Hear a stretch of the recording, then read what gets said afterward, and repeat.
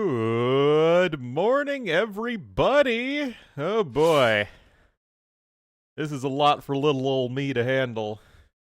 Like getting the frickin' webcam in the right spot, oh jeez.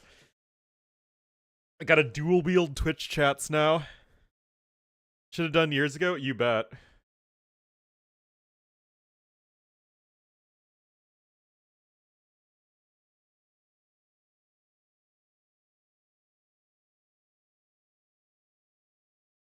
Surviving World War III?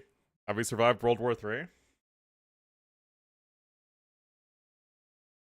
Oh, there's T West on the YouTubes as well. Oh yeah. Tato playing a casual team game? These are Rex, in game number 1. Now, in theory, there is a way to combine the chats. Let's save that for next stream.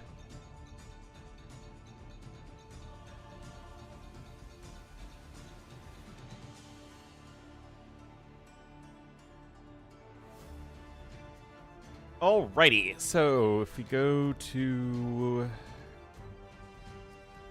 Oh wow, we already got game number 1. Alright, well, we'll show you guys the drafts afterwards.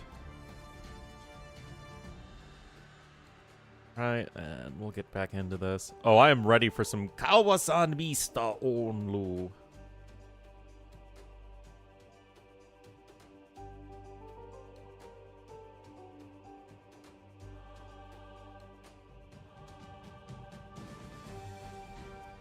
The Sun Jian song? Or the Jian Swordsman song, yeah.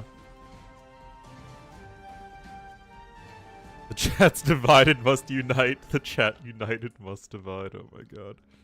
It's like we're gonna start with enclosed.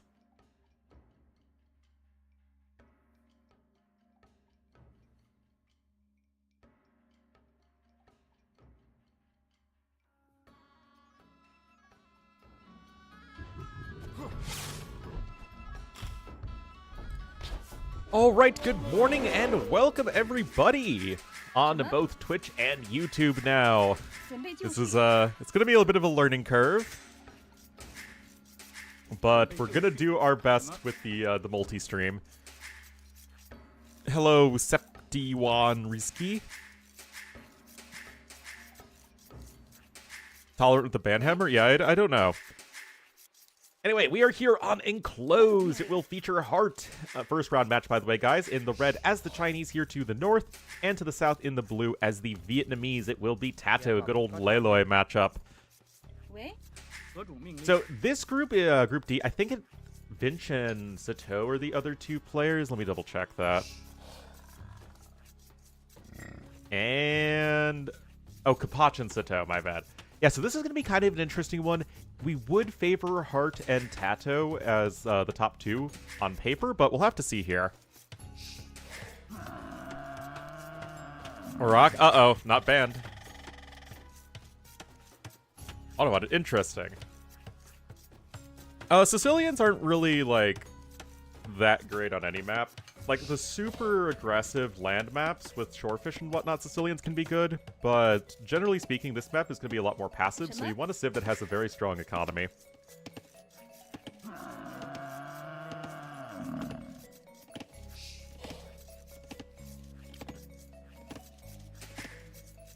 We'll ask him to fodl, that's fair. Yeah, these are recorded games. If I double check with my 10,000 tabs... the other two sets today will be live, so we have Sato versus Kapach, which will be live after this, and then after that, it will be Hera versus Andy.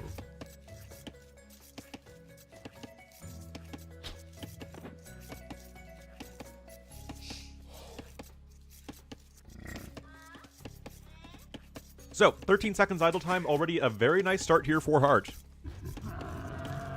Wow, liquid egg product. Talking in swear words.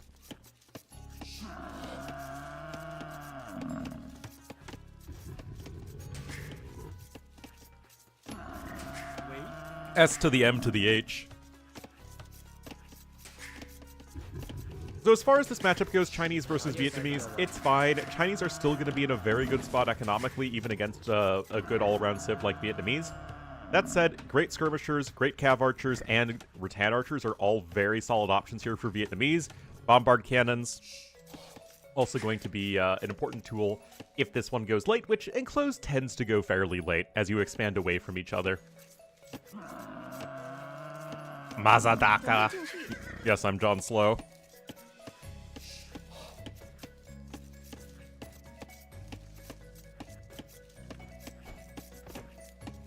Yes, it is YouTube streaming day. We'll see how interested people are in a potential dueling stream. But everything's fine so far, right? We're making sure that the internet can handle this.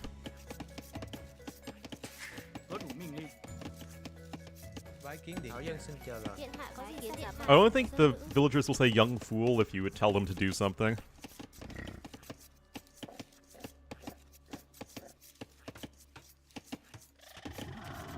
Handle for the internet. YouTube stream regular? It's going to just be a... We're going to try this several times, and if it's worth it for me to do, I'll keep doing, and if it's not worth it for me to do, then I won't keep doing it. But if this is something that people are interested in, then yeah, I'll happy to do it. Dgada88, thank you so much for the sub with Twitch Prime. Welcome to the Wolfpack, and enjoy the beauty, glory, and majesty of Ornlu, Wolf, and friends. Thank you, thank you. I don't know if there is a YouTube version of subscribing. No idea.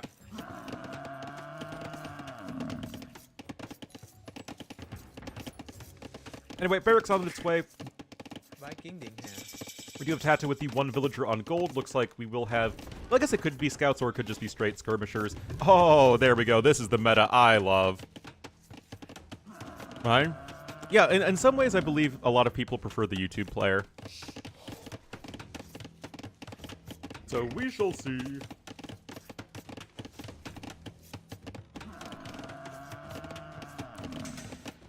Twitch chat's a better experience? Well, that's what, like, Twitch is designed to do. Yeah, this is my meta. Wait, why is Hart making an archer? Whoa, whoa, whoa, guys, do you think Hart's gonna lose the game because he's making not a skirmisher? I think he is.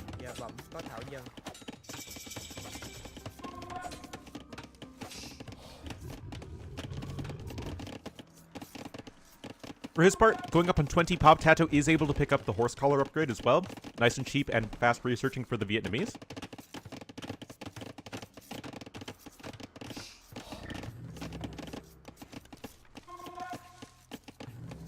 Oh, there we go. Hart realizing the error of his ways and making a skirmisher. Alright, defensive tower coming in already for Tato. That seems quite passive. So, sponsorship subs mechanic? Well, we might figure that out eventually if, again, this is something that people want for me to do.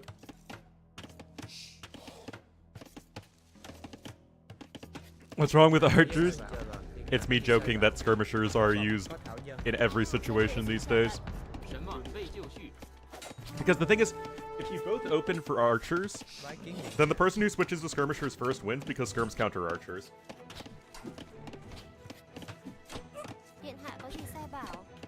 Hart draws first blood in this series with the early villager kill. Tato trying to rush up the watchtower, but this is such a disaster. Oh no.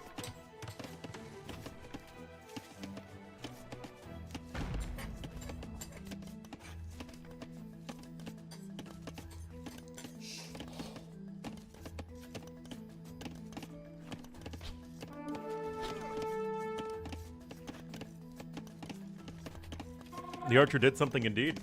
No, in all seriousness, great aggressive opening for Hart, able to leverage the early eco timing of Chinese. Tato recognizing that he went up a little too slow, a little too greedy, and Hart punishing him for it quite effectively. Both players are going to go for some sort of mix of ranged units. Hart still wants the lethality of archers to help out against villagers, especially as they are trying to mine that gold. Yeah, 5 build difference at this stage in the game is actually quite enormous.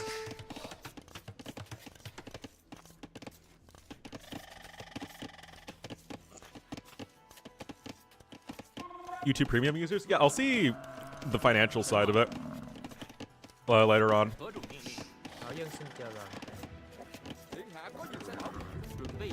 Oh yeah, I don't think I set up a thumbnail for YouTube. Oh, I forgot to do that.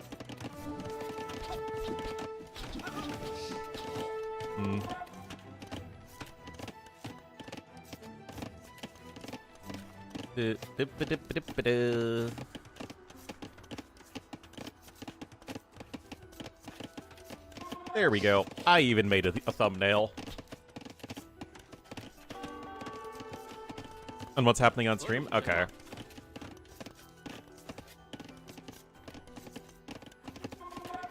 Hello, Jewel Man.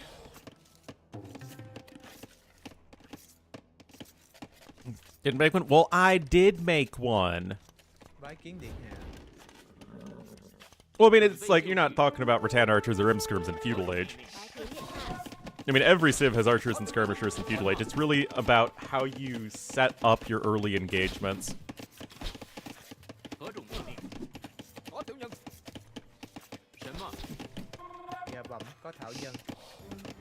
But right now, 2 dead villagers for Tato, plus Chinese start. Hard guy's 13 seconds idle time still. That is an insane opening for Chinese. Her tax evasion? I'd suggest by being super rich. That seems like a pretty good rule of thumb.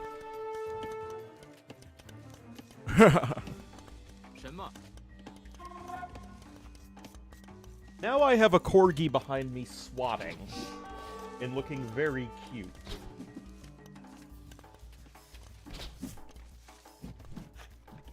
Actually, way better quality. I have no idea.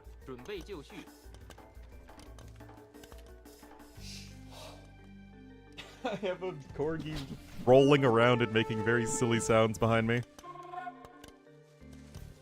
Yeah, that's what I was saying. Why don't you say hi in my video on the Civ-specific balance changes? It does feel like Chinese should be forced to go on wood earlier. Double audio? Does anyone else have double audio? Unless you have YouTube and Twitch both open. Don't know why that would be a thing otherwise.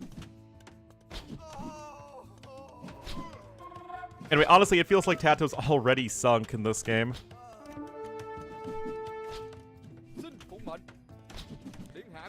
$4K on YouTube? Well, I don't really think I can stream on 4K anyway. I don't know if my PC is good enough for that. And now the corgi wants out.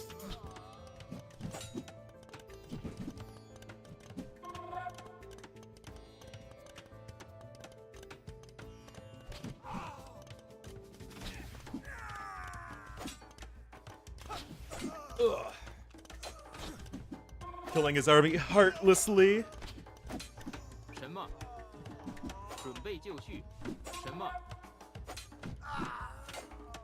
Well, with this feudal scuffling going to be coming at an end, really it's going to be down to Hart hitting Castle Age. And this is going to be a problem for Tato. He has very little in the way of army. He's not even that well walled over here. Tato himself is going to try and go for a stable. But this is just going to be it's going to be a huge issue.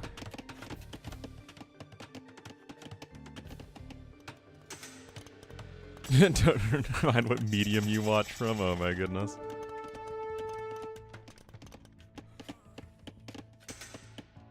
Another villager down over there. This is just... ugh.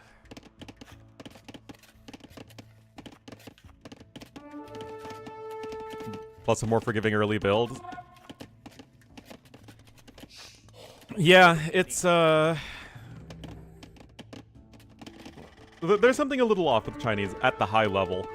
Even if the Civ is even balanced or slightly underpowered at most levels, this feels a little ridiculous. Still only 26 seconds idle time, over 1,000 resources ahead. And, I mean, it's like Hart isn't even being challenged in this game.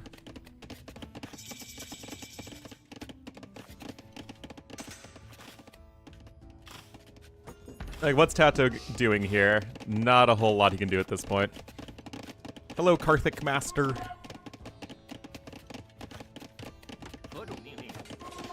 Oh, Tato, before saying good game, first asserting that he is a G. We all know Tato's a straight-up G. Tato with that gangsta life. Anyway, that game was incredibly one-sided. Power of a very smooth Chinese opening, and Tato losing 2 villagers is just not simply something you can recover from.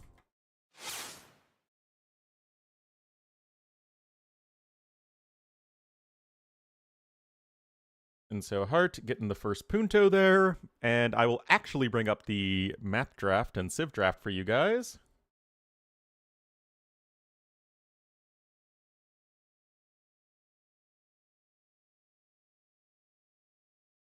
Right, this would appear to be the civ draft. That is Chinese over Vietnamese. So that was the first pick from Hart versus the last pick from Tato.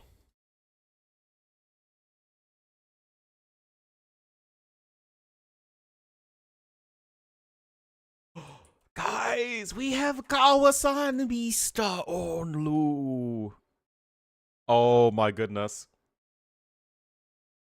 I'm so excited.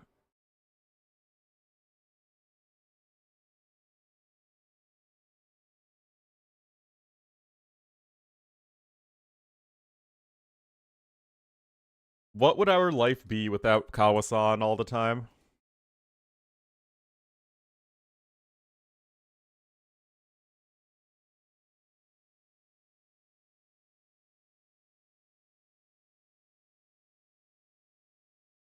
Alrighty. Perfect. Think we are all good. How many Chrome tabs do I have open? 1, 2, 3, 4, 5, 6, 7, 8, 9 different Chrome tabs open. Oh my goodness.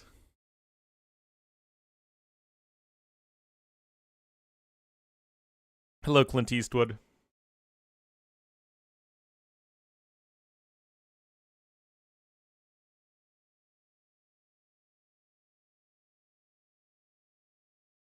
Alright, so hopefully, guys, we will be getting into game number 2 in just a moment. It will probably be Arena, as that is Tato's home map, but it is a play all 3 anyway. Probably be Malay Burgundians. Perfectly reasonable civ matchup.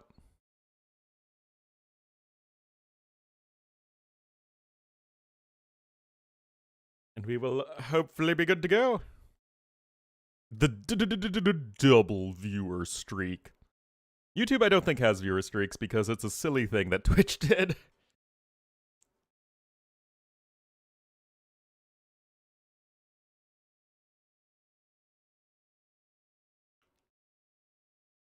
Well, let me tell you, Kawasan,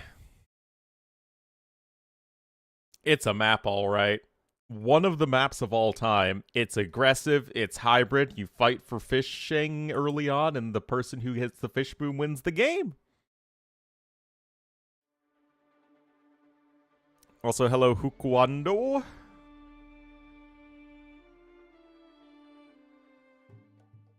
What are you going to do when the Kawasan comes for you?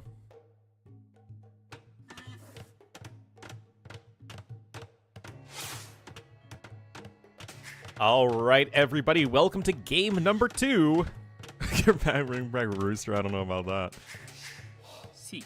We are here on Clowntown. It will feature Hart in the red as the Burgundians to the north of the map and to the south in the blue. Down 0-1 after a very quick game. It will be Mr. Tatito as the Malay. So, 2 S-tier civilizations here on Arena. Both have amazing economies. Malay are going to have a bit of an advantage in that you can get to that 200 population faster.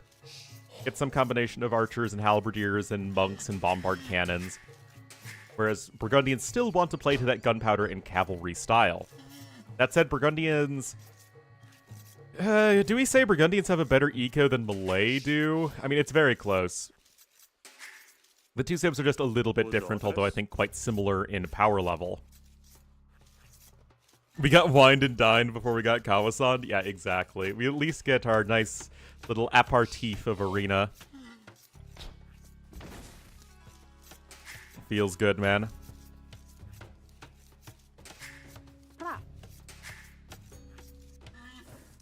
So it's a 3-ville start arena. It is going to be a little bit on the slower side, but that's okay.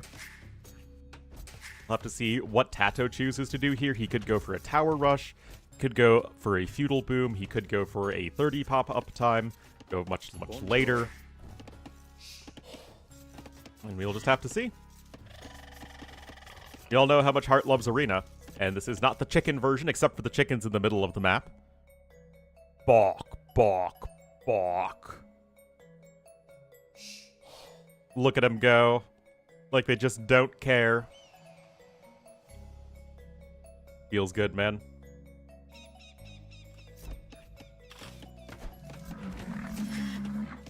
So, I'm gonna take the opportunity to get some coffee, guys. I'll be right back. It's Arena Dark Age. They are silent! Silence the chickens!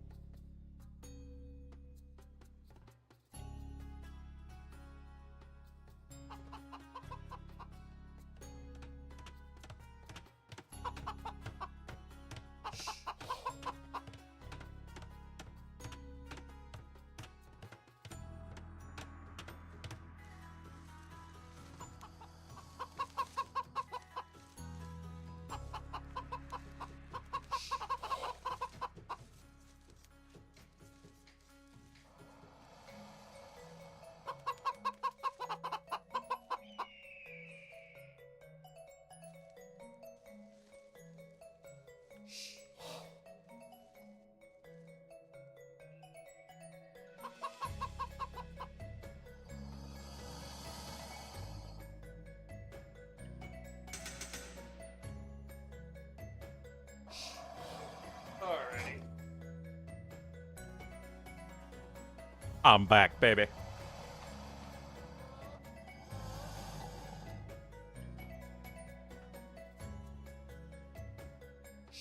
One screen away?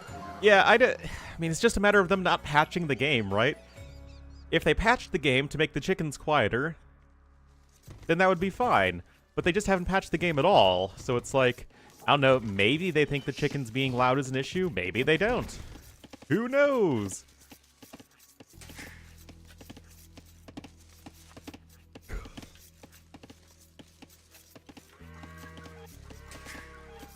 Bonjour.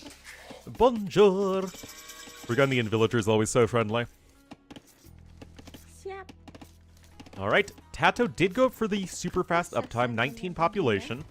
This is better against a tower rush, but like, are Burgundians and Heart really going to be tower rushing you? Ask yourself in your heart of hearts, so to say. Are you really going to be getting tower rushed by Heart and Burgundians? So, if I'm Tato here, I'm just clicking up on 30 population if I'm not tower rushing.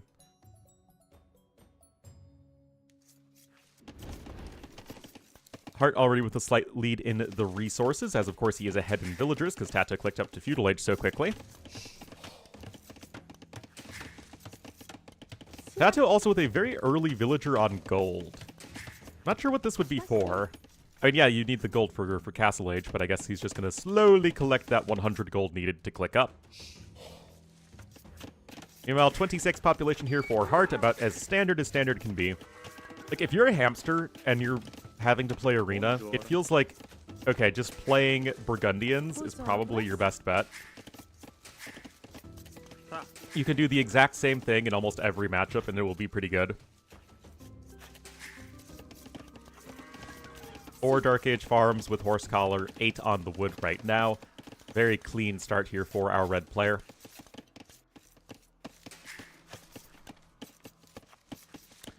Meanwhile, Tato will slowly be getting the resources needed for Castle Age.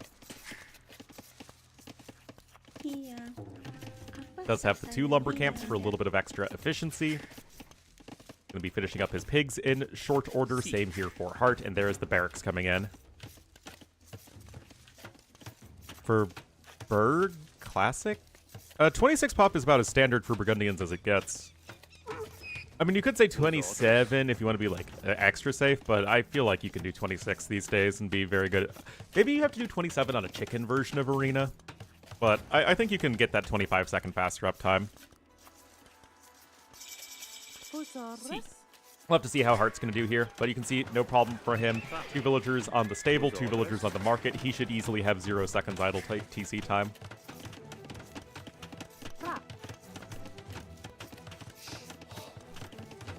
Especially if you only go 1 lumber camp. Just because you're getting the early upgrades and dropping the TCs. Well, I mean, yeah, it's the matter of, do you want the map control or do you want to be able to drop the TCs faster? And these days, the answer is map control most of the time, but this is a very clean early build from Heart.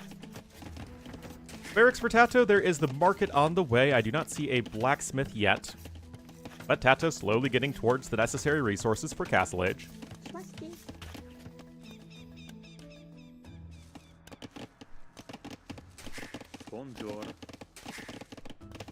There we go, Heavy Plow coming in for the next round of farms. Very, very nice build. You can start getting scouts relatively soon.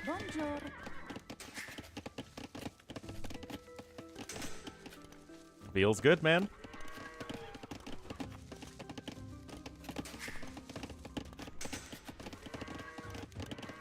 Oh, those purdy farms. Oh, it's going to be market plus stable here for Tato, so he does want the scouts.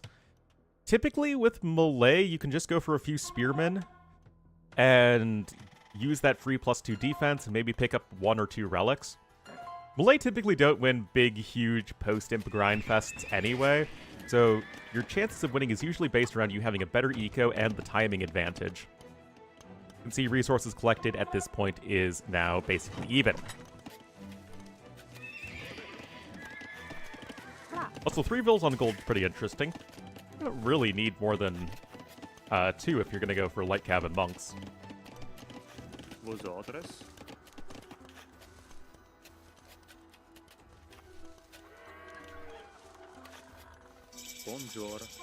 we go, monastery on the way. We have 4 scouts out.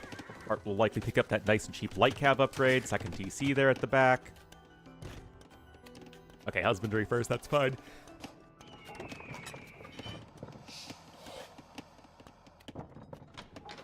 When have I seen Melee two-handed swordsman the last time? That's a great question. It has been a very long time. Like I said, Melee typically don't play those very grindy games, although the two-handed swordsmen that don't cost gold can be very effective in that area. It's just not where the Civ overall shines.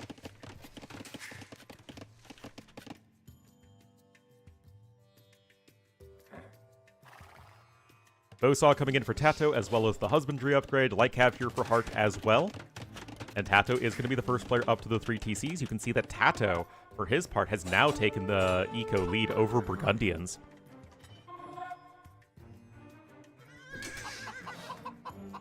Still, light cav is in. Where does Melee not shine? Open map pocket. That's about it. Melee are just a very overtuned civilization. Well, they're not like super broken. They're just like a little too good in most ways.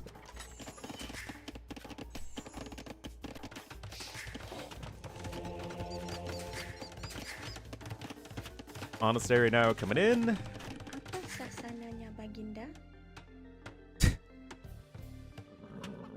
So I think that it auto-saves the YouTube VODs as well. So this would actually be a way for people to watch my casting, not live. That doesn't involve using Twitch VODs, which is usually very not ideal. Arena through the draft? Maybe you can draft your home map before your opponent can do any band maps? No idea. But do I look like a man who knows anything about the tournaments I cast? Come on.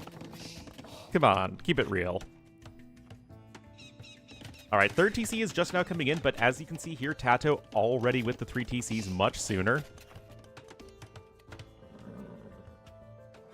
Professional caster. Miss games? Okay, that's good. Because it's not at all worth it for me to, like, cut the VODs out from Twitch or, like, just the matches and then upload them to YouTube. Like, that's a fair amount of work for, like, literally no reward.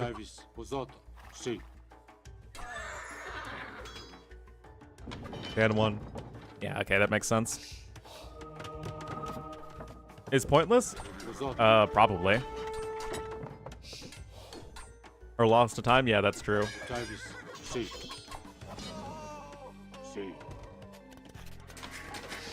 So this is good then, because it was just not worth all the effort for me to upload something to YouTube from the monetization side of things. Because, again, it's just a lot of work for something that would kill my algorithm and also not make me any money. But if I just sort of, again, have the monetization aspect of it sort of put into the live streaming part, and then you don't really care how the YouTube VODs do at that point. They're just there for posterity, and if someone wants to catch up on something they missed, like a win-win.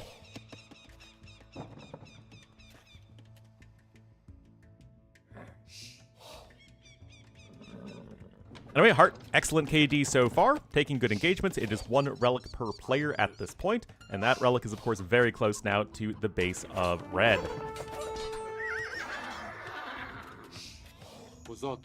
It is not worth it to kill 1 monk for losing 3 scouts. Well, you could say the same thing, Heart. And even a 4th TC now coming in for our red player. Really going to try and power up to a big economy. I mean, Burgundians are going to be using a more expensive army than the Malay most of the time. Oh, they're going to make like a rodent and go for it. Oh, Insta. Insta. Insta. Always with the Insta.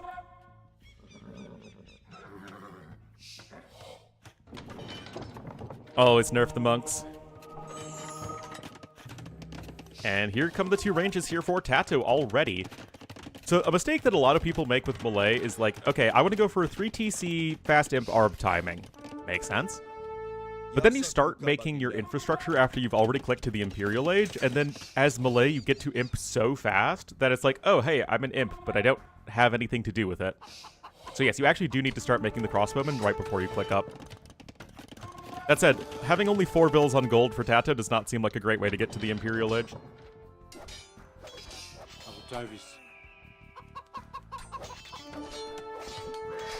Overall, Vil numbers are comparable at this point. Again, more scuffling back and forth. Heart with 2 relics. Of course, Burgundians are going to get that extra benefit from it.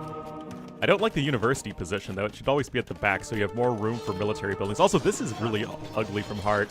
One, this villager's trapped, and he's going to need to either delete the villager or a house. As again, more scuffling happening. Oh, come on. Come on, Heart. Yeah, build the houses at the back, the university at the back, so that you have a room in the front of your base for all the military buildings you need.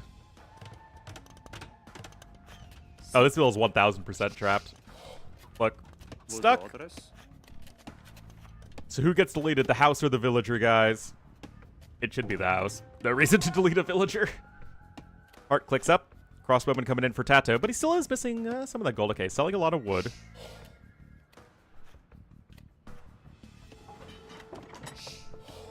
Anyway, at the end of the day, it will be 3-2 relics one way or the other. Probably might be even 3 in favor of Tato.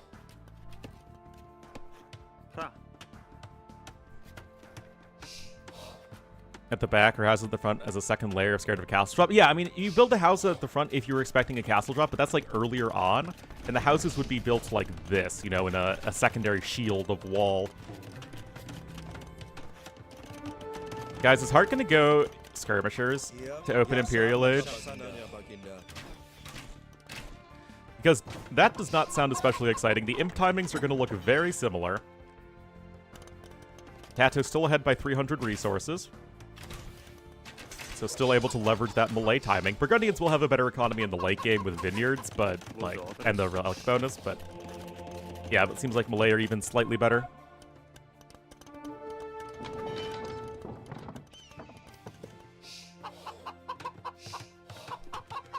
Hello, Yajur. Oh, I'm so ready, guys. Fast imp skirmishers. I mean, it's not really a fast imp, but Imperial Age right into skirmishers.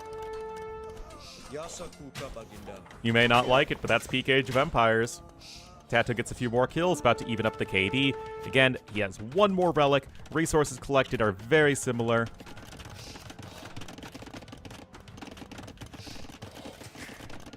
Hamster skirm, yeah. Alright. Research in Loam makes your villagers harder to kill. Will miss ballistics? Well, he's getting chemistry before ballistics. That's not necessarily right or wrong, but it's something that you need to keep in mind when you're taking engagements. And remember, guys, Burgundians do not have that last armor upgrade for their skirmishers, so your ability to counter archers with skirmishers, I mean, it's still there, right? They still do their job, but it's not exactly going to be a power unit.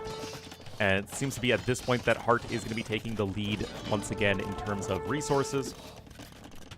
Of course, again, these are still two of the very, very best civilizations for this map. Castle number 1 going to be coming in here. Got some light cav as a bit of a meat shield.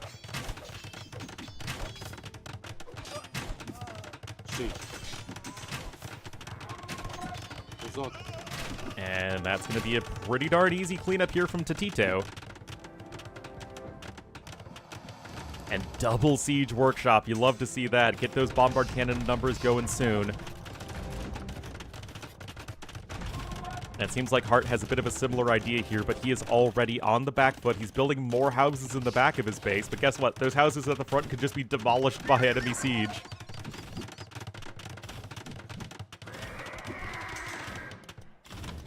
Alright, bombard cannons coming on in. Still a relatively even game, though. Oh, that siege workshop's already in a very exposed position. Now, there are still 2 more. So you can get that bombard cannon production going, and Burgundians, of course, do have the better bombard cannons. Hello, Boom.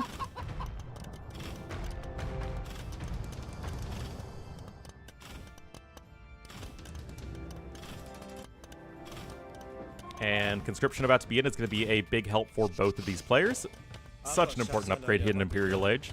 I am indeed YouTube streaming. We'll have to see how that goes. Even guild! Oh my goodness, guys, it's the legendary Fast Imp Guilds play!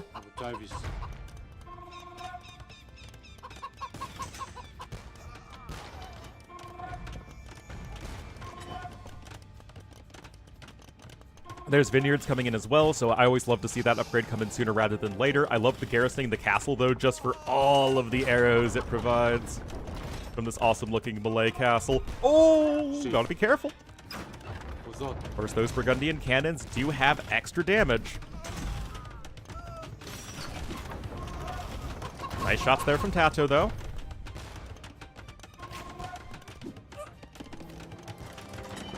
Ready for my degen chat? I don't know. I did have a YouTube comment yesterday on my Genghis Khan 1 video saying that, oh wow, Ornlu must, like, look at his optimized runs. Ornlu must prepare, you know, his ideal strategies, you know, several times in advance only before recording for YouTube. And I'm like, oh, I hate to burst your bubble, but that sounds like a lot more effort than I put into these. Oh, rotate those crops, baby. One bombard was sniped by the skirmishers. Several of them die in the process.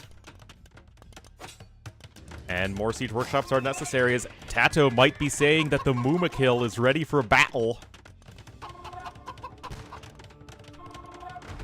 But yeah, I do think garrisoning defensive structures is kind of underrated. I mean, we've seen from Barrels recently just how good it can be. Oh, Tato with a brilliant job of keeping those units alive, and with all of the arbs garrisoned in the castle like it's a freaking Death Star. Yeah, YouTube chat absolutely onto me. Although no one said anything in the YouTube chat for a while. Like, I don't know how many people in the YouTube chat were just people who already watch me on Twitch coming to say hi on YouTube, so who knows, man.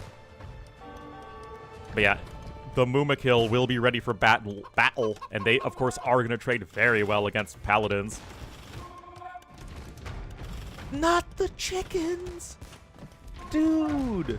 What did those chickens ever do to you, Tato? Optimal positioning of forward triple siege workshops. Hey man, it's like my thing. Everyone needs a thing. And my thing is building 3 siege workshops forward.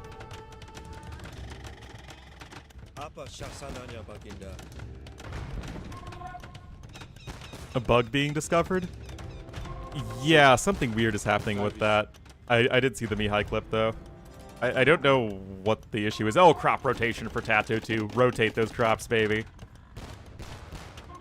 Anyway, Elephant plus Arbalest is an amazing army composition. Of course, you only have 4 Pierce Armor with your Malay Elephants, and the switch over into the Pikemen is incoming. But right now, guys, look at this here from Tato. 6 Bombard Cannons with Siege Engineers, 1 Trebuchet to support to apply pressure to the castle. And this is going to be a very tricky hold at this point for Hart. Tato definitely leading in army value. Chunk Balest, I love it. Hello, Kredan, with the 46 months. Thank you so much. Hi from YouTube, Ornlu hi. If you send Vils to garrison a building which is at elevation, ballistics doesn't work. The more you know. Hart is not especially known for being a clown. See. Typically, the not clowns will pick Burgundians. Oh boy, guys, here we go. 7.3k army value. Tato is on the march. The skirmishers are fairly bad against those battle elephants. What a shocker. And of course, in straight up melee combat, the elephants are both cheaper than the paladins and a lot stronger. And right now, guys, Tato is taking some excellent engagements, and he is looking to tie up this series right back at 1-1. 110 streams, boom. Oh my goodness.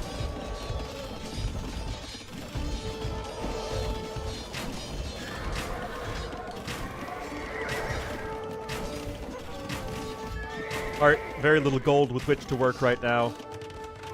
Tato with all the map control. Both of the neutral golds are actually here to the east of the map, but Hart's going to have such a terrible time keeping that castle standing. Paladins are coming forward. You might snipe a bombard cannon, maybe even 2. But you're losing so many paladins in the process anyway.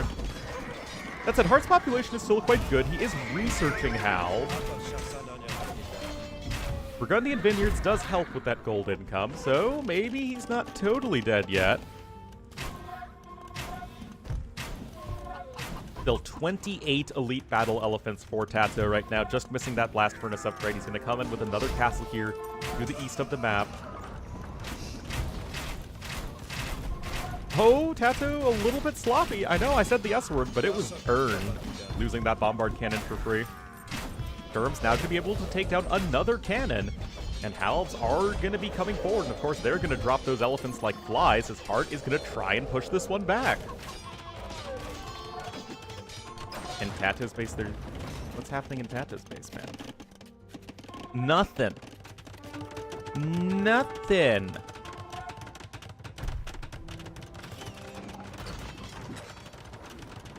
$20 Vils. I don't see Tato's Vil count dropping below 145.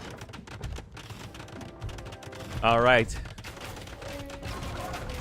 The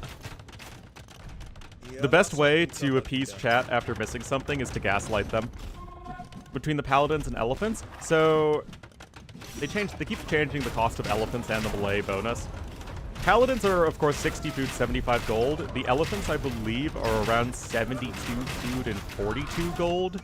So, like, a little bit more expensive on the food cost and a lot cheaper on the gold cost. And, of course, you just get so much more stat per unit with elephants.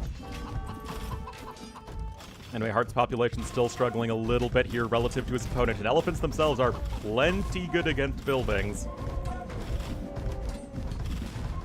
Attention to my YouTube chat. No one's saying anything in the YouTube chat, man.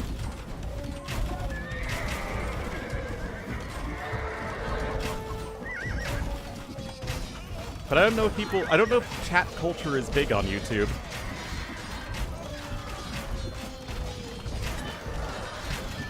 Oh boy, ARB numbers are dropping a little bit. People talking? I haven't seen anyone send a message on YouTube in a while.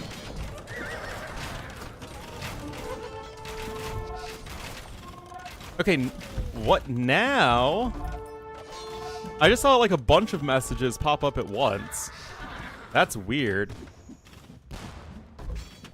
Whoa, whoa, whoa, whoa. I just got a ton of messages popping up at once. Oh, sorry guys. I literally just had nothing for a long time. Oh my goodness. Sorry guys. Still new to this. Anyway, both players still at that max population, and credit to Hart, he is hanging in there like a champ. Castle there, already taken almost 1,000 HP worth of damage. Read the YouTube chat? Yeah, I'm reading both chats. YouTube is bugged, yeah. A little bit more gold there, also available to be taken by Hart. Remember guys, you are the more gold-intensive civ as Burgundians. Now Vineyards does help you out, and Hart did a nice job of getting that upgrade relatively soon. Yeah, Trireme's one of those weirdos that's everywhere. Okay, Halb now going to be coming in for Mr. Tatito. And right now, guys, you're at almost no paladins left on the field, and I don't know if you guys would know this, but Elephant Arbalest is better than Halb Skirmisher. It's probably a big shock to you, so I'll give you a moment to sort of absorb that information.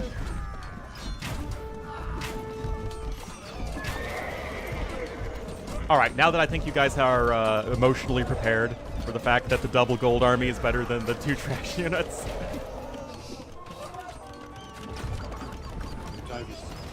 Alright, and indeed, Tato near enough to 200 population, Hart struggling at 150.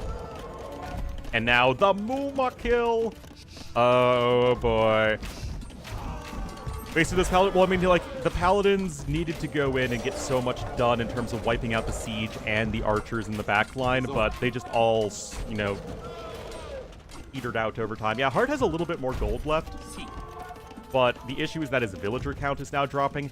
Both players actually want to be north of 130 bills here because they're constantly trading.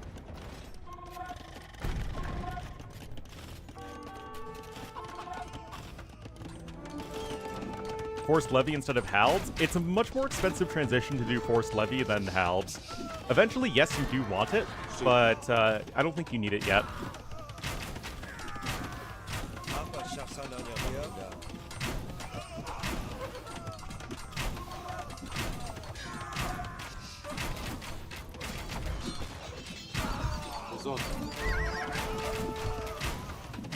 Several paladins out here at this point.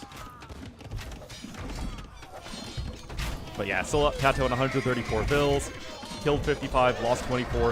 Having a super good KD with melee really says a lot. Tato so far ahead in resources destroyed, and he is still slightly ahead in resources collected, including more gold and way more stone.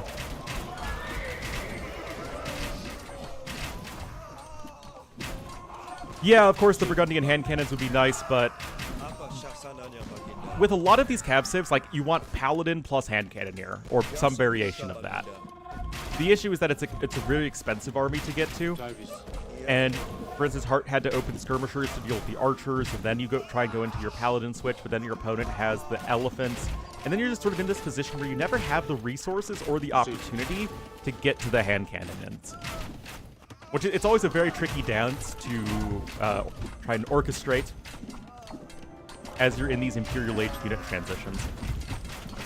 Like I always say, it's late game in AoE 2, it's not just about army compositions, it's how you get from point A to point B that people, I think, often overlook. The, the actual methodology of how you get to something is very, very important.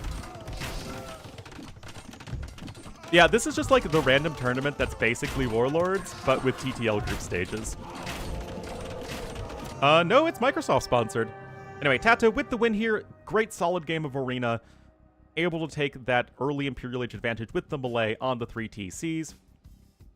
I mean, actually, Hart was faster up to imp, but he didn't have the map control at the time because Tato already had army upon reaching Imperial Age and his opponent did not.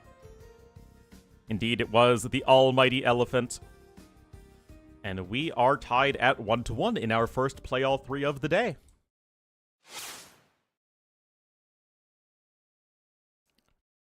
Like I said, I actually enjoy shorter series in AoE too. Every single game matters so much more. Malay over Burgundians, and it will probably be... Actually, you could pick any of the remaining 2 civs as either player, and they'd be great for Kawasan, Mr. Ornlu.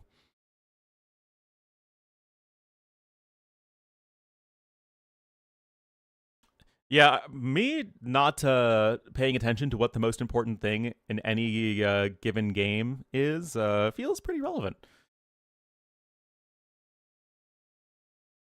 And we're at, what, 75 viewers on YouTube right now on our very first stream? Not bad. Not bad at all.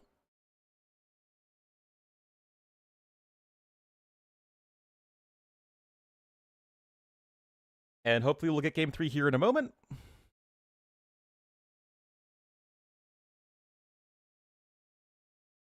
$40 kilometers an hour. That is a fast elephant. YouTube stream? Yeah, it's monetized.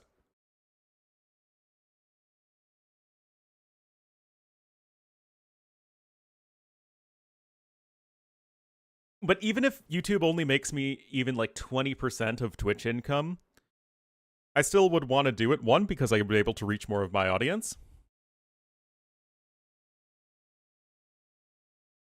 But two, it's going to be saving all of my casting, which I think is going to be really nice.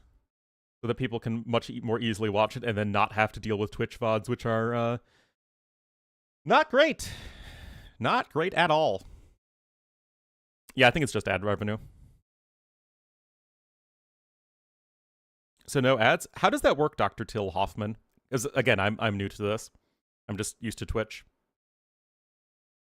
Are 90 degrees rotated? Well, I don't know how to tell you this, but the Peruvian flag has white in the middle, and the Spanish flag has yellow in the middle. Members? Oh, yeah. Works better and is the only one that streams? Yeah, like, that's, with my TV as well. You don't get Twitch, but you can watch YouTube streams. Pro subscription to YouTube and music. Oh, okay. Winter has been hard, and the warriors are hungry. Give to us 20 sheep, and we will join you. If you are injured, our monks can heal you. Technically has yellow. Isn't it the other way around? I don't know. I don't know anything about colors, man.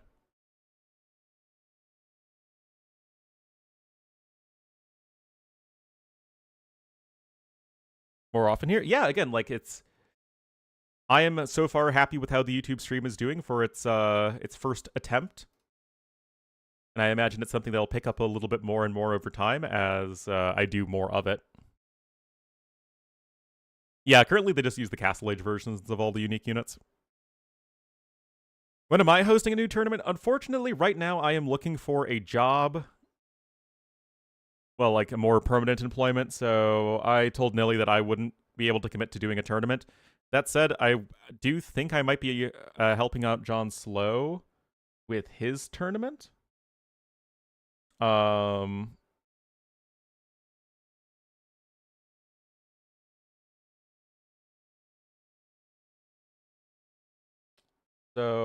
what's that? Sudden disaster! And of course, I will continue to cover all the tournaments that I can.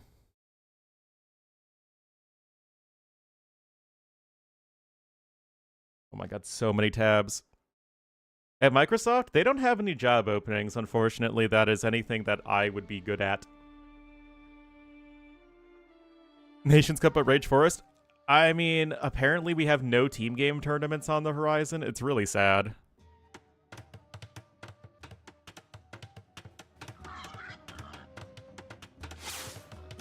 +60 tournament requests? That is a lot. But you'd think that Nilly, as the guy who gets to pick and choose what gets what kind of funding, you'd think we'd have at least a couple team game tournaments?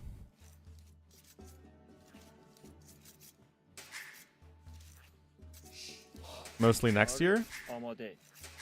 Alrighty. I mean, Cartographer's just concluded, and that's 2v2, which 2v2 doesn't quite fill that team game itch. They can't share 2020. Ah, okay.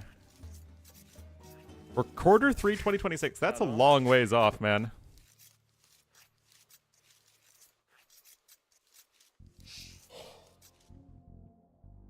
Team game LAN tournament? That would be so amazing, man. LAN, okay. I'll believe it when I see it. Yeah, to me, 4v4 has always been the most enjoyable form of AoE2. 3v3s are the most, like the most competitive form of AoE2, like the most skill demanding. But 4v4s are the most fun.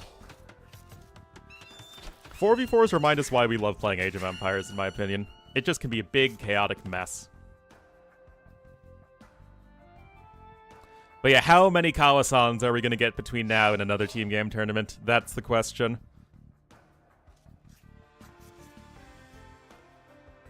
Rage Forest, again, my hot take, Rage Forest would be better without pawns. Or at least, you know, not being making more than like 8 fishing ships or something. ECL? Was ECL last, or was the Nations Cup in China last? I think ECL was last.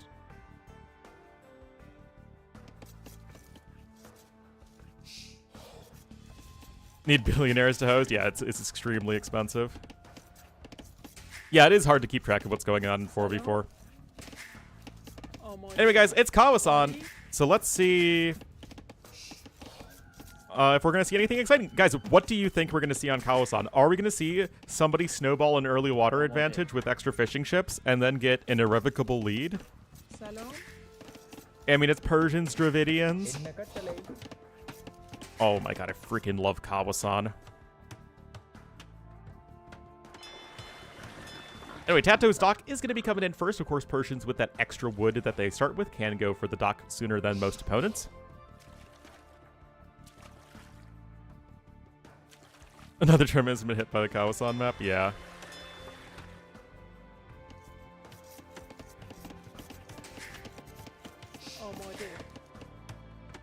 Alright, no villagers are going to get sniped on the way to building the dock, though, which is always going to make something a little bit better. Cast a random ladder game than Kawasan. Well, I mean, I am going to cast the tournament game. That is kind of my job. But I get it. I get it, get it.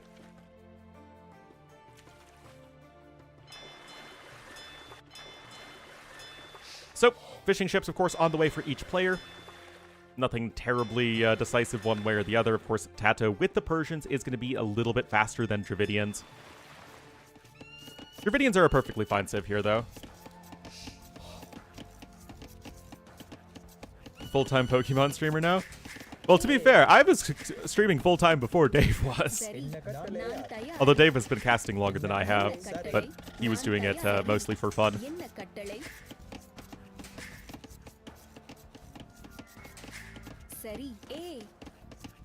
But yeah, it seems like we're in kind of a weird spot in AoE where there's like this huge volume of tournaments that you have T90 and Dave who just don't seem to be getting excited to cast, you know, every tournament match day in and day out, which, like, obviously is their right to do. They're not forced to cast anything. They're not obligated to cast anything they don't want to. I just think it's unfortunate. Because how many people miss out on tournaments because, you know, their favorite casters aren't streaming them? Again, not that this tournament, though, feels like it's all anything that special, but who knows? We could still have some very good games and storylines. Anyway, Tato docking over here on the western pond. Meanwhile, we have Hart, who's going to be going with the Men-at-Arm Rush.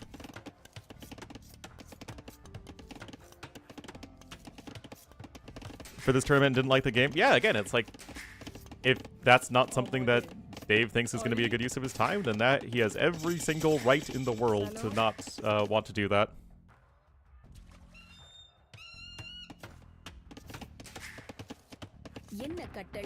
Ungal Oh, look at all those macaws, man. And falcons. Yes. Hera lost to ACCM. I did cast that set. Hera was just kind of going through the motions, it felt like. Like I said then, wake me up when Hera loses a set in an actual, like, elimination. match. Like, Hera still can go through his group and still win the tournament, even if he lost that one set to ACCM. Barracks coming in. You can see Tato's base is relatively defensible. And now those fishing ships are going to be going down. Interesting about it? Yeah, I mean, that's what I've said in the past. When you host a LAN, you have both the luxury and the extra incentive to host the most competitive and straightforward settings as possible.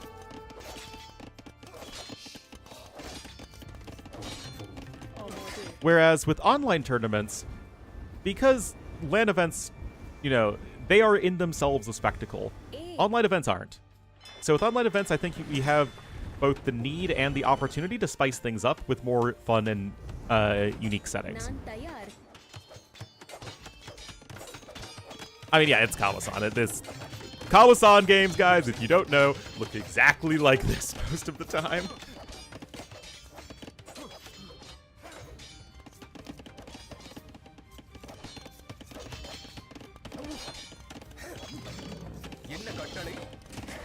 But again, it's not like RMS Cup was that wild of a tournament that I hosted. We just tried to have some fun maps. Get snowballed? Oh, we're definitely at that part where Heart loses water and gets snowballed. Because Tato had a wallable map.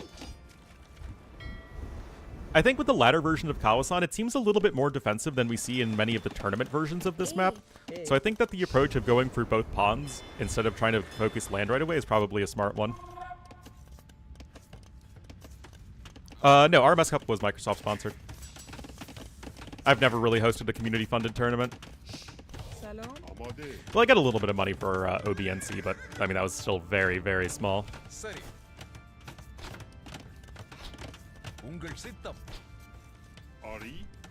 Heart's here with the Scout Cavalry, so the archers do need to be a little bit careful.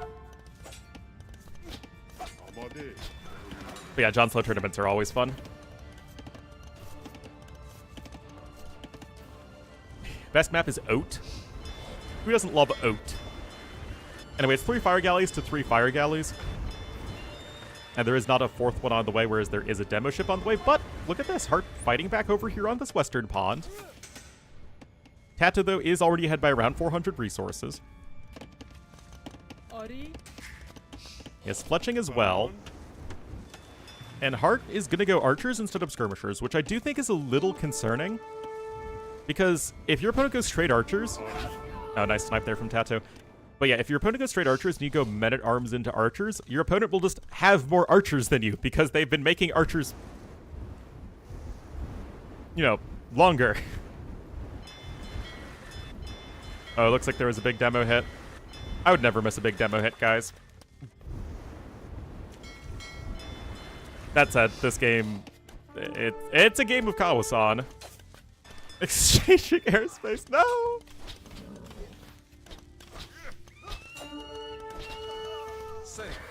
Anyway, I hope things are going to start to de-escalate there in the region. Maybe Netanyahu's done what he's needed to do to get re-elected and things will settle down. It seems like America completely screwed up our airstrike though, which, you know, classic America. Oh, we are YouTube gaming.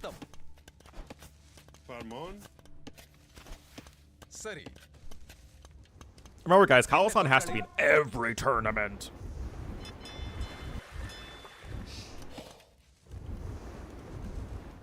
Eight kills to 2 deaths in favor of Tato, 700 more resources collected. You do need to be careful with those villagers. The men-at-arms are still hanging around. Again, this could be good. Tato completely losing track of those units, so okay, that's gonna be some nice kills from Heart. Talking politics on Twitch. Well, I think I have in there that my stream is not designed for kids. My streams are and have always been PG-13. I don't swear. I talk about issues that might be, you know, considered contentious. Why is the Persian TC stronger than other TCs? Because it's full of biryani. And it takes people that extra amount of effort to get through all the biryani.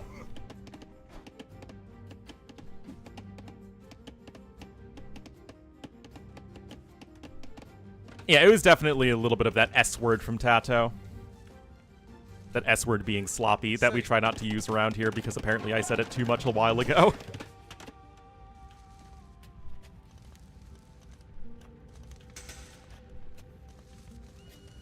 I'm very contentious and controversial.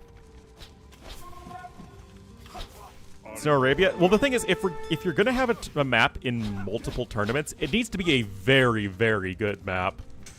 And most maps just aren't that good of maps, and that's okay. Most maps are going to be one-off tournament maps. Very few maps can stand the test of time, like Arabia, Arena, Black Forest, Nomad, Regicide Fortress, all that stuff. And what do I think the next expansion is? I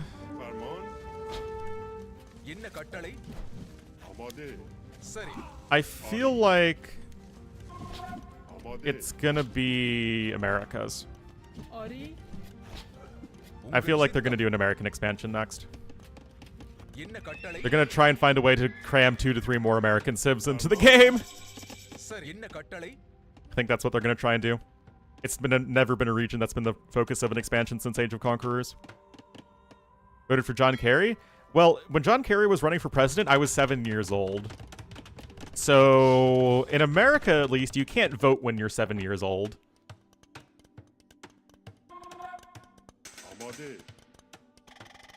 Well, yeah, I unfortunately... What? Oh my goodness, guys! We did it! We went through a game of Kawasan! We did it! Oh my goodness, I freaking love Kawasan!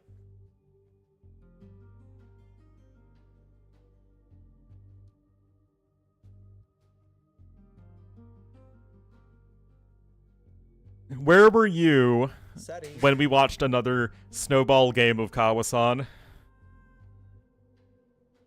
Also, Hugh Guan, you forgot Romans. There are literally 5 civs.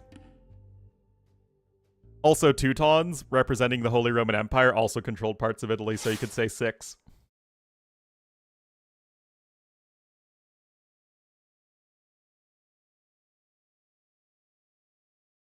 Alright, Tato winning 2-1. Now, Hart still is going to have a good solid shot in his group, as the other 2 players are Sito and Kapach, which are, you know, they're both very good players, but I would still favor Hart over them.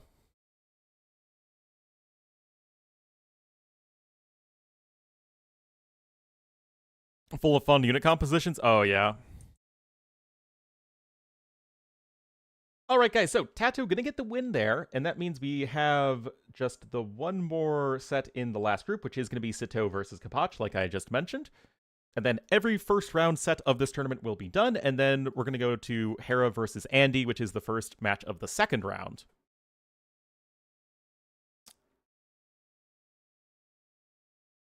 Kawasan, more like Kawasad, seriously.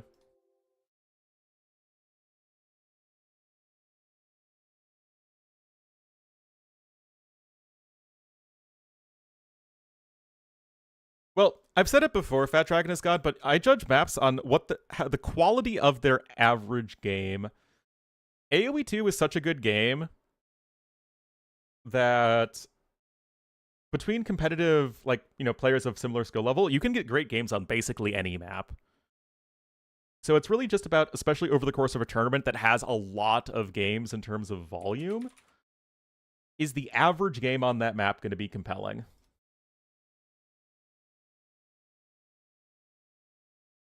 Yeah, Spanish and Berbers absolutely both had a claim on the Italian peninsula. Too much? I believe for the purposes of Twitch, I am not allowed to have the actual YouTube chat on or something like that. Something like that.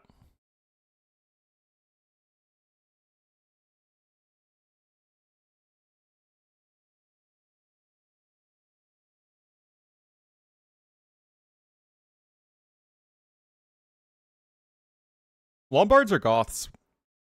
Lombards are the successors, really, to the Goths.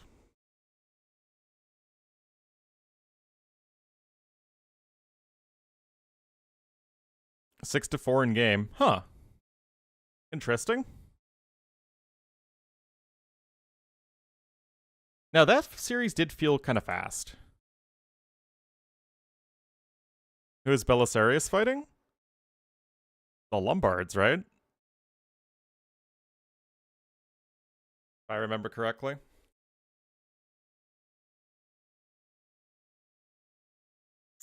Yeah, if there's one area that does not need more civs, it's Italy.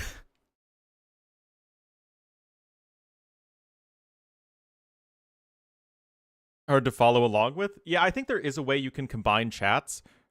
I'm not sure yet, though.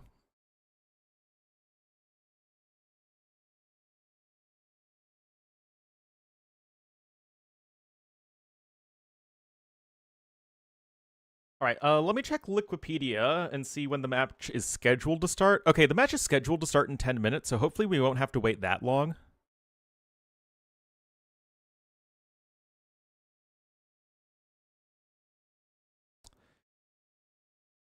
But as we do have a bit of a downtime, it's gritty time.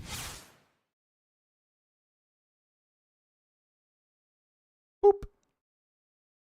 All right, original AOK Civ, green emblem Civ, green color Civ emblem. Wonder is located in a modern country that has 2 or more wonders. Oh, that's a good one. And has heavy demo ship.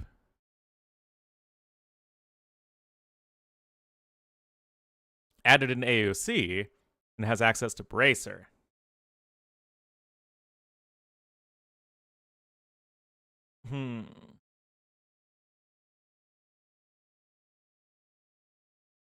Celts.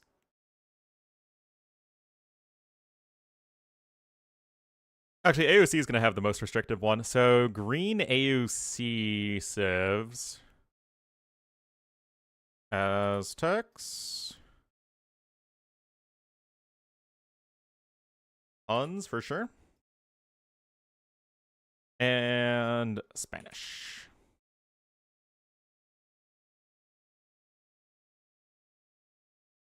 Byzantines. Turks. And green emblem has access to Bracer. Could have casted some more Kawasan Rex, yeah.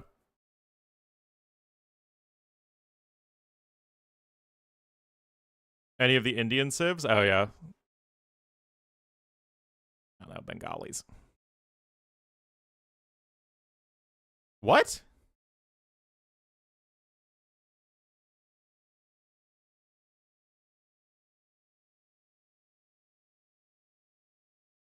Huh? In Bangladesh? Oh, is it?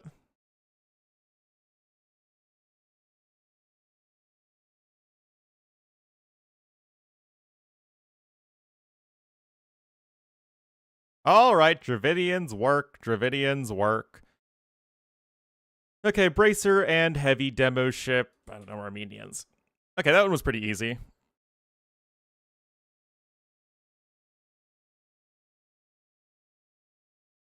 Scoobity-doobity-doop. Wow, this is actually only Huns. Well, I guess because it's an AOC civ. But yeah, a lot of these had a lot of answers. No, the Bengalis one that was wrong was wonder is located in country that has 2 or more wonders, but I guess the wonder is in Bangladesh. And not West Bengal in India.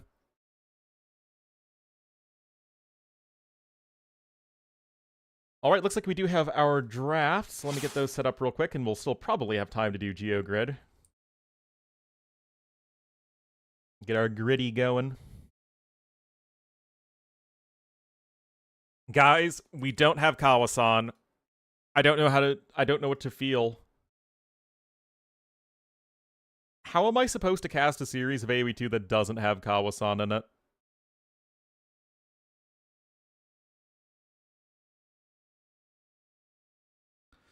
Somapura... Is it in Bangladesh? Ah, it is in Bangladesh.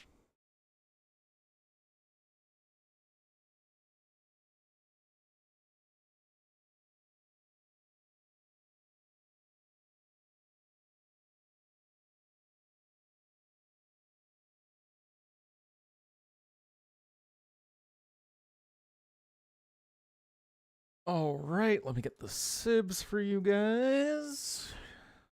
Okay, looks like they're doing the civ draft right now.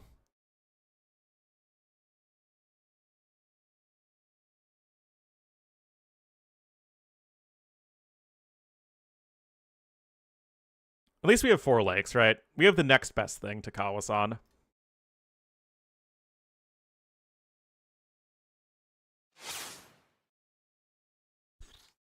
All right, capital is not most populated city. Tribes on the left. In Asia, flag with only 3 colors. Coastline on the Indian Ocean. In Asia, flag with only 3 colors.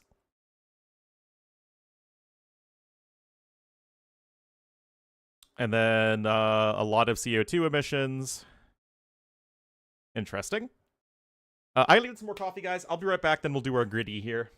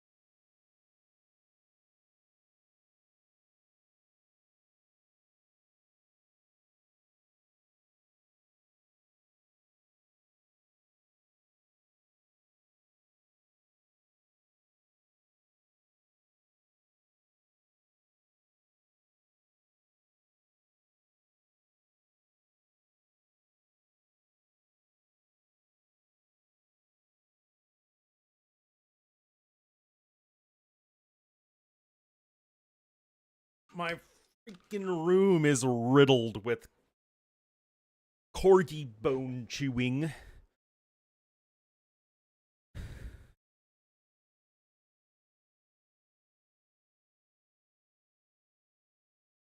Alright, too many tabs. Islamic Wars? I don't think they need to do that. Dash is actually downstairs in our bathroom. In where it's dark and cool. I just have Dash's, you know, chew bones on the floor. Alright, so, drives on the left, and the capital is not the most populated city. South Africa feels like the obvious. Ooh, Myanmar's a great one.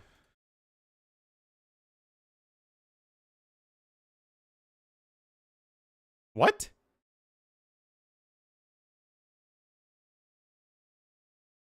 Myanmar drives on the left, don't they? Side of the road does Myanmar... Oh, they drive on the right. Interesting.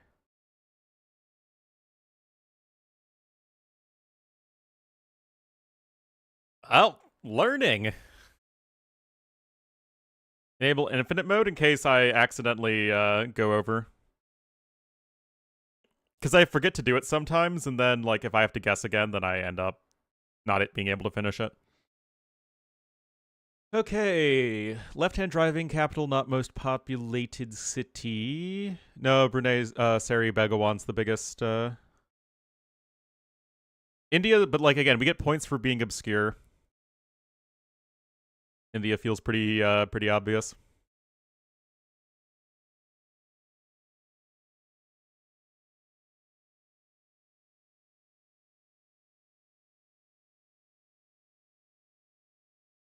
Mm-hmm.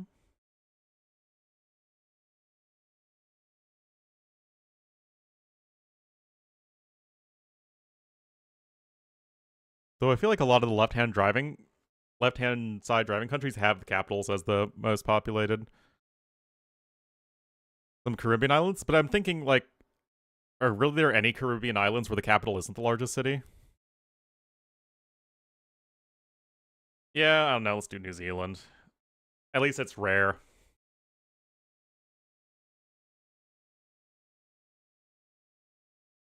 Capital not the most populated city in Asia.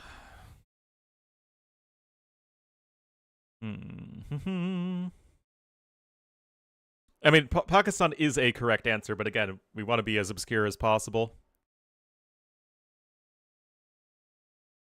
Hello, Mr. Yes.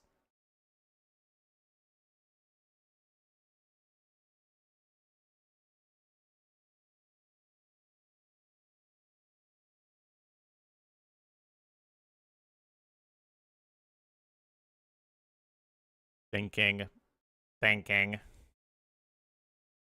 Kazakhstan? Yep. That's a good one.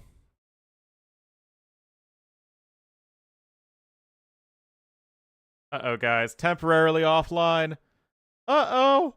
Panic! What happens when the spec dashboard is offline?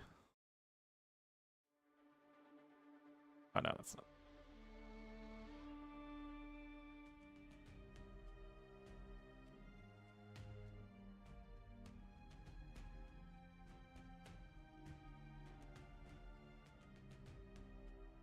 How are any of these relevant? Why am I getting a Fodler game?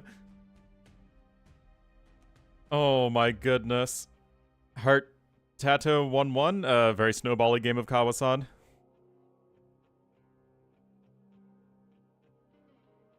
Oh my goodness. Like, I literally am looking up a specific lobby title.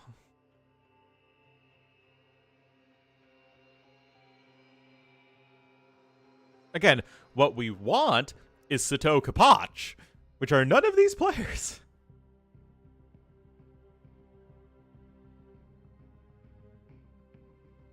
Alright. Flag with only 3 colors in the... Capital is not the most populated city.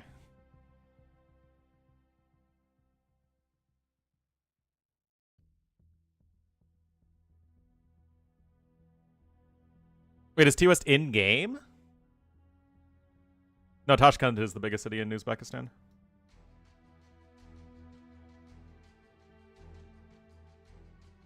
Because I don't see this.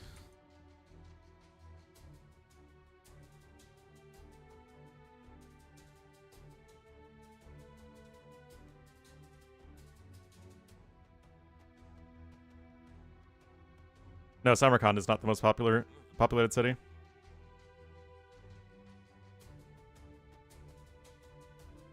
Doesn't the Emirates have white, red, green, and black?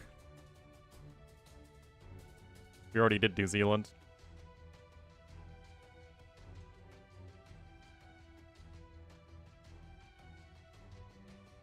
USA feels pretty obvious.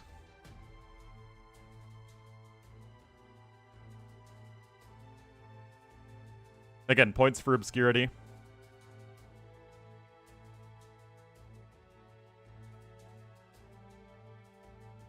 I know New Zealand is correct, but we've done it already. You can't reuse, Does Madagascar have a larger city than Antananarivo?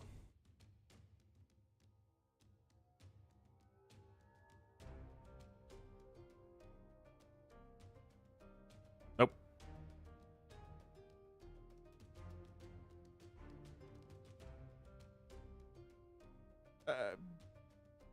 Australia? Again, Australia would be correct, but it's going to be...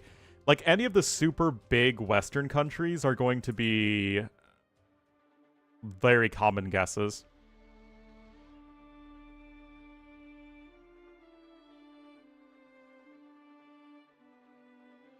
Come on, spec dashboard, don't do this to me!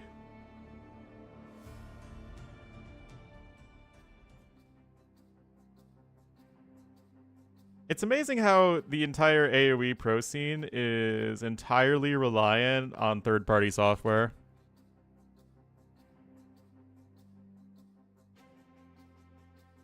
Does Pakistan only have 3 colors?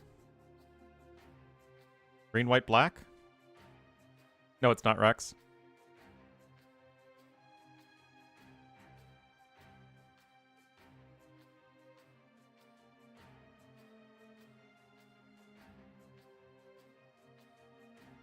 Sure, we'll do Pakistan. This is probably not going to give us...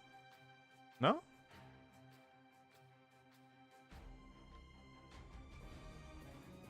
Oh, it's only 2 colors. There's no black in it. Mr. Yes, with the 16 months. Thank you.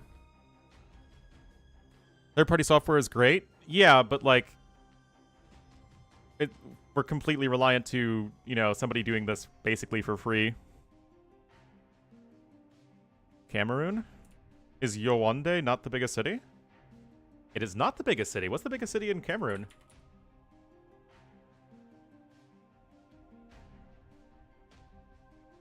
Douala. Oh, it is the biggest. Yeah, that's right. Well, it is right on the coast. We gotta give a shout out, though, to my boy Pascal Siakam. Power forward for the Indiana Pacers. Absolutely played fantastic in the playoffs. He's from Cameroon.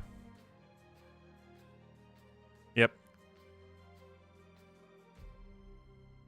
Third-party software? Do I look like a man who's got disposable income?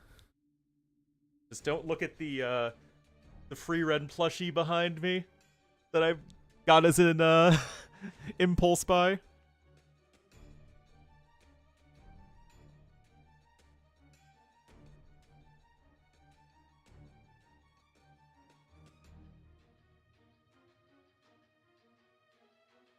Why is Nilly versus Fire here?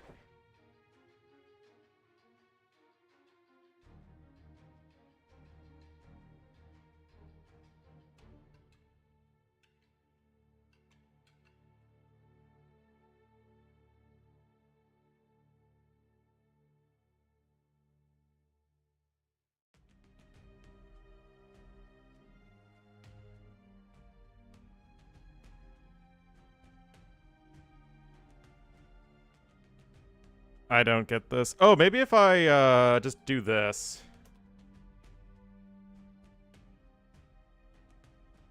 Hmm. Unable to join game.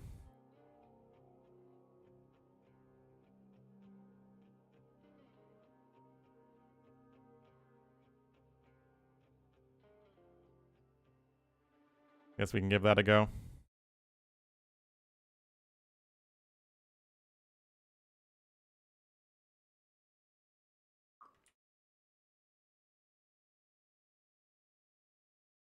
Oh, even better.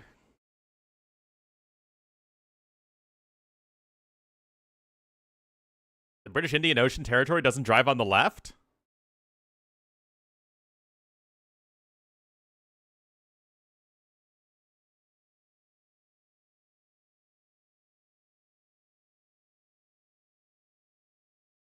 Class field in richest country in the world? Yeah.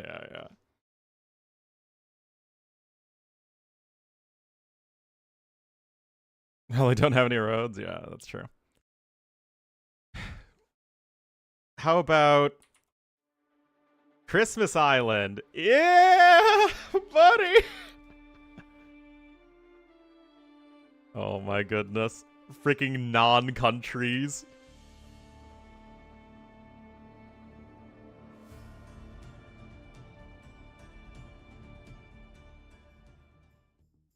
Well, congrats, Farmer Man. That is quite the accomplishment. Just like trying to find an AoE game without the spec dashboard. Wait, I think there's another one here. Hera Sebastian, Tato versus Terrible Player, Fire versus Nilly, and then a Fodler! Freaking Fodler!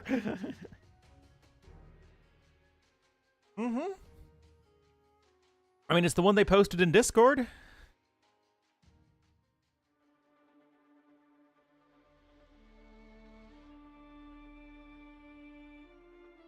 Because it didn't update to Windows 11? Yeah.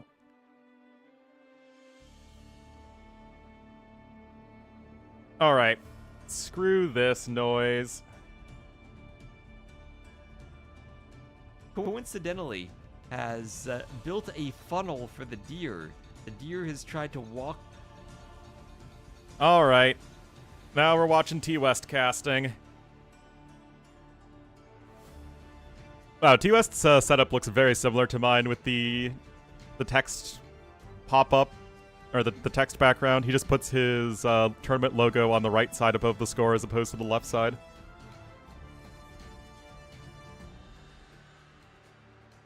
Alright, so it looks like Kapachi's Chinese, which is always going to be a very fun and balanced civ. Look at that, 400 resources head already here for Kapach. Sato as Portuguese. Like, Portuguese, they're still going to be very good here, though, to be fair. Yeah, T-West doesn't believe in paying for Capture Age Pro. He thinks it should be a part of the game for free.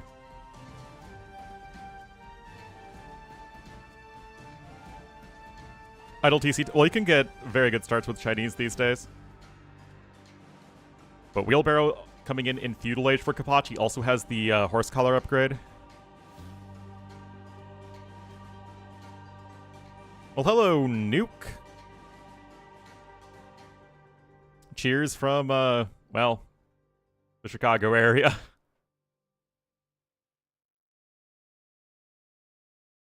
Camcasting? Yeah.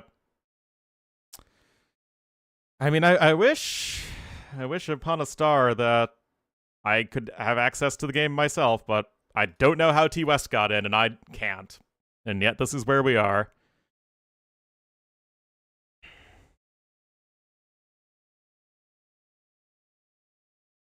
Anyway, Sato is doing a good job of defending, ostensibly. I mean, the game has 0 kills and deaths so far. Vill count is even, but you are essentially 3 Vills ahead with Wheelbarrow. But the uptimes are at least going to be pretty comparable.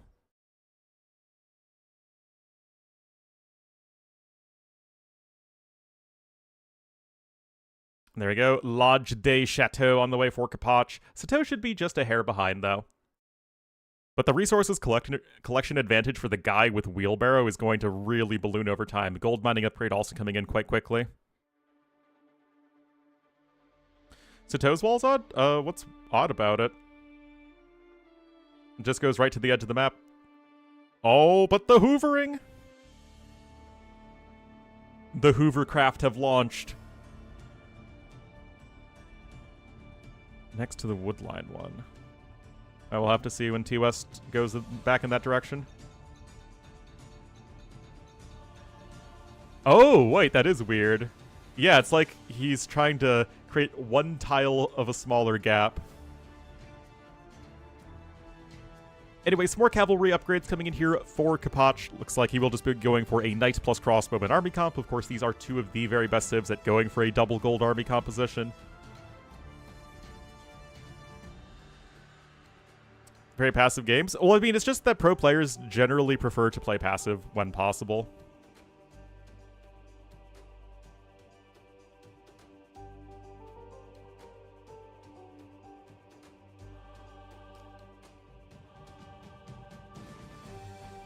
And just cast it on the stream of another guy. Well, I mean, I don't really have much of a choice.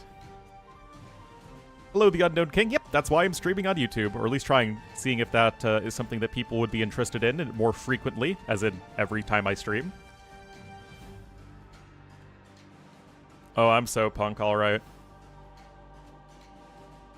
Alright, University coming in immediately. Crossbow and Bodkin as well for Kapach.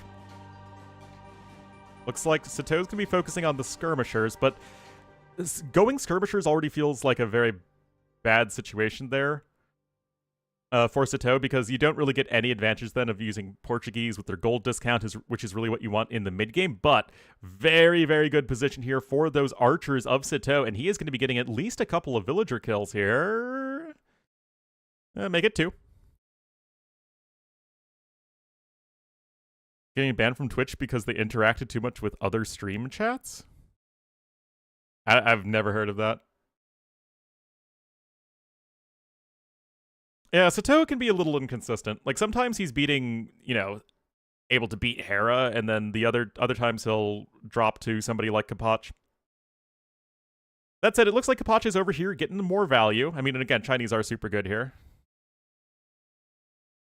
Better player? Well, thank you. I'm glad that my videos were able to help. Even though most of my advice usually just boils down to boom and then patrol across the map in campaigns.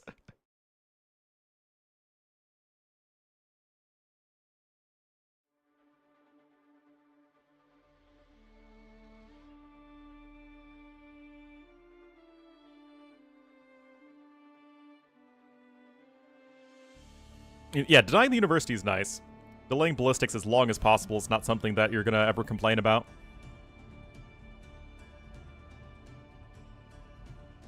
Leniency YouTube... What?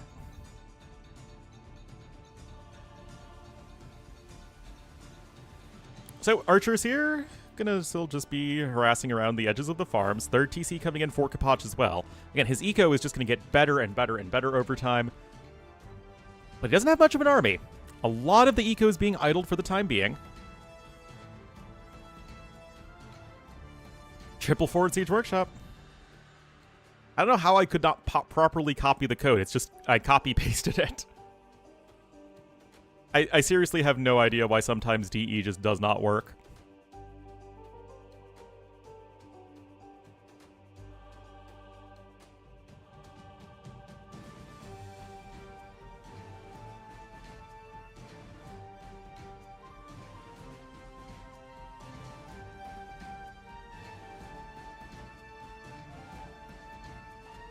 Pop over here for a bit. Yeah, like I said, we'll see if the YouTube streaming is something that's going to be worth it for me to do long term, but so far I am pretty happy with it so far.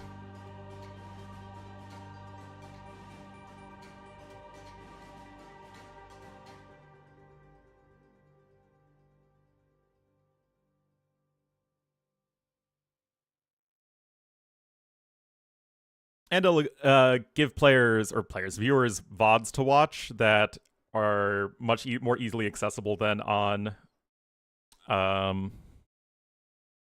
Twitch. No, it also doesn't work for Mem. What's a super chat? I mean, Sato's still in a really nice spot here. I mean, look at this. Sato's still behind in resources. He's behind in TCs, but his army is in so much of a better location.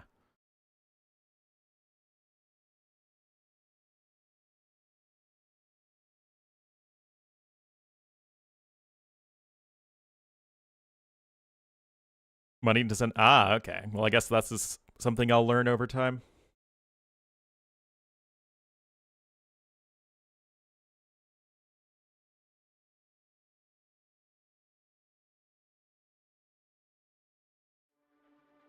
Well, I mean, Kapach is still ahead of Nico, despite having 6, more villagers killed. Handing the money over, wow. Why isn't it working for me, then? Copy.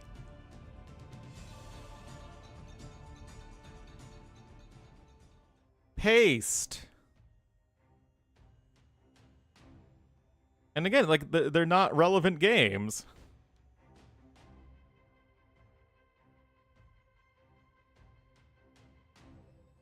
I don't get it, man. And if I do it in Chrome,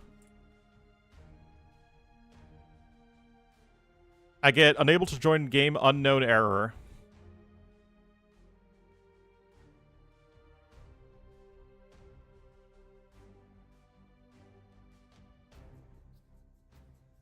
I don't understand, guys.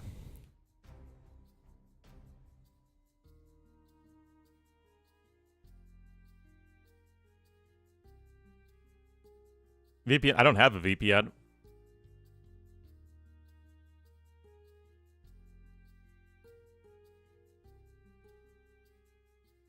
Don't have any reason to. FBI hacking me? Yeah. Still, a 13 army is not great. The Mangonel / Rocket Cart numbers are basically identical. And Sato still in a spot here to apply pressure. The scores are very close. Again, it's just these crossbowmen hanging around the back of Kapach's base have been a real thorn in his side.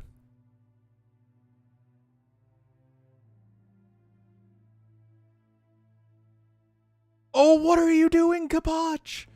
Kapach! What is he doing? He's like trying to get his vills killed. Oh my goodness. What the heck? What? Oh, Kapach is so dead. Where are his rocket carts? He lost them somewhere.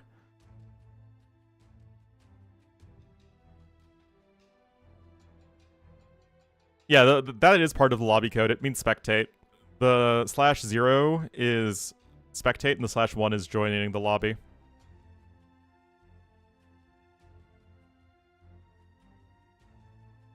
The thing is, I don't think Forgotten Empires is responsible for the entire multiplayer setup, like the actual interface and coding behind multiplayer.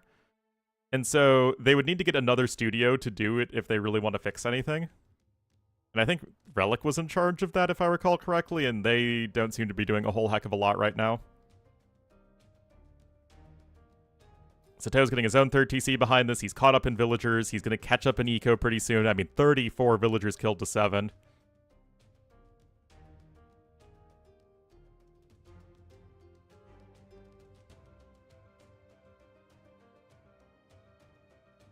One to spectate? I'm quite sure.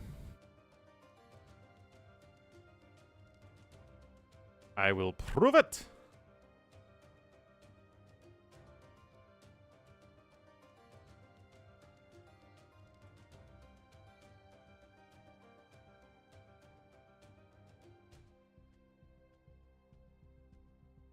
I mean, this game looks like it might be getting pretty over pretty soon. PC? Nah, I'm not going to do that. I'd have to kill the stream for that.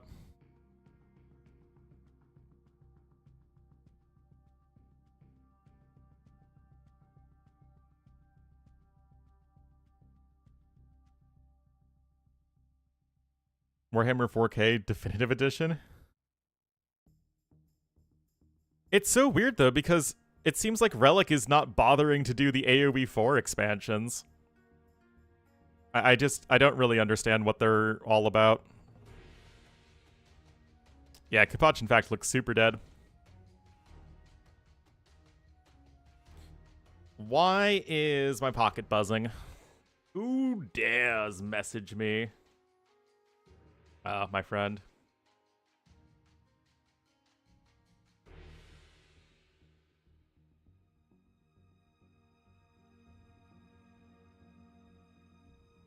Relic and AoE 4. Well, Relic did AoE 4.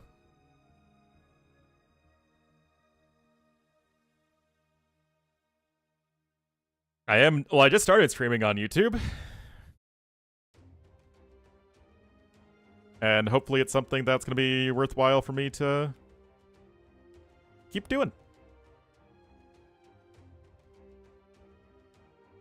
And there is the GG called. Sito takes game number 1 on Land Madness.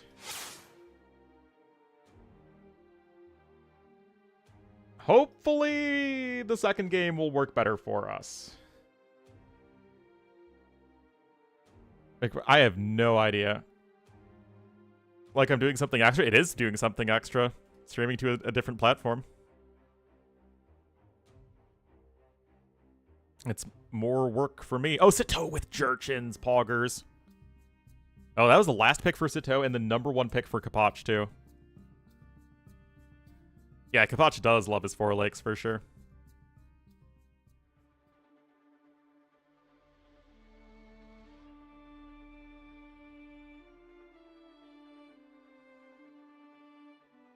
I want to see some urchin jerchins, man.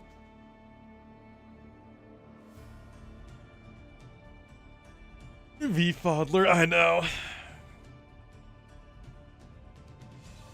Yeah, it is funny how much he likes 4 lakes.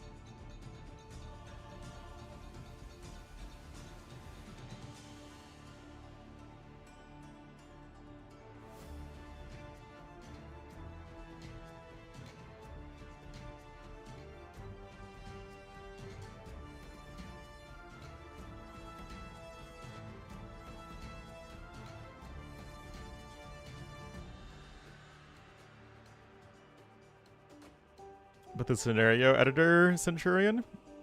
Is it?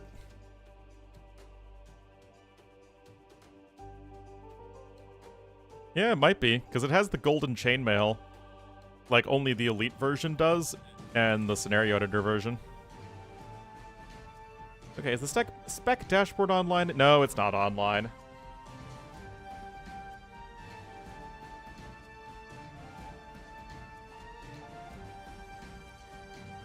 To use AoE 3 civs? Well, I think that would be way too big of a departure. Remember, they're pretty risk-averse. I wish I understood what the heck was going on, guys. I really do.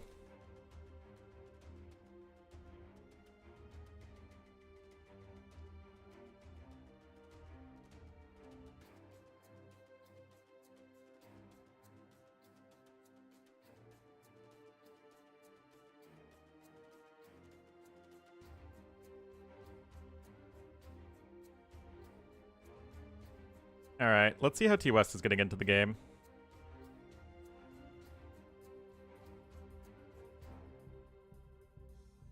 I'll need to get the YouTube viewers added to the overlay somehow. I'll need to find a way to pull that from the API. Yeah, first pick versus last pick and losing. Sometimes you think going 1TC means you have to kill fast, but you can make your opponent bleed to death. And that's a good example of that from that game. Okay, the dashboard's still offline. So we'll find the game 2 code and try to spectate that. Persian's Huns on 4 lakes. Persian Sons on 4 lakes, apparently. How am I getting into the games? Doesn't work for you? They're posting the codes in the Discord, Ornlu. Do you have the code here? I'll post the code in the chat for you. But they're in the Medieval Masters Discord. They're posting all the codes because the dashboard's down.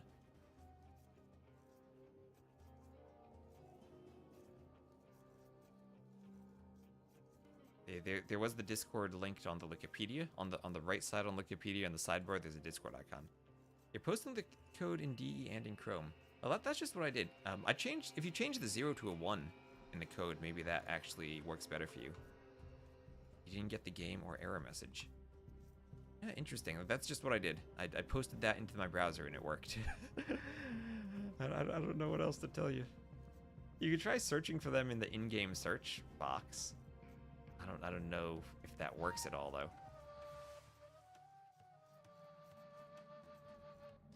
Did that? Oh no.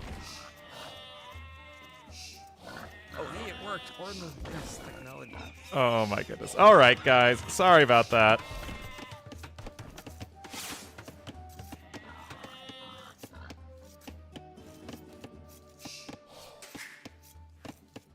All right. Oh, that was a little bit very frustrating. All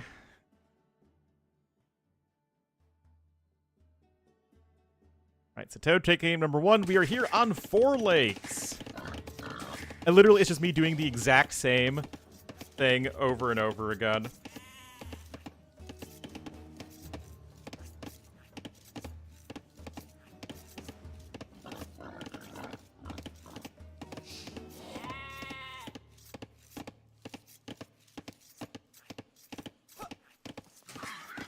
Worked out? I have no idea.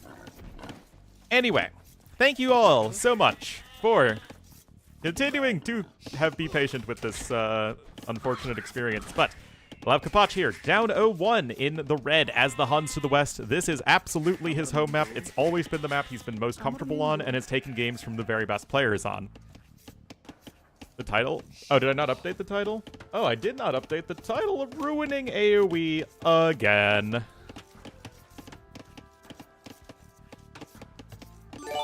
Oh, Full Metal Zim gifting the sub to iChipmunk. Thank you so much, Full Metal Zim. And now I actually have to also update it on YouTube. Hot versus Bit-Toe.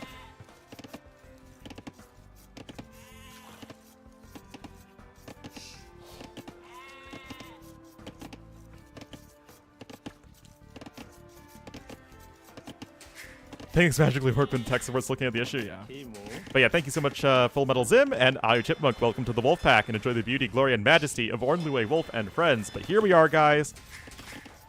Persians versus Huns, classic Civ matchup here. With this version of 4 lakes, remember that there is at least double the deep fish per pond. So fighting for the water early on is going to be just that much more important. Not even fighting for the water, but like you need to go for water. Like you need fishing ships. No, I literally just did the same things over and over again until eventually they worked.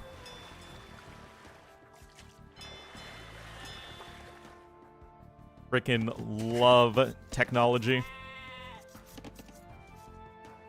Anyway, it looks like Sato's going to be clicking up. Of course, Persians with a very fast start. I do think they're the stronger Civ than Huns on these hybrid settings.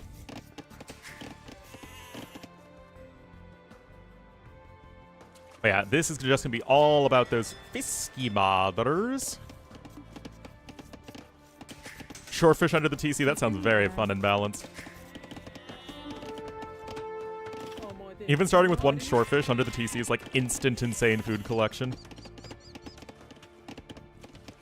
25? Yes. I don't know how much I'm going to be able to add though, but I'll still show up and see if I can help.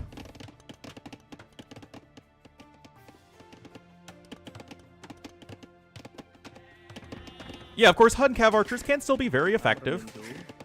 Persians prefer, you know, doing the night thing, but you still have camels, and you have a good eco in the mid-game.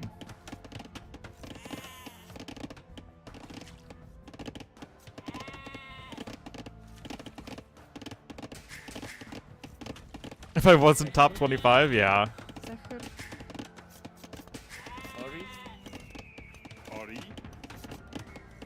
I barely know the rules of my own tournaments. Feels Ornlu, man.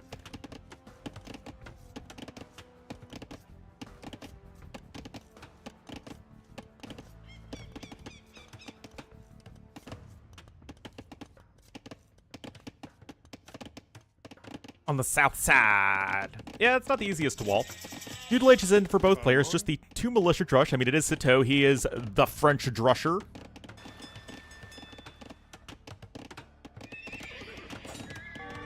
Right, a little bit of a Shankarino happening.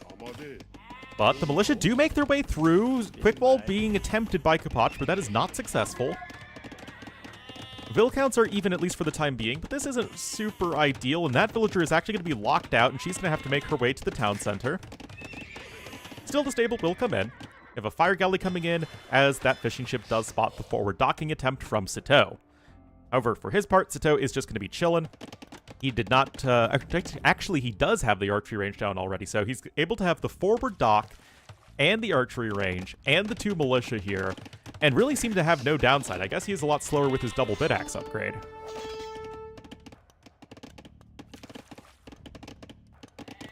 To RC. To remote controlled start. Fight on top of each other. Oh boy. Alright, second dock coming in here for Kapach. Gonna obviously need it to decisively win water here and protect those fishing ships. Still, Sito is just chilling at home. He is going for the archers afterwards. He sees the stable, so if your opponent is not opening with their own range, you absolutely want to go for archers and not skirmishers, as they are just the stronger unit overall.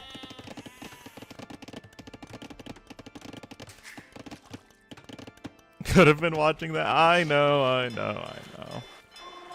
Alright, first fire galley is out on its way over. To watch the US stream? Yeah, why watch pro games when you can watch Fodler games? Alright, Sito, more archers are on the way. And yet, with a little bit of idle TC time, the scouts feel a little bit like an autopilot play.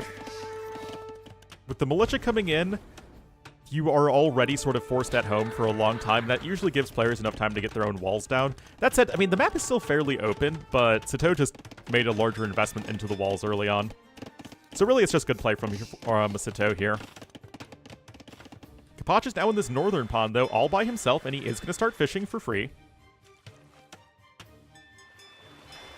Now we got a demo coming in as well, so Sito continuing to fight over here in the west. Archers now making their way across the map. No blacksmith yet, as far as I can tell. And that is a dead spearman over there.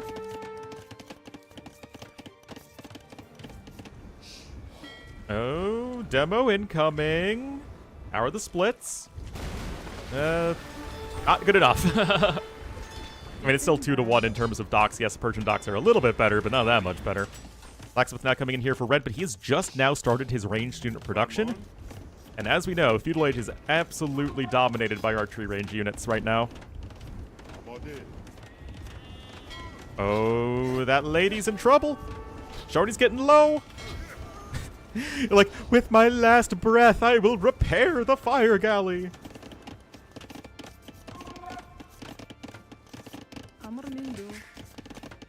All right, I mean, Kapach right now keeping up in the Vill count with Sito. Sito with a lot more idle TC time. Villager over here will spot the villager of Sito. Have to see... Oh, this is going to get weird. TC... This is called a TC. Town Center. Now, docks here to the south for both players as well, so there's going to be fighting on every single pond except this eastern one, which Sito is taking quite peacefully.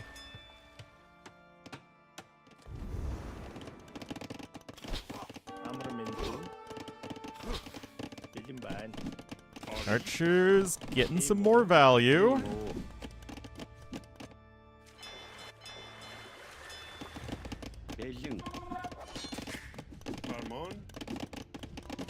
And militia gonna start to go down. Still that fire ship lead for Kapach to the west. And I mean, if you're Huns here and you're keeping up with Persians and even having a slight eco lead over Persians, that feels like a huge win.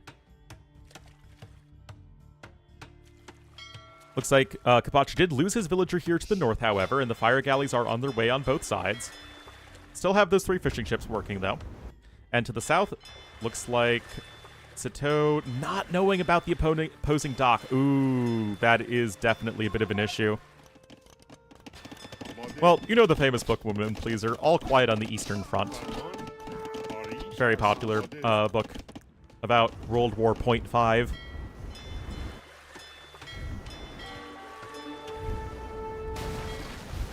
Oh. You are still able to, remember, use the dock as a shield for your fire ships versus other fire ships. The really weird mechanic that pro players are absolutely very good at using now. Oh, but here we are. Kapach is sneaking up the dock. Kapach does absolutely love his chaos here on 4 legs, going for all 4 pawns at the same time. Castle Age on the way here for our red player too. He's going to have a second archery range. And this is very well done by Kapach so far.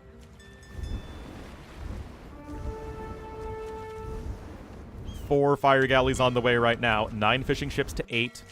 But all 8 are here in the east. And there is another fire galley incoming here for red. 2 fire galleys here to the south as well.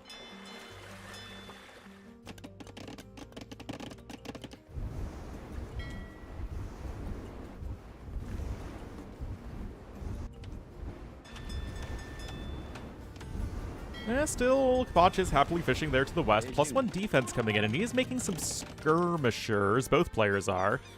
We all know that they are the best unit in Age of Empires, as we have a second range from Sito as well. I mean, Persians themselves can go Cav Archers in Castle Age, and they do beat Hun Cav Archers if you can sneak up the Parthian Tactics upgrade.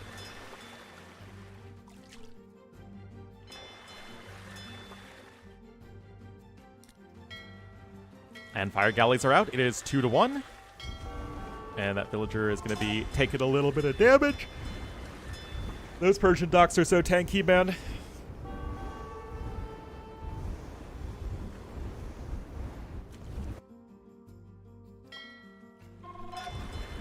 Still, Castle Age times are going to be very similar between the two players.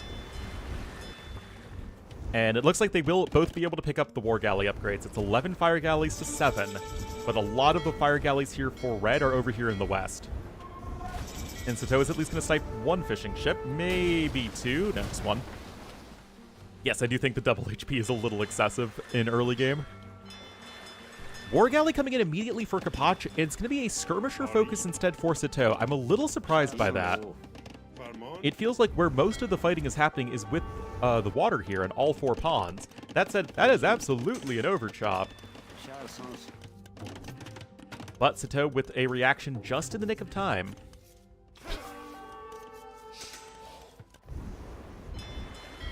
And yet, Kapach is going to eventually secure this western pond, and you can still add even more fishing ships because there are so many freaking deep fish here. But I mean, War Galley's a pretty good upgrade, guys. I don't know if you knew that. Second TC coming in for Sito here as well. And oh man, look at all of those poor Fisky mothers. That's a big Sag moment, as right now Kapach is winning all 4 pawns. It is 9 fishing ships to 0. And right now the land is, of course, focused on the skirmishers because, again, skirmishers are a wonderful unit.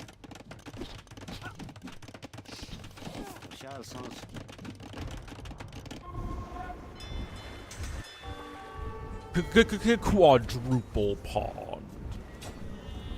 Even the scout calves coming in for a few love taps on the villager.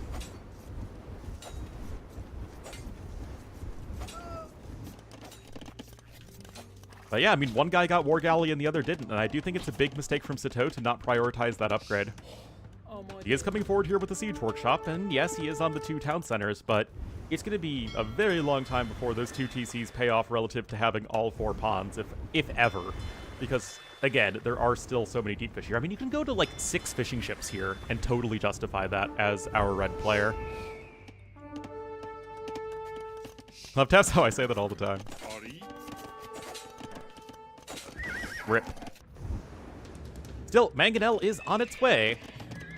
I'm, again, a little surprised you're not seeing a switch over into Cav Archers, but I guess that you don't want to go Cav Archers if your opponent's going Skirmishers, and you don't want to invest into Knights.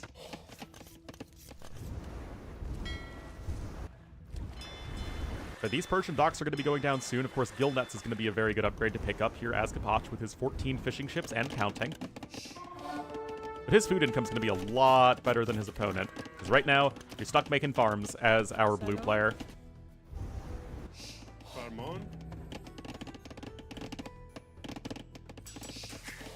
Well, skirms are just perfect in general. I mean, I don't think we need to conditionalize skirmishers any more than we already do. I mean, it's just the best unit in the game.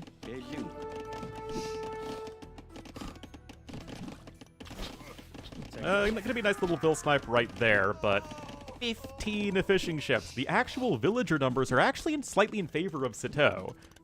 It's just the fishing ships. I mean, this is a hybrid map, right? Skirms aren't a deal. I feel like you're not skirming hard enough at that point.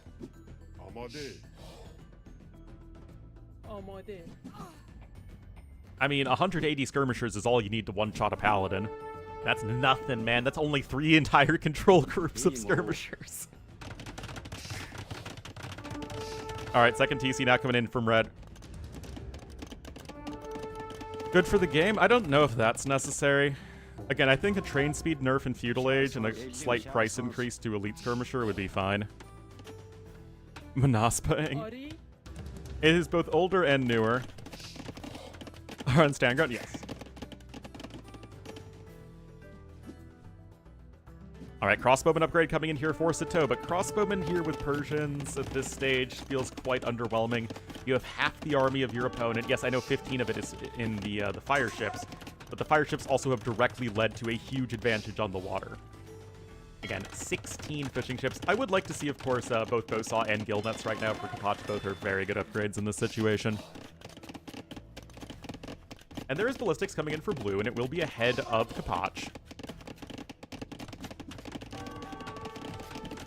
Just range? I don't know if we need to make any gigantic changes like that.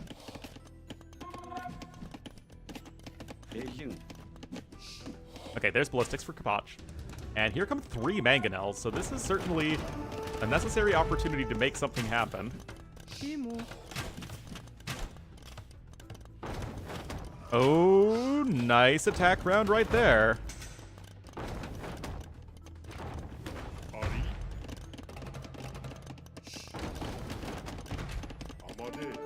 Yeah, part of the reason is that skirms are the cheapest ranged unit, and people are so good at ranged unit micro right now that it's just very difficult to deal with skirmishers.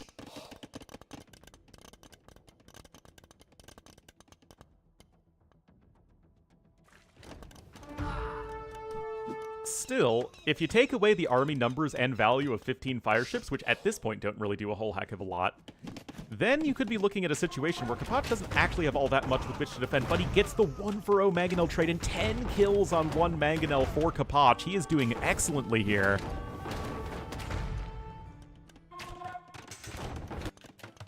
Some skirms harassing over here on the side.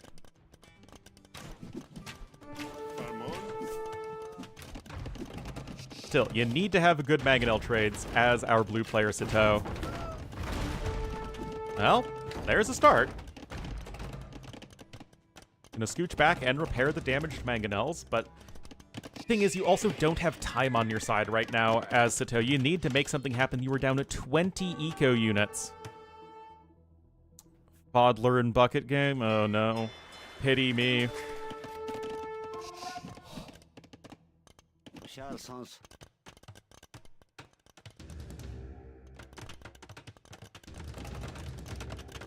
Second stable coming in. Looks like Kapach does want to add in some knights.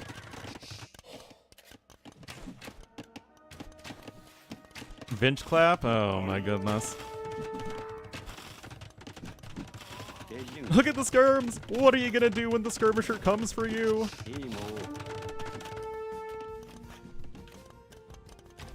Oh, looks like that was a 1-for-0 trade in favor of Sito. Again, this is the sort of thing you need if you are gonna have any hope of comeback in this game.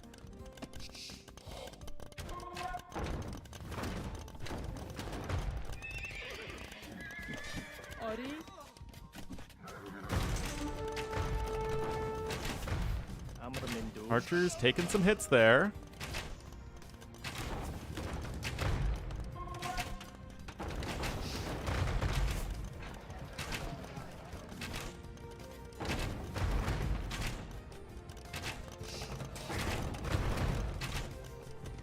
Got 2 Mangonels incoming. The world-ending skirm raids? Well, we know that skirmishers are just simply not possible to be dealt with. I mean, it's 3 TCs for each player, but again, even as the Vil numbers are, the fishing ships are making all the difference as Kapach is ahead by 3,000 resources. We now have scale barding armor coming in, and Kapach is slowly but steadily going to be working towards the units he needs. Now he's kind of making a weird hodgepodge of units. Feels a little indecisive. And right now, Kapach is going to try and launch a counterattack. Did have to rebuild the market over there, did Kapach.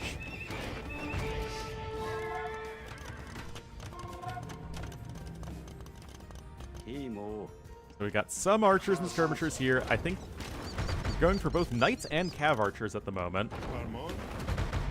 Without bunks, though, it's almost impossible to keep mangonels alive, though, versus knights. I mean, the knights just run in, and there's just nothing you can really do as the knights just take too long to be killed, and this could even be the game-winning move. Mangonel going to be helping out as well. I guess he will lose one in the process, but even so, all 3 mangonels here are going to die. Even those random crossbowmen are going to die. And that is simply not something that is okay for Sito. I mean, even if these units die, it really doesn't matter. And now the Hunnic Flood shall be crossing the map, and once again, Kapach is showing his dominance on this map. I'm sorry. Launch a counterattack! Are you happy? Alright, reinforcements coming in over here. Mangonel clips a couple of units, but I don't think it's that big of a deal. Another Mangonel gonna end up dying.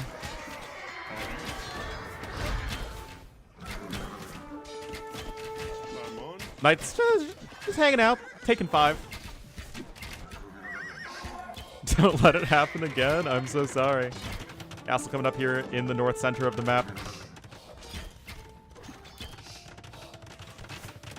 I mean, again, this game looked relatively even up until Kapach got War Galley, and Sito didn't. And Kapach just focused much more on the water than his opponent, and I feel like you just need to focus on the water in this map. To resign, I'm afraid I do not know that particular number.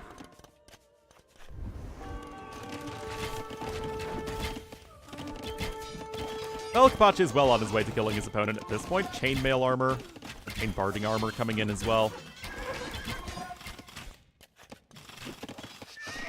Sito, not that much of an army, a lot of idle economy. Kapach has the map control at this point.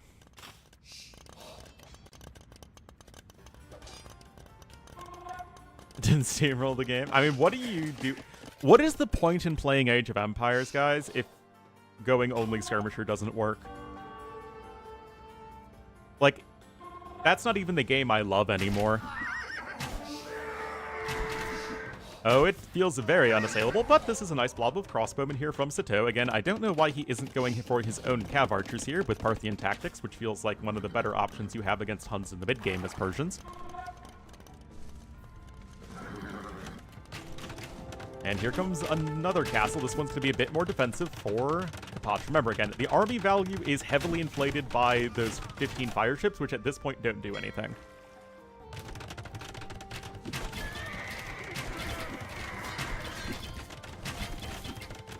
But yeah, Imperial Age would just be such a huge deal here for Kapach.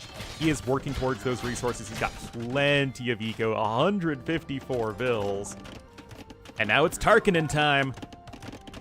Remember, chat, it's not about what you Tar can't do, it's about what you Tar can do.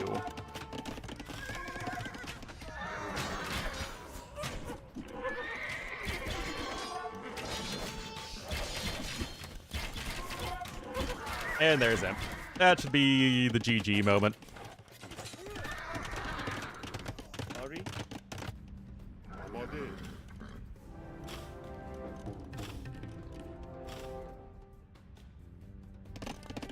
Imp is coming in for Sito, to be fair, but I mean, 8,000 resources behind, guys. That just feels like it's way too much. The Hunnic army at this point going to be so much better. He's going knights and cav archers together.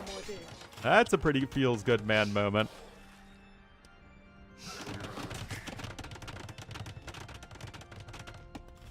Oh, this could be a get-out-of-my-game castle, although it does need to be placed slightly differently. Thumbring is going to lead to all of those CA being fully upgraded at this stage of the game.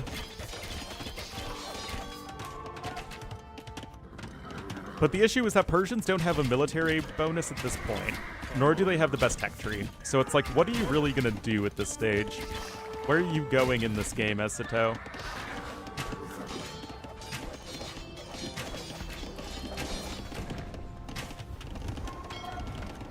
Pirate ship actually does deny that gold mine. That's pretty nice.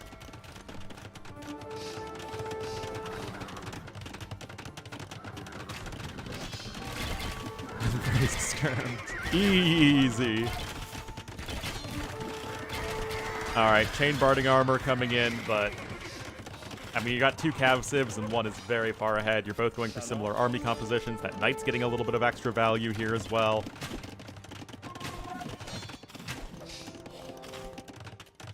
And this could easily end up being an imp GG. Looks like that's counterattack is not doing a whole heck of a lot. More knights and more CA from Kapach. I guess he will have to choose which one he wants to prioritize, but I don't think it matters too much. Cavalier incoming. Chemistry and iron casting, kind of a, again, a weird hodgepodge of upgrades, but you're still going to be so far ahead here as our red player. 10,500 resources ahead. He's got stables in the back of his opponent's base. Sleepy? That's my secret. I'm always sleepy.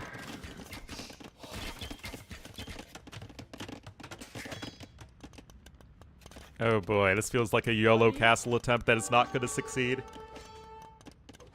And then Sato just sells his stone. Oh my goodness. Oh, he's trying to TC down there. Wait, what? I guess the Cavalier are unconcerned with those villagers.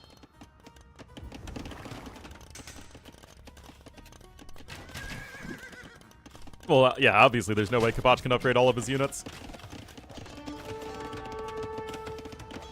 YouTube chat dead?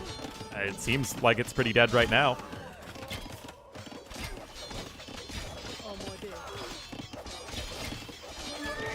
And there's Paladin coming in. That should be the killer.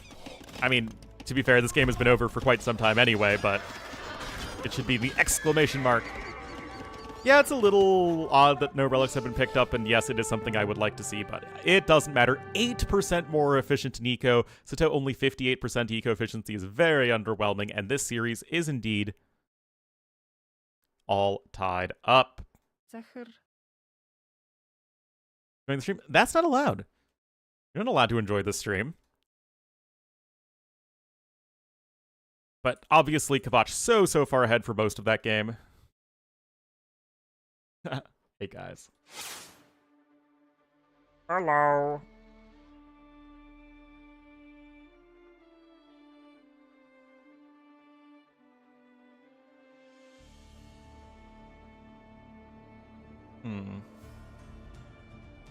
Seems like the YouTube, it's showing me on like my YouTube stream dashboard like where the viewership is coming and going, and it seems like we were climbing until we got around 80.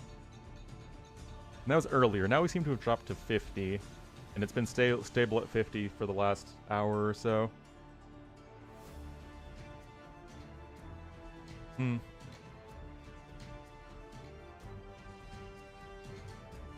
Share the video. Whoops. That was the wrong button. Anyway, Crater is going to be the last map, guys. Kapach winning his home map. Winning Huns over Persians, and I want to see some Jurchens, man. It's probably going to be Romans for Kapach, but I want to see some Jurchens. I want to see some Jurchen urchins. Oh, do I? Never know where I'm... Oh, no! They StarCraft? What?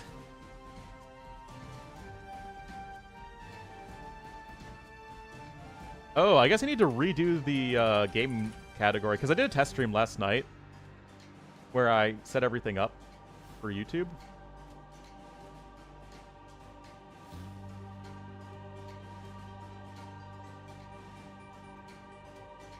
Guys, why is the spec dashboard still offline? Rage Racer!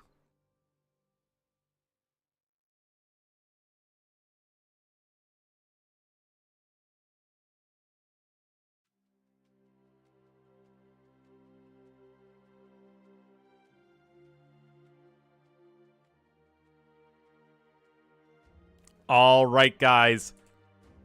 We will have the last game in this second set of the day. Remember, we do have Hera versus Andy as the third set, also from Rex.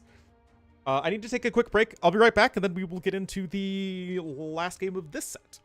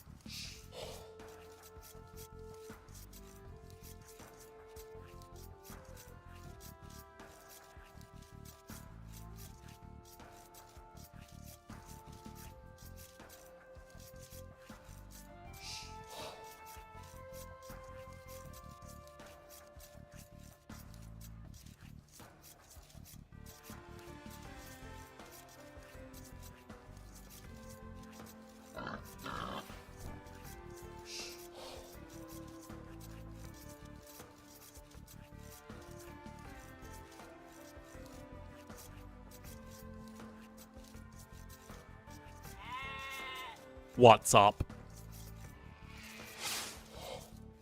What's up? It's your boy Ornlu coming at you with another video.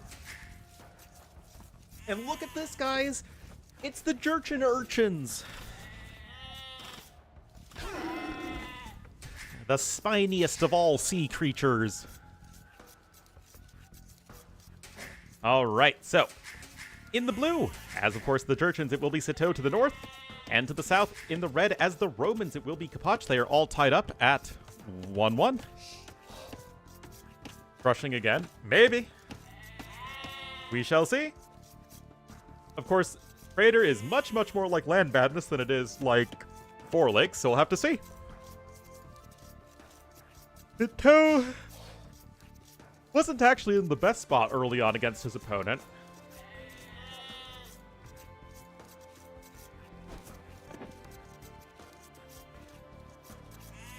Just kind of in that Castle Age time frame did Sito really go far ahead.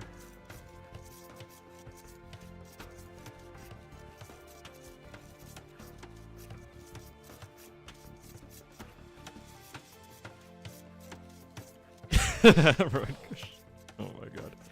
So, Jerchins, they have the hunt and sheep that don't decay, so you just get more food in the early game. Then you have faster attacking scout cavalry, which is your other bonus, and everything else is a bit more late game oriented.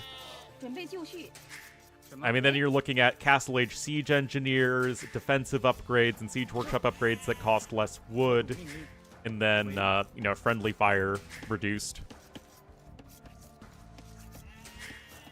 So it's really going to be scouts in the early game from Sito, which are very, very good in a straight-up fight with the Jurchens. But it's really mid-game where you are going to start to struggle because you don't have the OP eco of Tetons, and you also have that same awkwardness in the tech tree where you only have Step Lancers instead of Knights.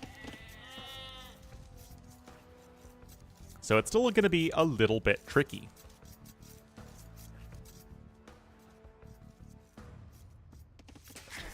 Nevertheless, 18 pop up here with Loom for Sito, and 18 pop up, or sorry, 19 pop up Loom with Kapach. I do think Romans are a stronger civ overall. Their eco is just so much better, as you really have nothing as Jurchens after early game.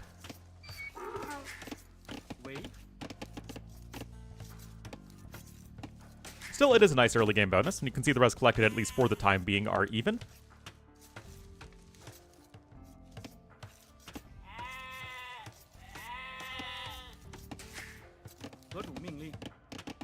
Already looking to wall in the wood line there.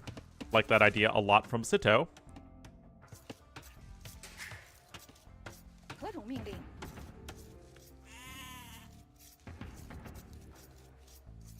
A food lead for Jurchens? No. Would you rather have the Jurchen bonus, where it's just the food lasting a bit longer, or would you rather just have Romans 5% more everything at all points of the game? Look at that, way more food in the bank for Kapach.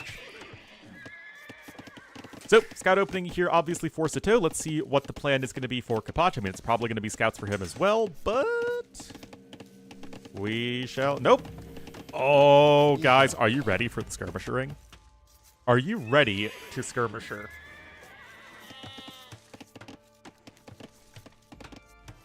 Why would you go anything else in this game? Looks like Kapach is going to be getting his own woodline walled in as well, so definitely good job there on both sides.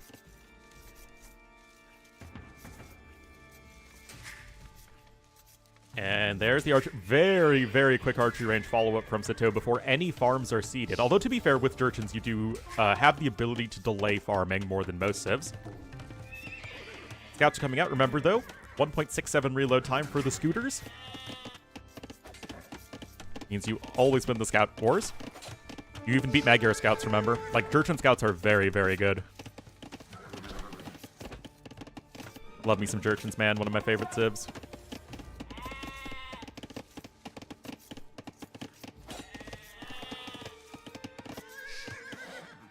$23 bills for each player. Of course, it is just the trash unit combo here for Kapach, and he's just going to be focused on defending. Horse Collar's coming in for Sito, though, and not yet for Kapach. That's certainly something he's going to want to click up, as you've done a pretty good job of delaying your farms. But nope, not going to be bothering with Horse Collar for now. So the Skirmishers here going to be coming in very quickly to help support against the Spearmen, and Scout plus Skirmisher is almost always going to be better than Skirmisher plus Spearmen, because you can just use your own Skirmishers to kill the enemy Spearmen much more comfortably than you can use Skirmishers to kill Scouts, as the Spearmen are going to have a very difficult time not dying to enemy Skirmishers.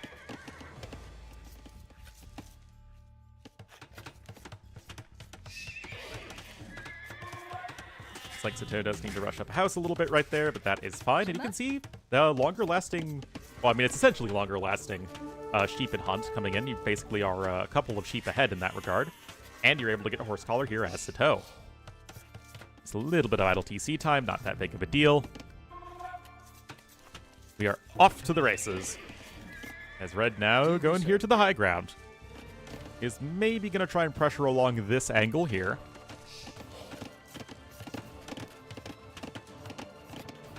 This is still open, obviously, and these villagers could perhaps be in a little bit of trouble. As looks like both armies are going to end up passing each other. But obviously Red's army's already there. And these spearmen are already in a fantastic spot to deal with the enemy scout cavalry. I did sell a mug, apparently. Very, very exciting. Crater was added to DE a while ago. It's basically just another aggressive map. I mean, it's fine. It does the job of an aggressive map. I wouldn't call it a chaotic map, which I think it's in the chaotic category with Socotra, which does not feel right.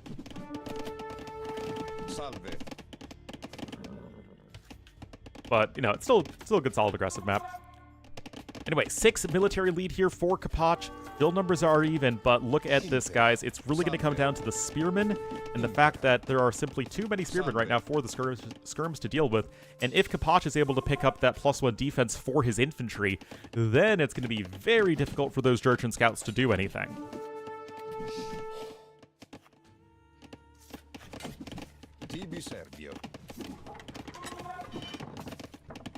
I don't know where that bill's going.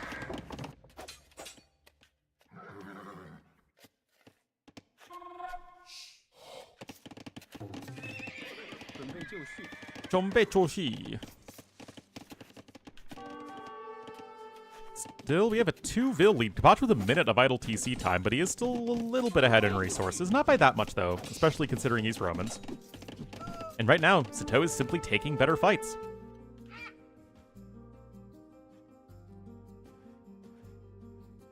Hold on. Check something.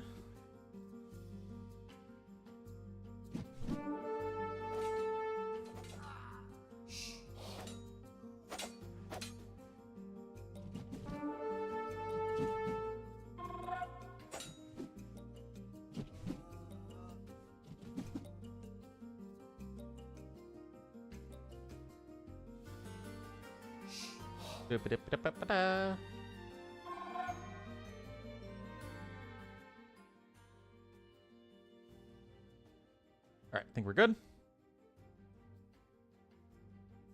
Oh, it looks like a bit of a pause. Looks like Sato needs a moment. Looks like he needs a moment.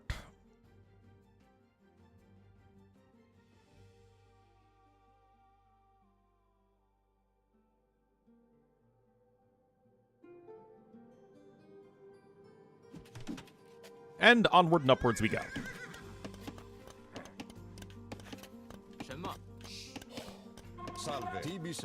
TB Sergio. A little bit more idle time here for Sato while he is grabbing the forging upgrade. So, looking to make those scouts more deadly. Tech tree pause. I don't think anyone has ever needed a feudal age tech tree pause. That would be a little bit sad. Still, this is getting to be a lot of farms without horse collar. 2,000 food across 20 farms versus 3,400 food across 19 farms. Bloodline's coming in here too, but this is just such a big army of trash units for our Romans player. Real world maps used in tournaments? Never. They are not remotely balanced and they're gigantic. As it turns out, the real world is not very balanced geographically. Yeah, guys, if only Romans had a unit that was good against trash units. To be fair, Jurchens, they have fully upgraded men-at-arms. I mean, as soon as you get to Castle Age, they don't get Long Swordsmen, but Feudal Age, man.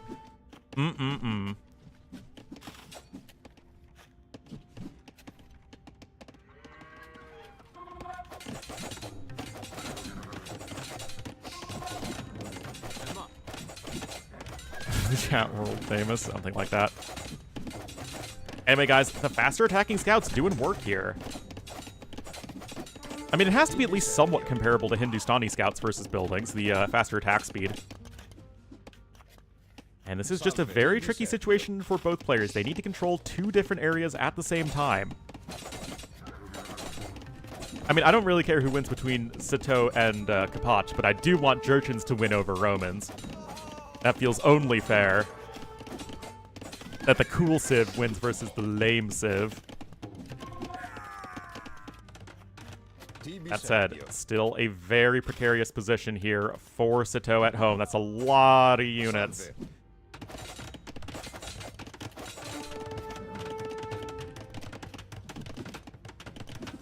And Skirmisher is perhaps still out of position. I mean, the KD is still good for Sato, but that Roman eco is really coming online at this stage. Those villas are also all idle. 19 idle villagers right now for our blue player. And remember that red has his tower up here at, near the farm, so that means the wood line is still semi-exposed. And looks like Sato is going to be the one who blinks first. And is going to be coming back home. That feels a little bit weird of a palisade gate, but whatever. Farms are not. That is, I guess, true. But he's also 5% faster in getting the wood necessary to replenish those farms, so it really doesn't matter, I think.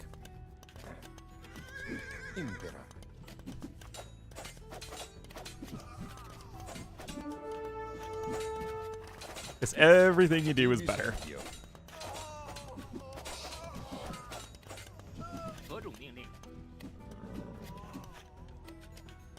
Anyway, lots of villas on stone here. So Sato looking to maybe go for some towers. And indeed, another legion of units is incoming. And I think that Sato could just be getting overwhelmed by Kapach, who clicks up to Castle Age behind this. 300 more food collected, but a lot more gold. Uh-oh. Uh-oh, Spaghetti-O. Why do I want to hear about TwitchCon tickets right now?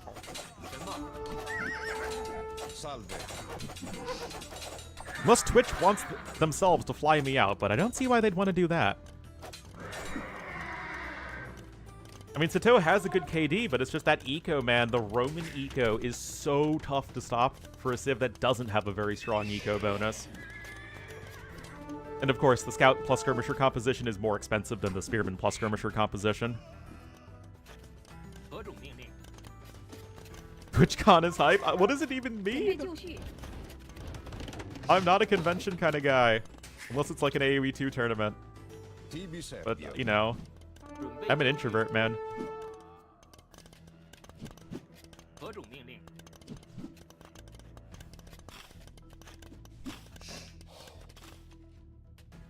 Set up an AoE 2 booth? To do what? Rather than Cav? That's true. Still, Sato's clicking up. Are we going to see the mighty Pagoda of Iron? I mean, Iron Pagodas are really cool.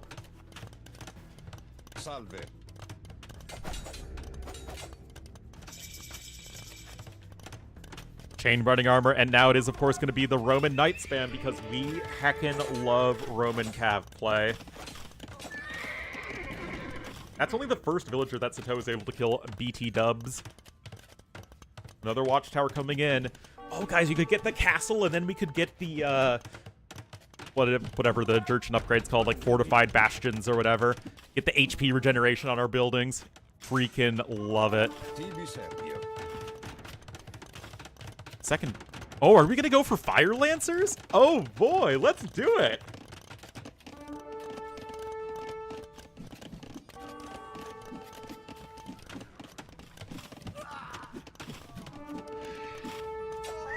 Scouts are actually able to get several more kills here from Sato. I mean, he has a big Vil lead.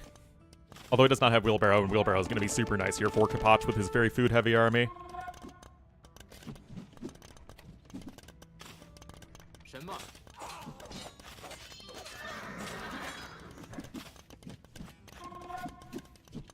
Underwhelmed. I've used it twice. One time it made no difference, and the other time it actually really helped save me against a 1 TC fast imp from Portuguese. Oh, but guys, the Knights are coming in. Step Lancer, Fire Lancer combo. Oh, man. This is what makes Trirem happy. Team games, it's actually really nice, I feel, against, like, fast imps.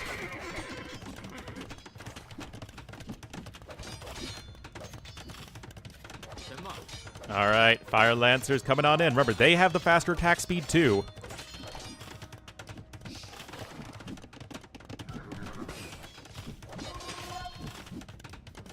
So, Trirem, when are Romans losing husbandry? alongside Khmer and Portuguese. Just a question so I can put it in my calendar. Has to be at least pretty soon, though, right? Tomorrow? Okay, good.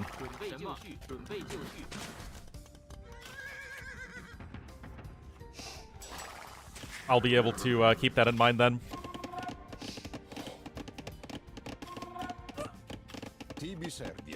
Skirms there are going to get cleaned up. Guys, I mean, the Vil lead is really, really significant for Sato. It's just, again, he's not Romans. Triarm is serious. He's not at all serious. I mean, the Steppies are obviously going to be very good at cleaning up the skirmishers.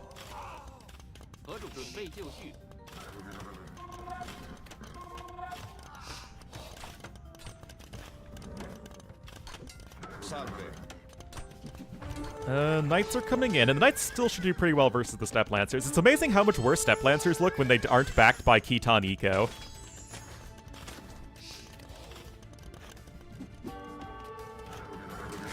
Okay, Monk finally on its way now, but again, it's just the Knights are so much more straightforward to get value out of. Or the Mongol HP bonus, yeah. If it isn't those two things, then the Steppe Lancers look so much more like a balanced unit.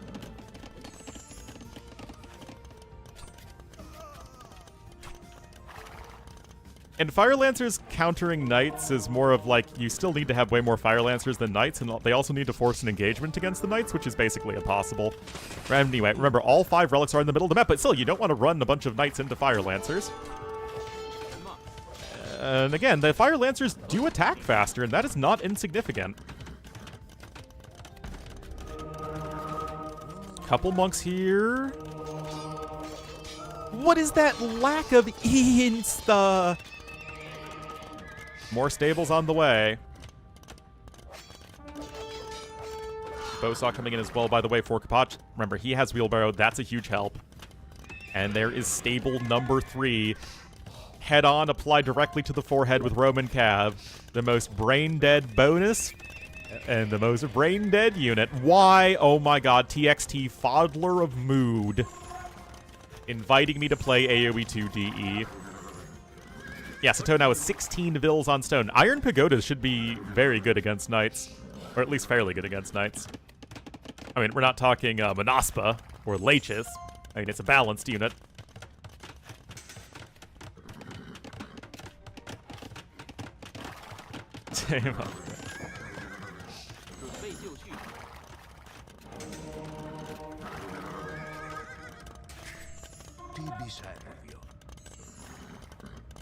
All right, 5 relics for Kapach, guys. Sato still behind, like, Sato's ahead by 20 Vils and is still very far behind in resources, man. Have a mod anymore? What do you mean? Anyway, thank you, The Unknown King. Again, I'm fairly happy with how things have gone for my first YouTube stream, so it's something I'm at least going to try to keep up. The official caster of Medieval Masters? That would be Mario Ovalle. Although I have casted every set so far, and I think am I the only English caster that's done every set? I think I might be. Although T West and Mem have done most of it as well. Anyway, that's obviously a lot of dead Vils there for Sato. Still has killed 10, but Kapach now doubling that, basically. Second TC here for blue. I mean, it's literally, guys, it's 1 TC Roman Eco Knights. Like, this is just rage.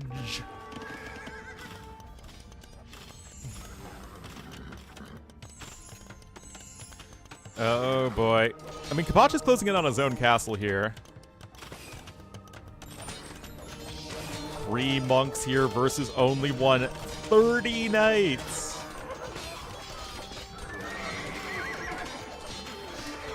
Feels like way too many to be able to handle. You got all those dudes running around the back. Kapach has killed another 10 Vils while all of this is going on, by the way.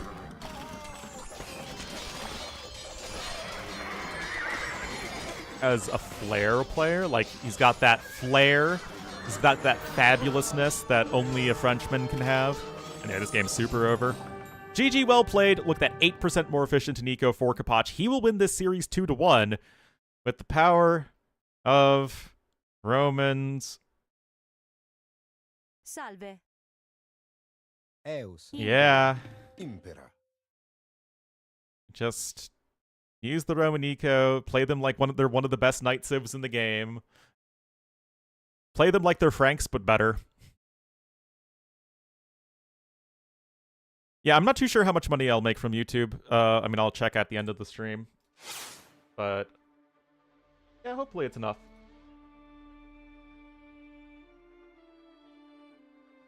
Might be, maybe.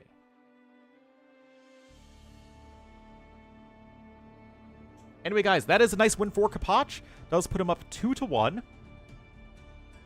And means that he will be joining Tato at 2-1 in his group. And it means that Andy and Hera is next. And remember, Hera lost versus ACCM. So Hera actually does need to win this set. Like, is Hera going to win this set? Almost certainly. But, you know, it's less of the Hera. Hera's not able to derp around like he was against ACCM. Again, if I will continue YouTube streaming until I feel like there is not enough reason to continue YouTube streaming.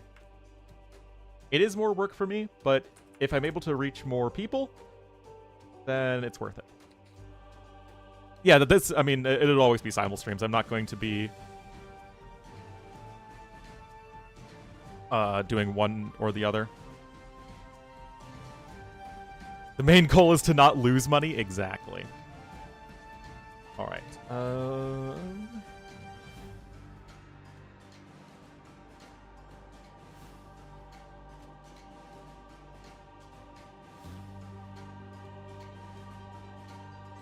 Canada.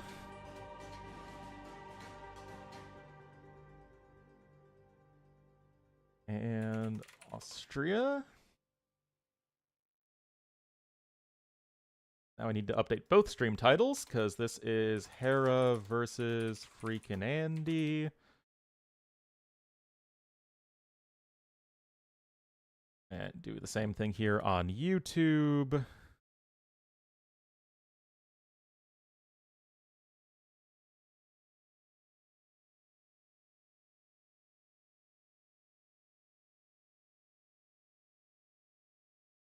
Like Vine, but with longer videos? Not even these days, man. Alright, are these Rex or live games? These are also live games. Okay.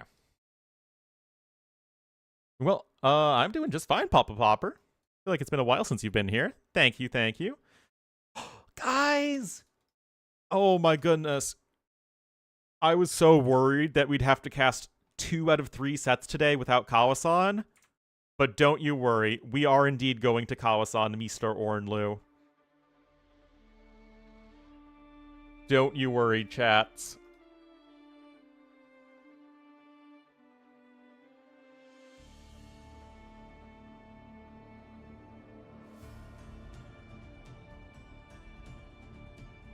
Oops. Lurking? Well, thank you for chatting. I appreciate it.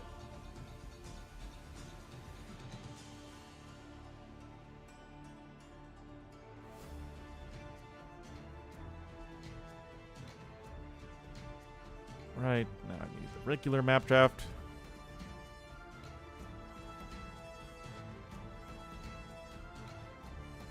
Barely an accent. I am pretty sleepy. Ornlu, you're always sleepy. Yeah. Tell it to the judge. I'm still streaming full-time. Up until the point where I do get a full-time job. But that feels pretty unlikely these days, man.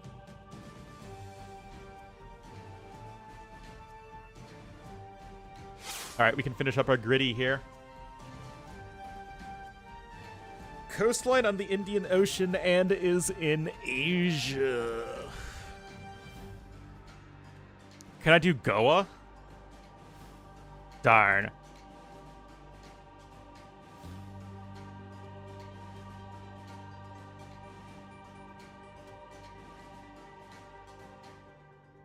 No, Kuwait doesn't count. My Midwestern dialect. I mean, to be fair, my general voice is very Midwestern. Or remember, we get points for obscurity, so we have to, like, what's the most obscure country that's actually on the Indian Ocean? There aren't going to be that many.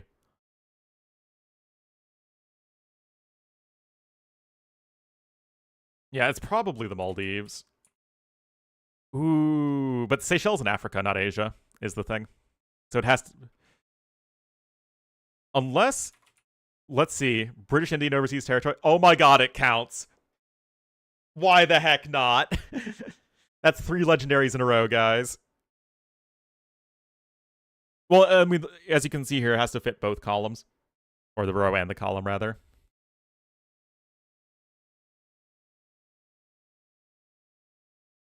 Okay. Coastline on the Indian Ocean and flag with only 3 colors. Yeah, Madagascar should be doing the trick. That was only 18% though, so that's still kind of... meh. Oh wait, so it's CO2 emissions per capita. Ooh. That might be a bit more tricky.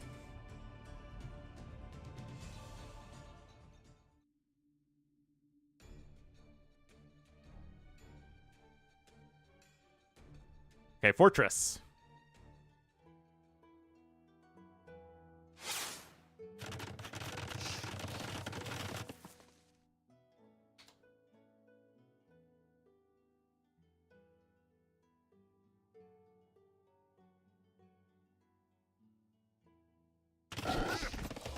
Mauritius? Yeah, Mauritius would be in there.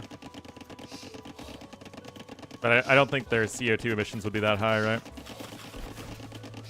Regardless, we are here, and it is going to be on Regicide Fortress. Always a fan of this one, and it will have Andy in the green as the Khmer. Here to the west of the map. Andy has beaten Hera before in the group stage of tournaments in TTL. However, again, Hera is literally eliminated from the tournament if he loses this set. So we'll have to see, guys. Hera's going to be in the blue as the Burgundians, absolutely top tier civ for this map. On his way up to feudal age 24 population with both Bidaxe and Horse Collar.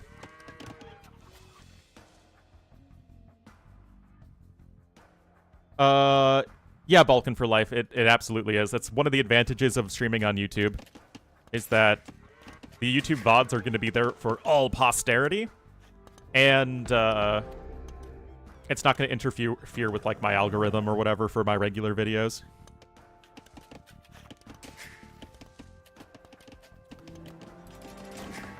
All right, so let's see how good Andy's build here is with Khmer. Khmer are a very good fortress civ themselves, because you have the ability to boom and leverage the amazing Khmer eco themselves, but you also have a much more open map in the late game to run around with Hussars. Not red. Why wouldn't it be regicide? What? I just realized, yeah, it's not regicide, huh?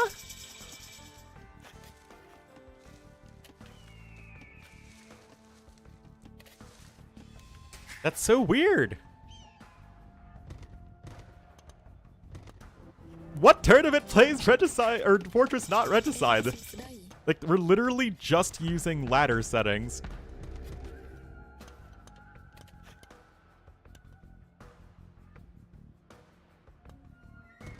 Huh. Interesting. Well, for all I know, it's the correct thing that they're doing. Do I ever choose Bulgarians? I mean, I usually play random, personally. Bonjour.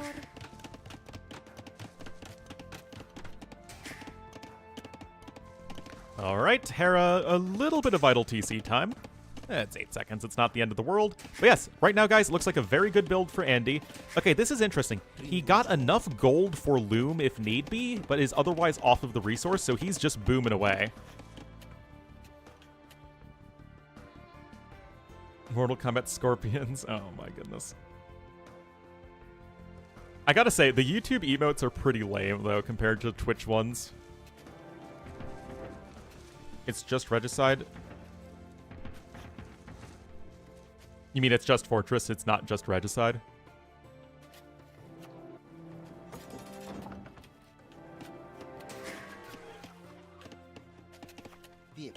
Alright, again, looks like a very nice build here for Andy. Of course, Hera himself is going to have a pretty solid build. And we'll have to see how much Hera wants to try and commit to map control. He didn't go for a stable, but of course you have Coustelier, which are going to be a very good unit for sort of running around on the map and trying to snipe monks. Message retracted? Oh, no. Diva, scared about spreading misinformation. Wait, if you type Kappa, you get a smiley face? That's so bizarre. Yeah, that seems to be the theme, Hans, is that the actual player and viewing experience is very good, but the social aspect of it isn't as good. And I'd argue that both are essential to live streaming. No, YouTube has ads. Si. Posaurus. Like, personally, unless you're watching like a big tournament finals, there is no real advantage to watching something live if you're not interacting at all.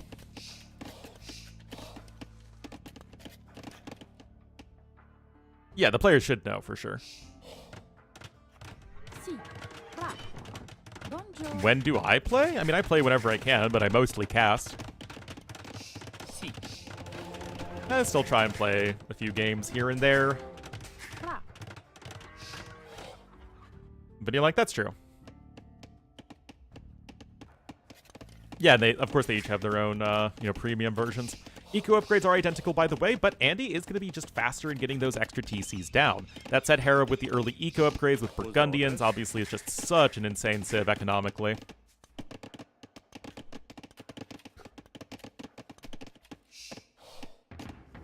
Recordings of games? I mean, personally, I don't really care if I'm casting live games or Rex. I mean, again, live games are better on paper, but especially for online events, it doesn't matter that much.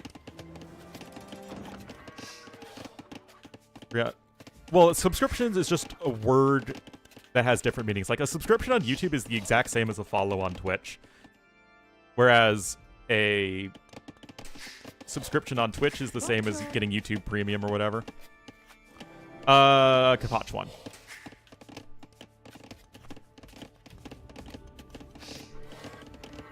Not streaming on paper?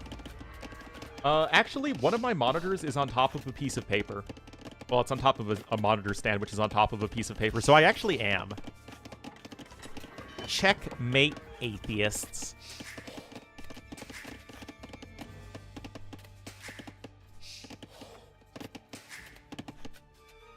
Anyway, you can see Harris is now going to slightly fall behind in the villager numbers, because Andy is doing a great job with his boom.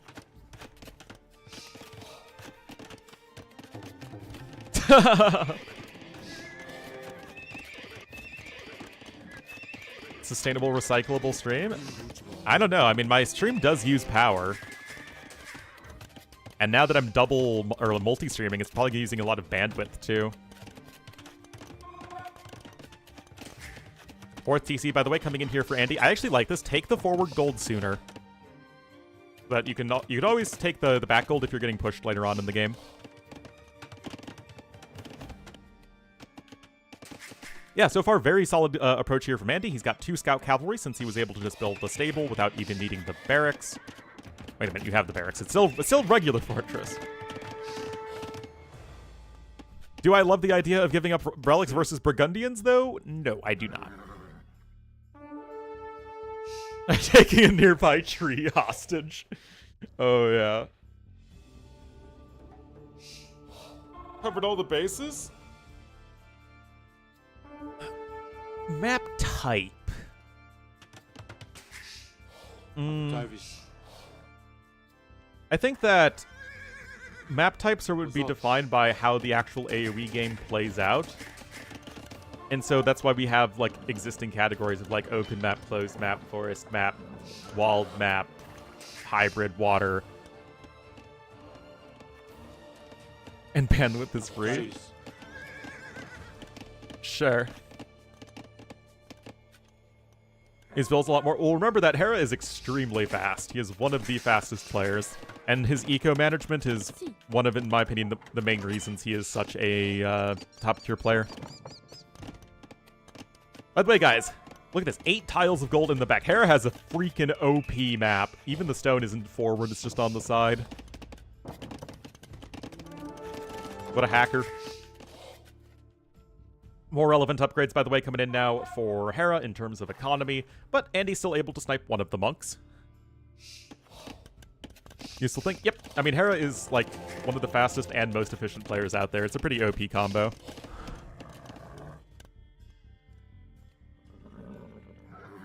Well, I have Xfinity and not AT&T, although Xfinity uses Verizon's phone network, but Xfinity has its own internet infrastructure, I believe. 5th TC. Oh my goodness, we got an Omega Boo. What are you doing, Hera? Oh, okay, he's still gonna get the relic, at least at the moment, but we're gonna have some units coming in. Wait, why is the monk going back home?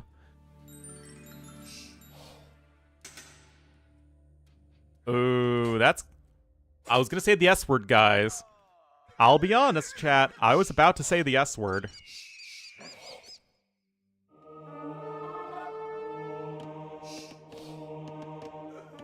Aw, rip the monk.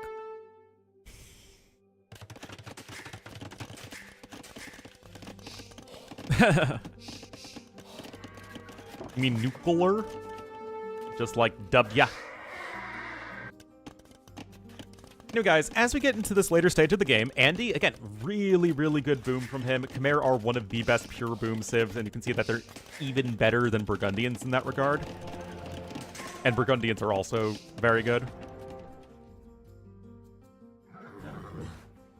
Suboptimal, yeah. What civ do you like more if we go into the late game on an open map? Burgundians are way better if it's a closed map, but Fortress isn't closed in the late game. Because Khmer, thanks to them having husbandry, rage, still have... I mean, both civs have great late game ecos.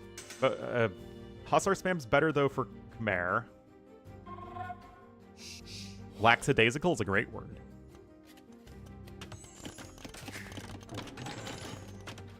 Khmer Scorpions are, of course, very, very good. That said, I feel like the Burgundian Cannonry is still a bit better. I mean, yeah, Burgundians might be slightly better because of Burgundian Vineyards, but it's very close. By the way, it's still only one relic in for each player, although Hera is going to grab that one most likely. A couple spearmen on the way. I'm curious as to what the opening army composition is here for Andy. Berg... Some Romans, maybe?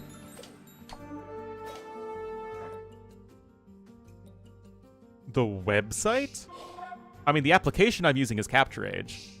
Capture Age Pro, specifically. It's not really a website.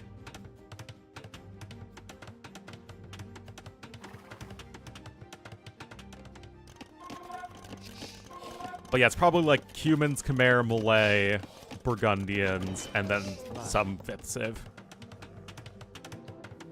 Look at this double castle! Double castle.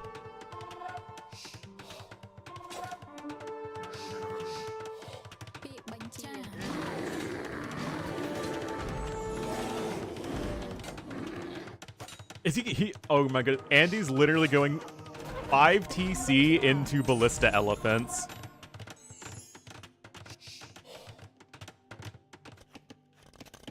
Oh yeah, no, there are no relics in that monastery, even though it absolutely looks like there is.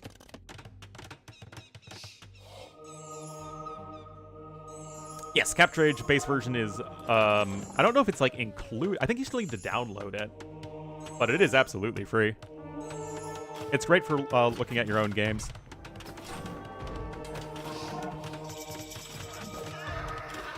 Alrighty, we got some spearmen on the way. Why isn't Hera going for Flemish militia, guys? That's my question. Honestly, would it be better to go for... Okay, he actually is queuing up a few Flemish militia. I have literally no idea if they're better than going pikemen in this situation.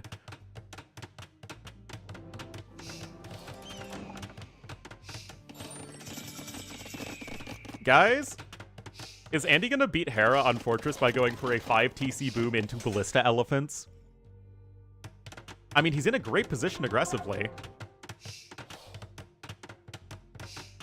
Wait, more detail? Yeah, it's still going to be very useful, though, because you can also rewind and can take fights, you can look at fights in slow-mo better to see exactly how you're microing. It's very useful.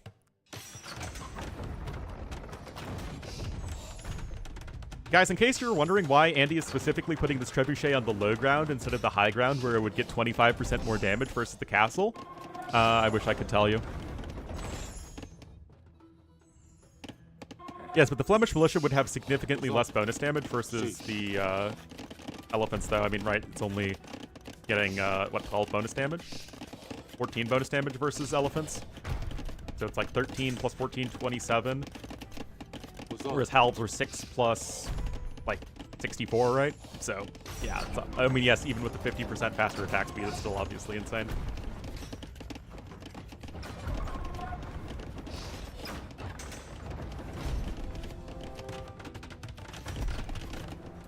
Man, imagine if Hera goes down 0-1.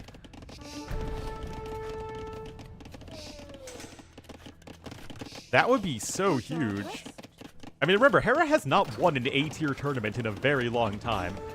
Which is funny, because as much as he wins every S-tier tournament, kind of like Viper, back in, like, the late 2010s, early 2020s, he just wouldn't, you know, practice anywhere near as much for... you know, the A-tier tournaments. He would try to do some more off-meta, more, not trolly things, but more experimental things. And he wouldn't win. Yeah, hand cannons are coming in here from Andy. Prep does matter. It goes to show that although Hera is the best player in the world, he's not so far above everyone else that he can just derp around and still win. Well, I mean, the latter is what gives Hera daily content, right? Although you'd think that the A-tier tournaments would also give him good content, but it seems like that's just not what his preference is. Obviously, he can do what he wants. He's certainly made enough money to chill out in his job, and especially if he's living in Argentina. Isn't good content? That's true. But I also think that doing the exact same thing on ladder every day is also not very good content, but what do I know? Anyway, you got the hand cannon support here, you got the ballista elephant still, trebs are trebbing. It's like a converted bill. Troll. I don't really think this is Hera trolling. In what way has Hera trolled this game? If he was going mass Flemish militia, just to see how they would do versus ballista elephants, that would feel like, okay, you're going very experimental. This, though, I mean, it feels like Hera's playing normal.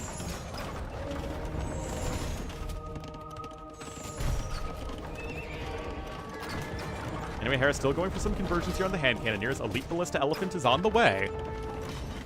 Oh, look at this, guys. Look at this. I mean, if you don't appreciate a 5 TC boom into Ballista Elephants into walling in your opponent, I don't know how I can get you to like Age of Empires. I think that means that you're just a hamster, and that's all you are ever gonna be in life. 6 TC, yeah. Alright, Ballista Ellies are here. Of the elite variety with full upgrades, mind you. 45 wall incoming. Hera trying to expand over here with an extra TC, but, well, his bills are getting walled in. It's kind of hard to do that. There's a little bit of light rating that's happening. I guess he does need +4 defense, but look at this. Hera coming right back in here. The monks are zoning off the ballista elephants very effectively. Of course, no heresy for Khmer. That would be very overpowered. Andy, well, Andy, I'm sure, would love to have Burgundian bombard cannons, but unfortunately he's Khmer, and they don't get Burgundian bombard cannons, or even their own bombard cannons.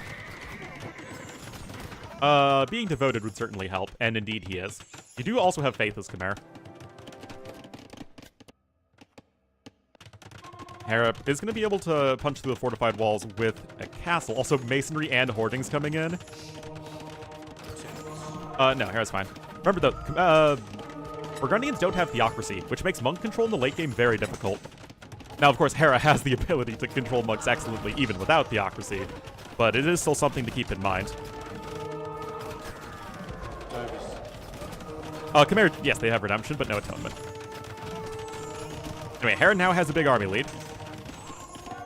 Andy, I mean, he's making elephants. Obviously, you need a big eco for elephants. Hussar about to be in, and the Hussar meat shield is actually really what you need to help deal with those monks.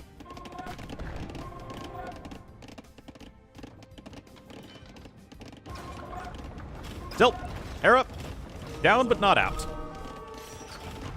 Yes, Andy has a fantastic score, but Hera is still getting to the best army composition he can.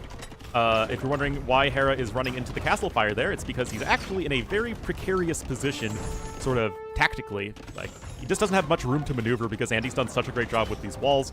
He's getting those castle HP upgrades, which of course help stall things out even more, and the Hussar numbers are slowly climbing. 160 vills can be an overboom. That said, you're making elephants, and elephants require more resources than basically any other unit type in the game. Still, we're only at 20, and there's a Faith coming in.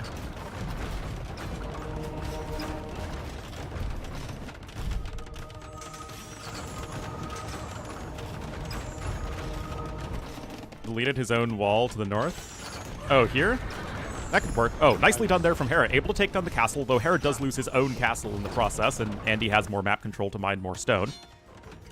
Architecture coming in too. Honestly, like, I really, really enjoy the way that Andy's playing this game. It feels very smart. It honestly does feel like how I would play, which is probably why I like it. Except Andy's, of course, significantly better than I am.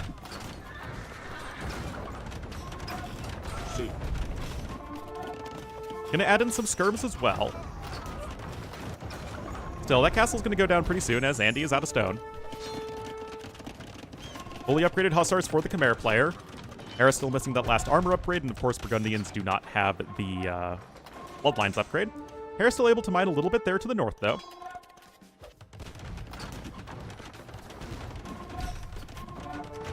I feel like Andy might need to commit a little bit more here. He's just going to be sitting on a huge eco.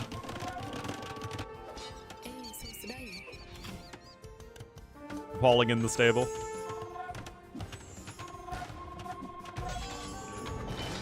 It feels like, you know, at some point you just need to say, I'm going to take the fight. And then, you know, take the fight.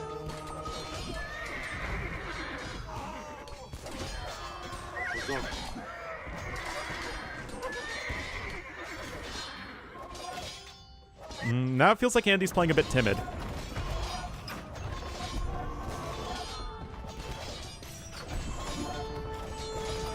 And Hera, I mean, he's still fighting. And it's Hera, right? He's never just gonna roll over and die.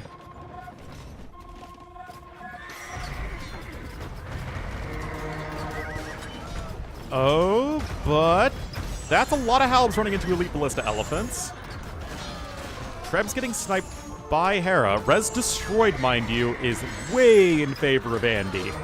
Oh, now the monks are clumped up, though, guys. Uh-oh. Hera's at 0 monks. He's at Zunks. 0 monks.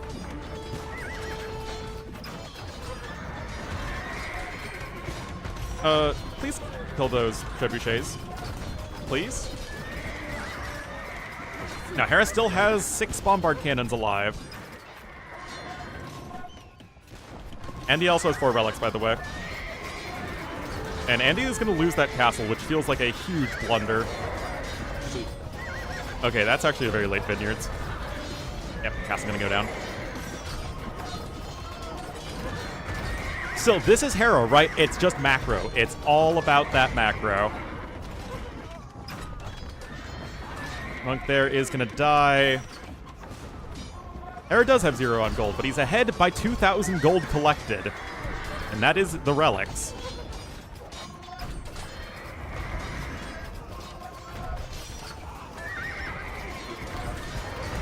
I mean, 21 Ballista Elephants is a lot. Remember, you do have that Siege Armor class, or Heavy Siege Armor class.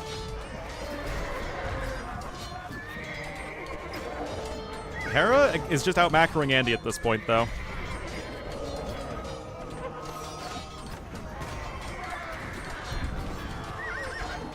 Andy's kind of running out of steam right now, guys. This is one of those Hera games where it feels like, oh, Hera's in XYZ bad position, but it doesn't matter because he's out-macroing his opponent so heavily.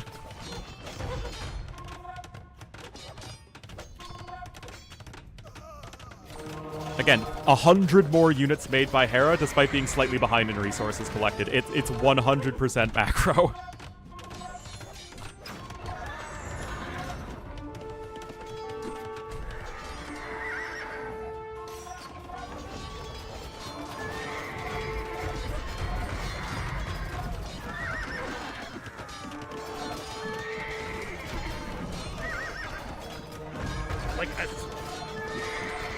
Other than just have perfect macro like Hera does, I don't know what else I could say for Andy this game.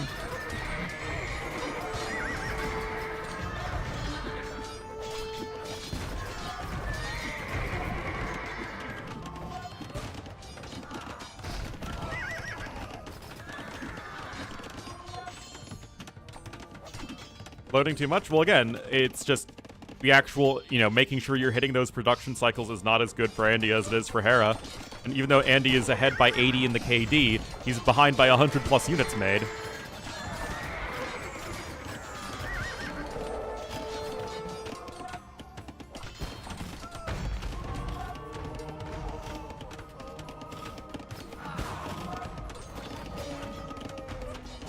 I mean, you have faith in. You can afford to just try and go for monk snipes. And again, Hera's back to an insanely gigantic queue. Hera's barely spending any gold. Because it's just trash units and bombard cannons. It's the Hera way.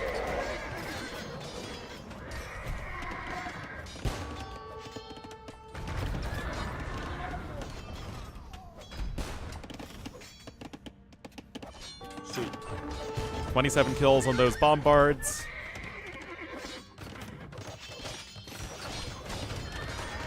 Khmer do need a nerf. Again, if Hera wasn't so heavily out-macroing his opponent, this game would be so over. Because to reiterate, I mean, Hera's now getting ahead in res collected for some reason, I guess. Again, Hera's eco efficiency is 10% higher than his opponent for no easily identifiable reason. And his lead is basically just in wood collected anyway, and a little bit more gold. Can't end the game? Well, yeah, because Hera just keeps on making units. He has that resilience that is coming from him being so good and winning so many games. Like, Hera is probably going to barely win this game, whereas if it was in the opposite position, Hera would very easily win the game.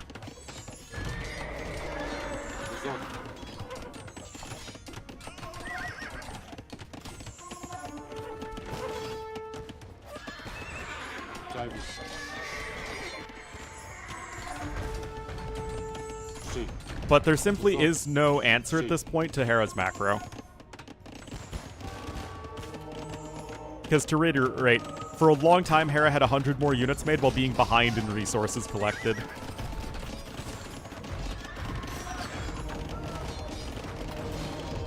And now, I mean, Hera's at 8 bombard cannons. Andy's running terrified of 1 monk.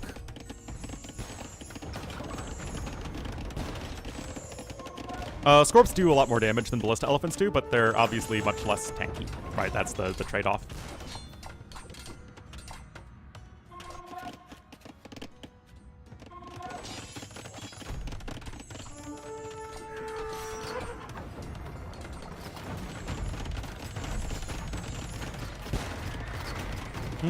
That's not ideal for Hera.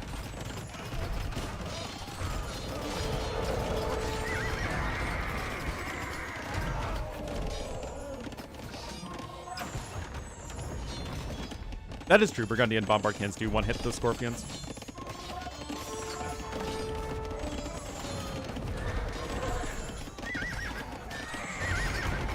I mean, yeah, and Hera still doesn't have very good gold income.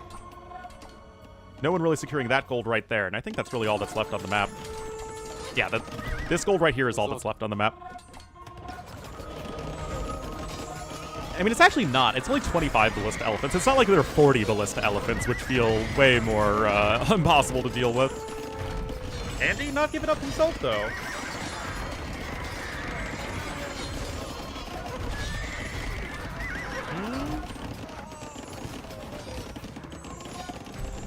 Halb coming in for Andy as well. Now, Khmer Halbs aren't very good, but they can get the job done, and your Hustlers are better.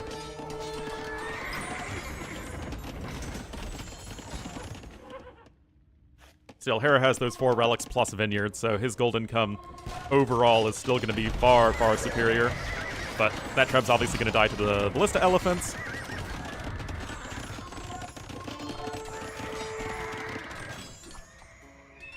But Hera, 0 idle villagers. Andy has 13 idle villagers and basically has some idle villagers at all points in time.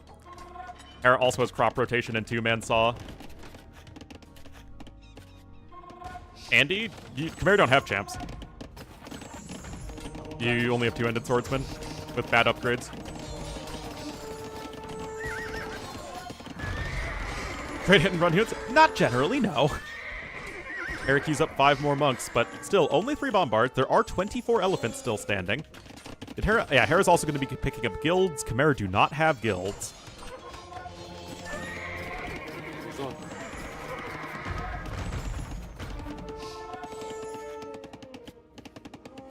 Good game number 1, though.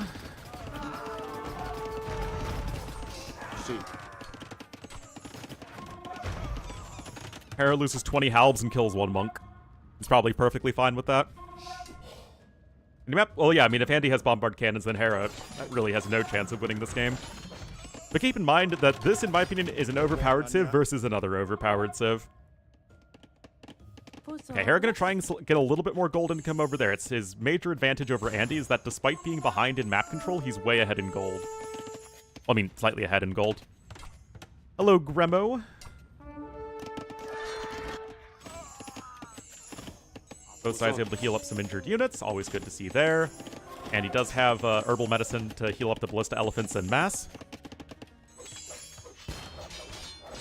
And Andy's still going for the multitasking.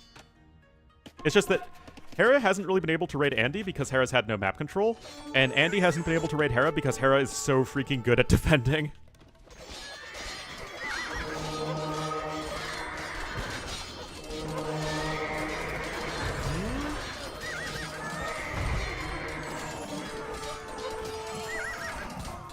Where's Andy's army? Oh, dear. Again, 140 more units made by Hera this game. It is 1,000% macro.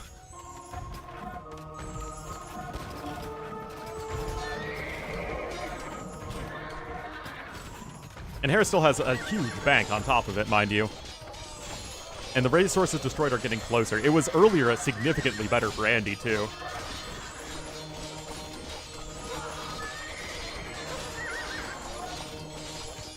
But Hera's got 70 units in the queue to 20.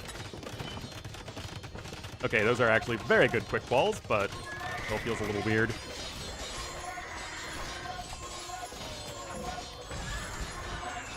Army value is higher for Hera.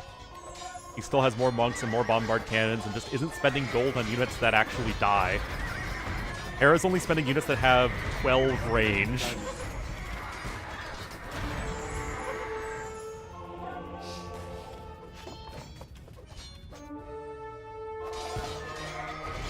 .92 kills on the ballista Ellies.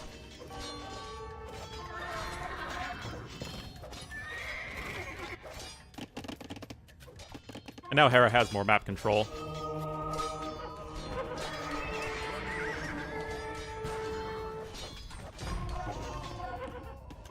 Yeah, Hera has 100 villagers. I mean, yes, I know he has 4 relics, and they are in fact Burgundian relics.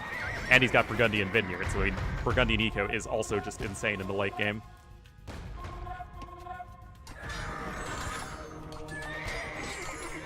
But Hera's just continuing with the monk play. See.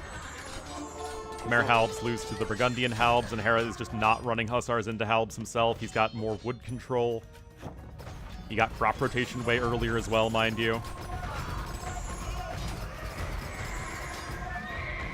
regular Scorpions? I don't think so. I think that if Andy just has even more comparable macro to Hera, he wins very easily in earlier in Imperial Age. Denies the one relic there, which is cute. Hera might even try and go for his capture of it.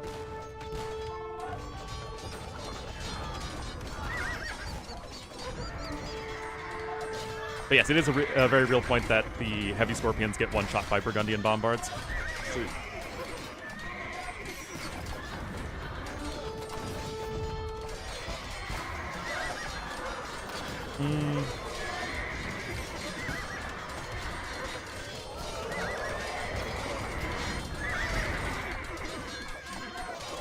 Well, I mean, strategically, Hera lost this game, in my opinion.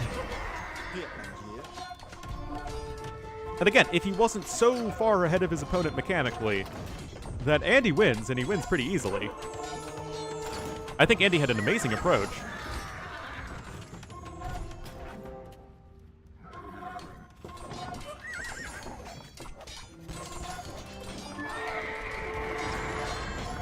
Oh yeah, again, because Hera's gold units are not really ones that can ever die, because Hera doesn't spend gold on units that ever are going to die. He just micros them around and gets, you know, amazing value out of them. Hera has, what is it, around 100 units in the queue versus 50. Is still ahead in resources despite being behind in villagers. Does Doubt win in Andy's position? No. Result.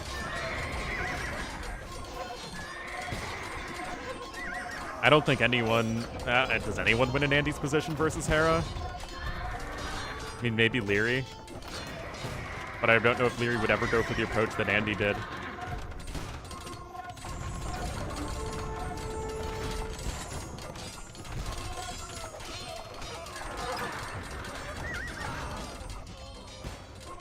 I mean, it's just this constant stream of trash units.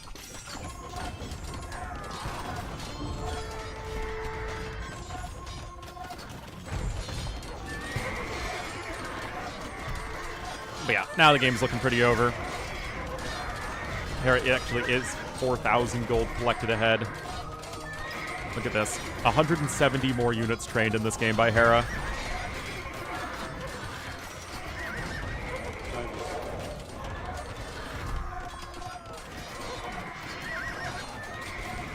Resources destroyed is still... It's like the resources destroyed is actually still in favor of Andy.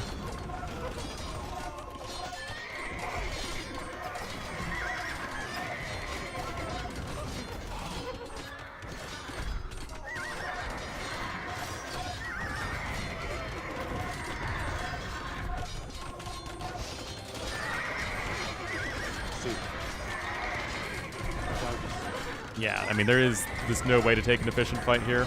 C.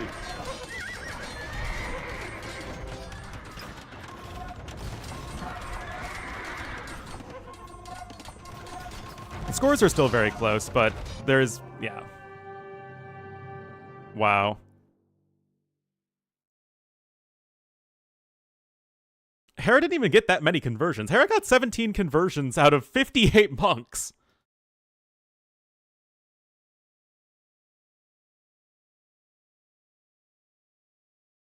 That's just wild.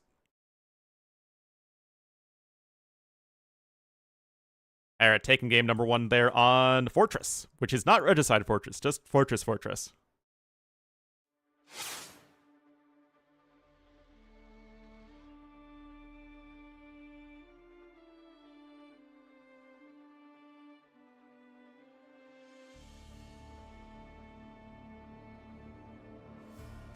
I mean, it just feels like it's so hopeless, right? Because Age of Empires isn't a strategy game at that point, it's a how well you can click game at that point.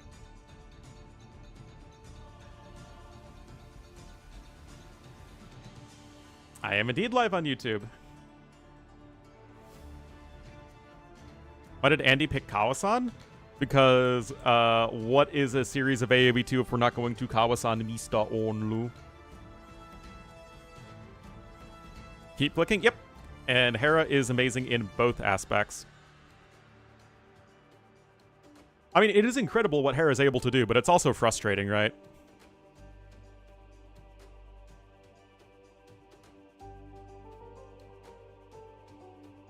Because I think what makes a lot of us enjoy AoE the most is the strategic aspect of it, while also, you know, strategerying in real time.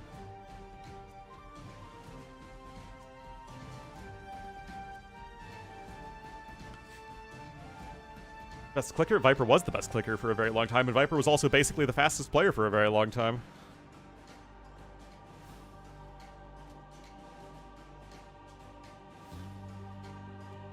Kawasan, Mr. Ornlu. Alright, guys. Might need a little bit of a break there with the players, but thank you so much to everyone who is watching. I hope you're all having a good old Wednesday. And I will be back in just a minute. Thanks for watching, guys. Hope you're all having a good day.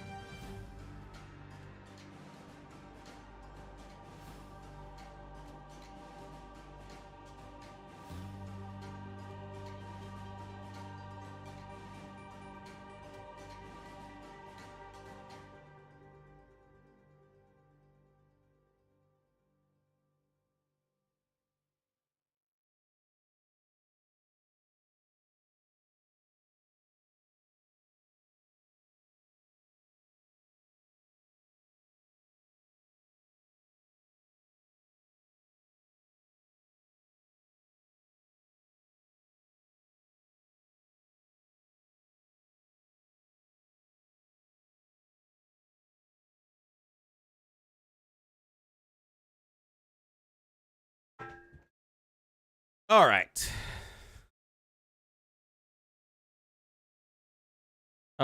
Don't see a second game just yet, unfortunately.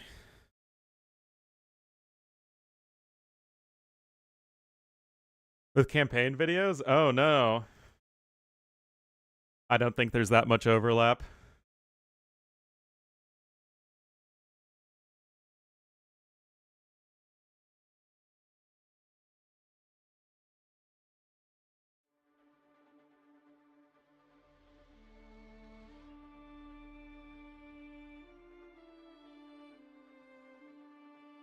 Sira Zyka, thank you so much for the raid.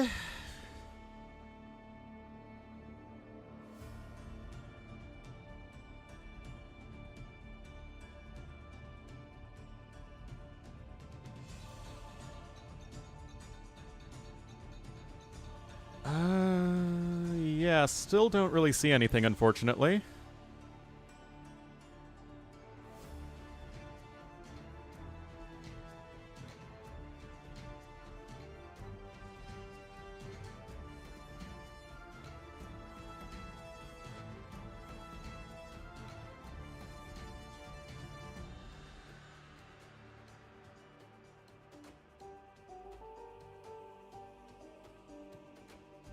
Hmm.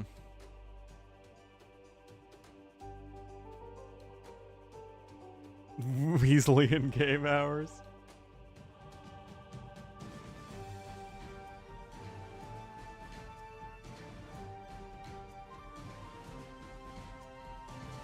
I think especially because these days, macro is so streamlined in the late game that it really just becomes much more grindy, just spam clicking the same thing over and over again.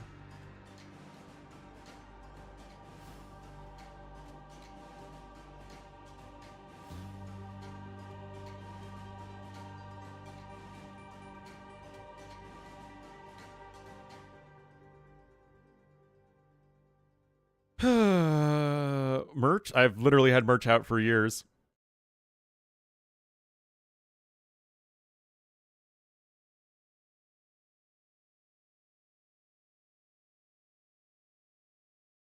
Unit C cute? I mean, he'd still be the best in the world because his APM is so high, but it would look a lot different.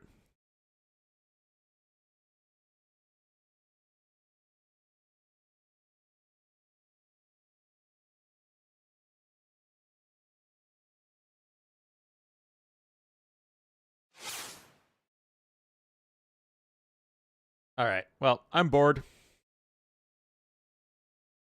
Drives on the left and is a big polluter. Per capita big polluter. Does anyone in the Middle East drive on the left?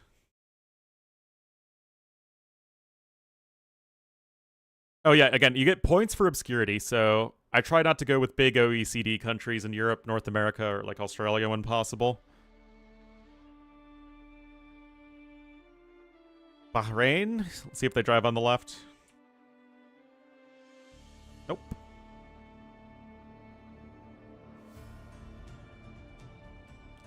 Malta? Nope. I mean, I think you guys are thinking the same thing that I am, that it's oil-producing countries. But yeah, Brunei's a good one. Big oil producer. All right, in Asia, and pollutes a lot per capita. That's going to be a lot of different countries.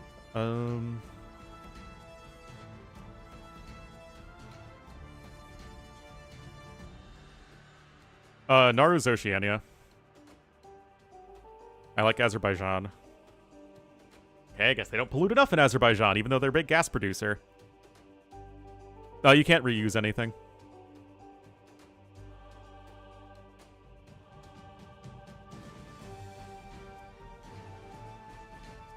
Maldives shouldn't be a big polluter. Okay, I guess they are a big enough polluter. What do I know, man? Well, again, India's going to be a super common pick.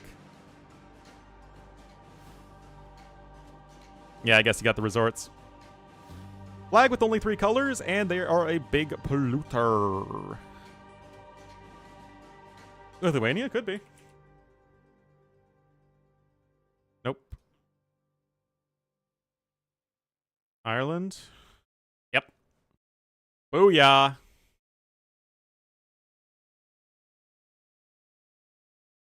Yeah, see, these are all the more common picks are like the big countries.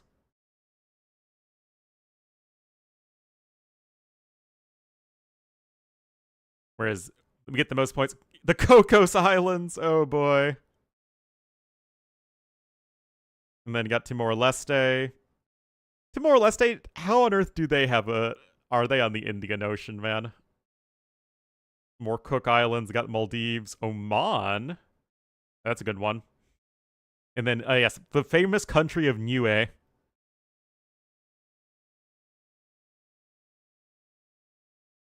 Yeah, guys, they still don't have a lobby as far as I can tell. Where's that? It's a dependency of New Zealand. India, I have no idea.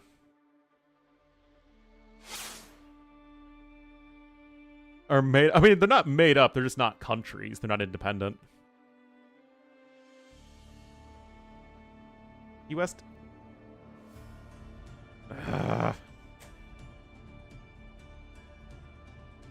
Pacific? I have no idea. It's all made up.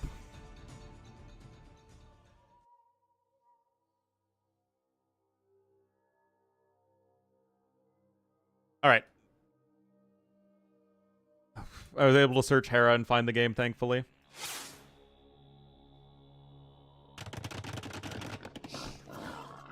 Oh, we're going to Kawasan, Mr. Ornlu. I freaking love Kawasan. Andy going to be in the green as the Georgians to the northwest, Hera in the blue as the Mongols to the southeast. Alright, are we docking different ponds or the same? It's like Hera is going to be going to his opponent's pond.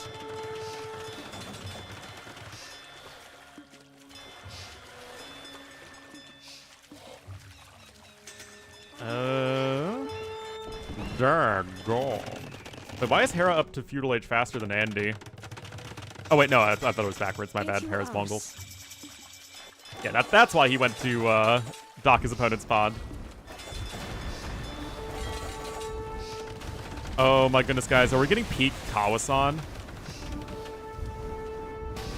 Is this going to be another case of you may not enjoy it, but this is peak AoE too? Oh my goodness, guys. I just don't think you guys really appreciate how good Kawasan is enough.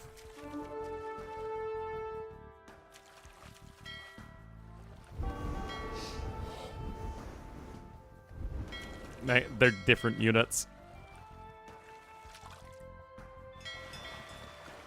I think that is the wrong way of looking at things.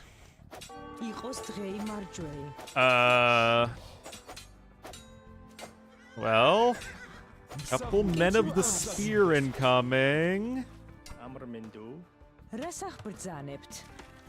Alright, I guess that's going to be in time, but the dock is delayed, and Hera is 2 vills ahead. He's ahead in resources as well. He has skipped Loom this entire time? Oh my goodness, he does lose a vill, though. Uh-oh. Uh-oh, Spaghetti-O! I mean, like, that was it was a good hit, but it doesn't mean anything if Hera can just go ahead and repair.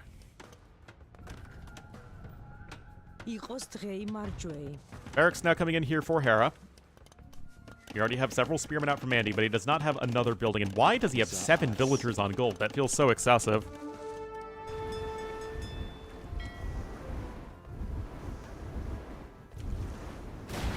Well, that was another very underwhelming fireship hit.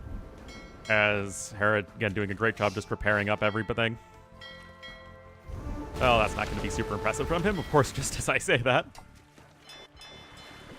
And the overall KD is quite similar, as in, it's exactly the same. And Andy actually has a forward vill here.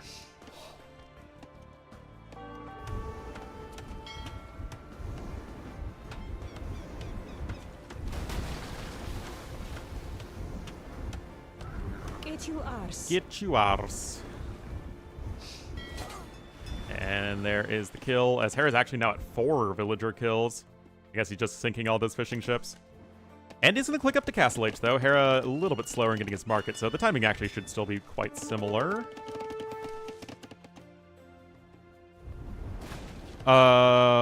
So the way it works is that repairing something from 1 HP to full HP on anything that can be repaired is going to cost exactly half the resources it creates to spend. So if you have a building that costs 100 wood, it will cost exactly 50 wood to repair from 1 to 100 percent HP. Except TCs, yes. Instead of costing half as much, it would be twice as much. So repairing it, and you, well, no, you don't need the 1 stone anymore. So yeah, it's 550 wood instead of whatever half of 275 is.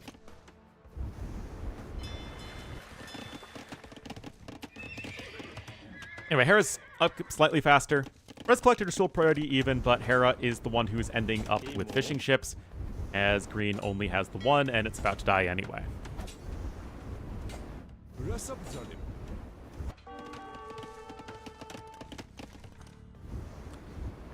I mean, technically you save infinite resources with Jurchens, but it doesn't really help you in Treb Wars.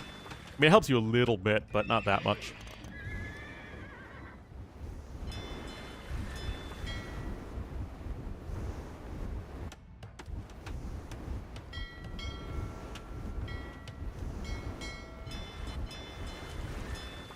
Well, got still the appearance of Andy wanting to continue to fight on water. Hera does lose a scout over there, but Hera's going to have his 2 stable Step Lancer production here in just a moment. Andy is forward, though.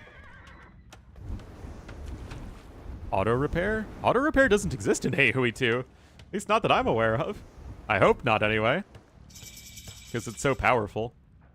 Shouldn't be automated. Not the best hit there in the world. Anyway, no War Galley for Hera. He is still ahead in resources, though. Oh, never mind. It just hit. Actually, just selling the stone so he can pick up War Galley. Monastery for him, too, but the Steppe production has begun. We have a fortified church coming in here for Andy. Eton? What?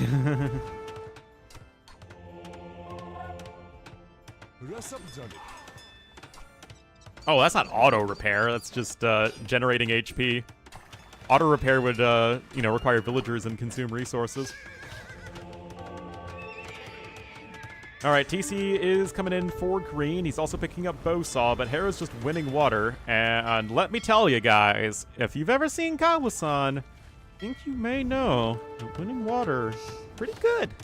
Pretty good on the map. Also only 1 stable. We do have another fortified church coming in here from Andy. Your Berserk's auto repair. Exactly. It's 1000% how it works. To be fair, also, you do have all the relics in the middle of the map, which is going to be good here for Andy. As Hera is still just on the 1 TC. Polish fills. Alright, horse collar coming. Like, Andy's eco upgrades are looking good, and he's going to have the TC. Okay, if Hera sneaks this relic, it's going to be disgusting, man. Steppe's still running around.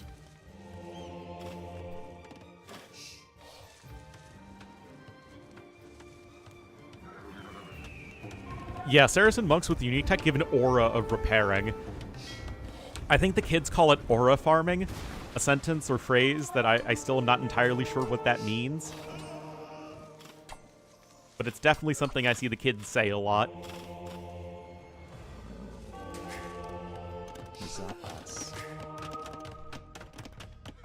Anyway, Hera continuing to get some more kills here and there. Gonna at least pick up 1 relic.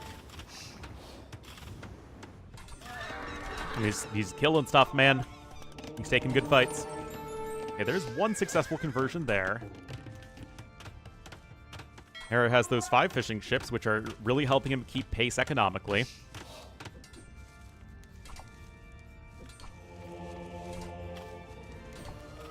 Hera at least getting 1 relic, though, is quite nice for him. Of course, Andy does love his monks. The relic is coming home. Why does that require barf bags? Sanctity.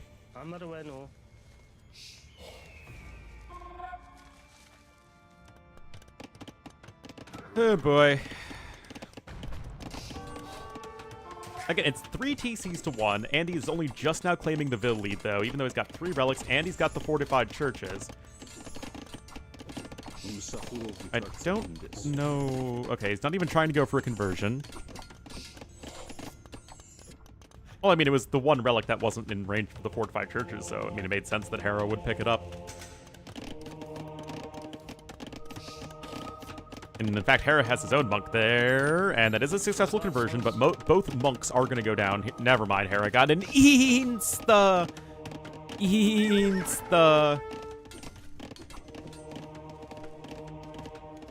Mangonel coming out too.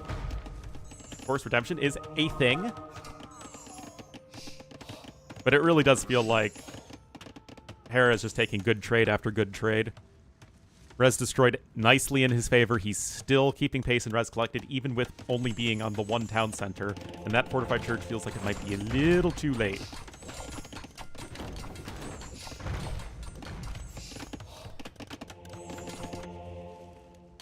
Auto repair can only be done on Cobra cars. I see what you did there.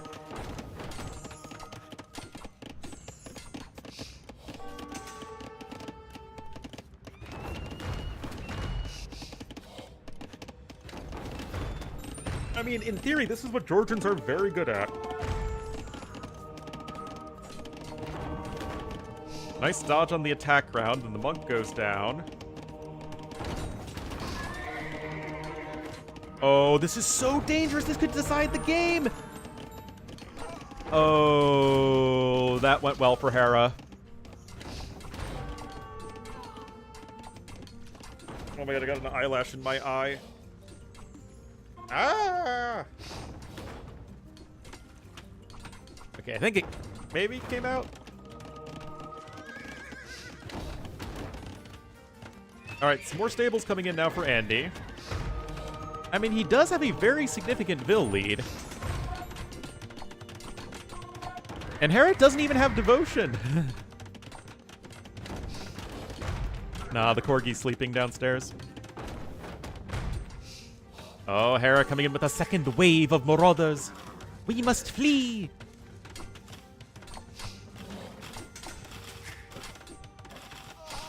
Some nice kills there from Hera.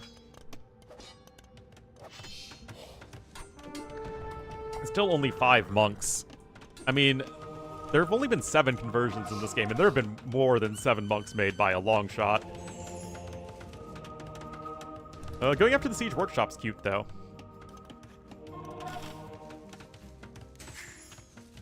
Again, it feels like Hera's...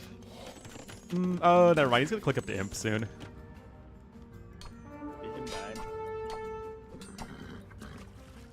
Oh, boy.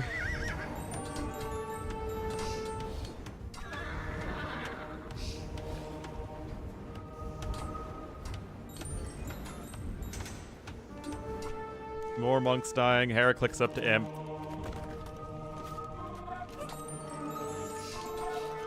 This definitely does not feel sufficient. Hera's going to drop a castle soon. He's going to be able to tread the middle.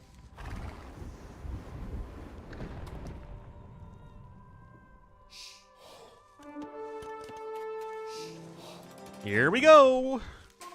I mean, I guess maybe this castle could be denied, right, guys? Right, chat? Chats? Now I have plural chats.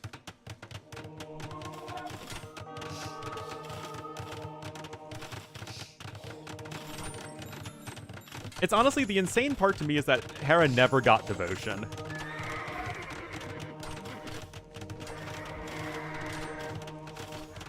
And it still just doesn't matter.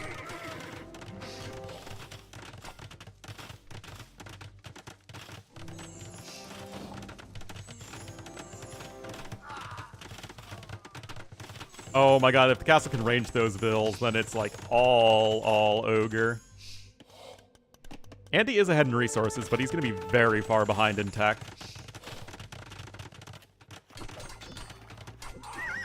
I'd also like to point out that if Mongols didn't have Step Lancers, then this entire sort of play would be impossible. What on Doubt's green earth are you doing, Andy? It's literally in the TC that's being attacked by the castle! What are you doing? Oh my god. How many conversions are we up to? 14?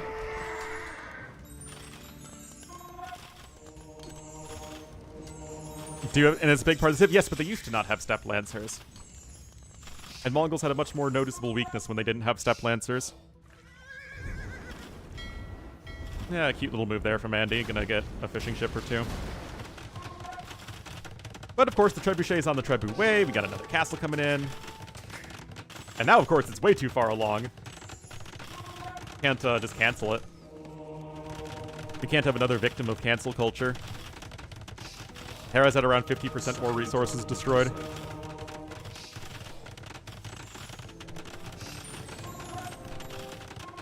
AOC balance patch? I mean, AOC was not balanced at all. We did an Ornlu balance patch tournament when I get to decide the balance of every civ. I mean, Georgians are very good in Trev Wars, but they're not going to be very good when they're so far behind, and that's kind of the problem right now, especially because you want to go for Monospa, and you can't make them in Trebuchets at the same time, in case you did not know.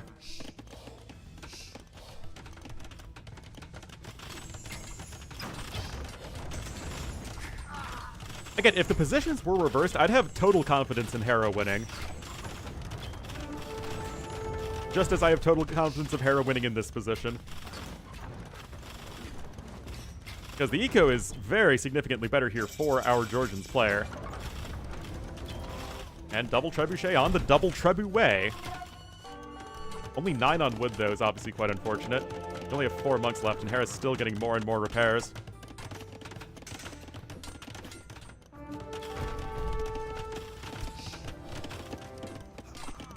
Oh, look at that, more vills are dying.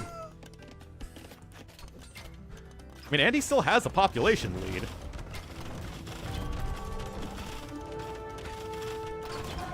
And, ooh, some of those tribes actually might be attacking uphill from Hera. That is actually just a mistake, in my opinion. Feels like he could have maybe been a bit more intentional with his placement. But yeah, I don't know how you keep that castle alive. Monospa have all evaporated. Jeez.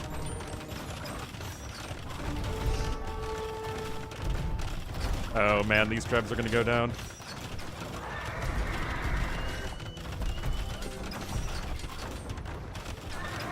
Nice walls from Andy.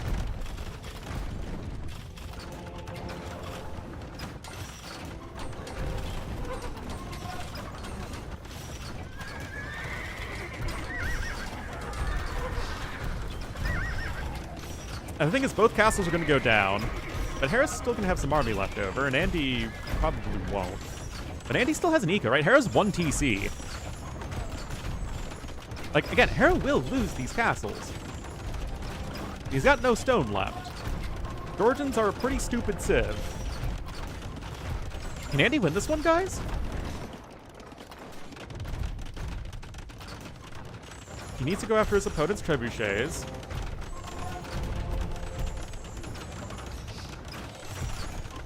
But, again, where do you get an army at this point if you're FreakinAndy?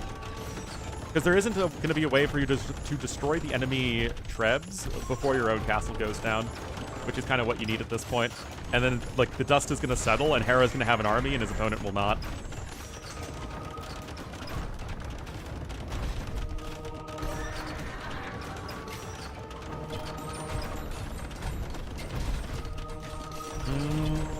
I mean, obviously, Mongols have very bad monks. But Hera's getting so many instas.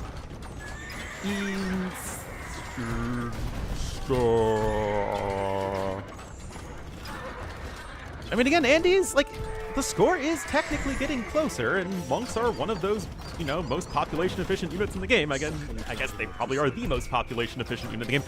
Why would you build a castle there? That feels so weird. What?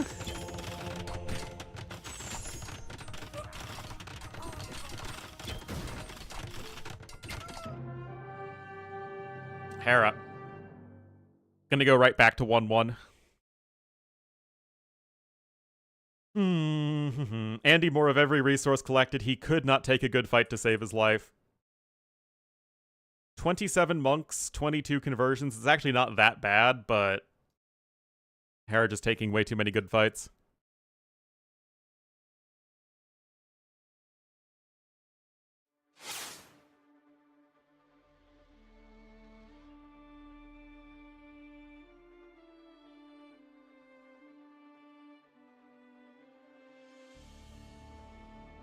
All right, that is the Mongols over the Georgians. Like, Andy almost made it work, right? Just like game number 1, he almost made it work again, but it's just not quite enough to beat Hera.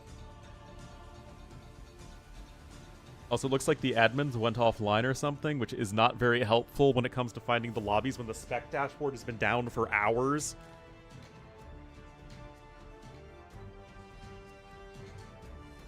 Life? I mean, it was good considering the situation. But again, if the positions were reversed, I don't think he has quite enough oomph to take down the 2 Georgian castles. If he doesn't take those perfect engagements like he did. Or like when the dust would settle, Hera would, with having better monk control, even than Andy, would probably just have a larger army.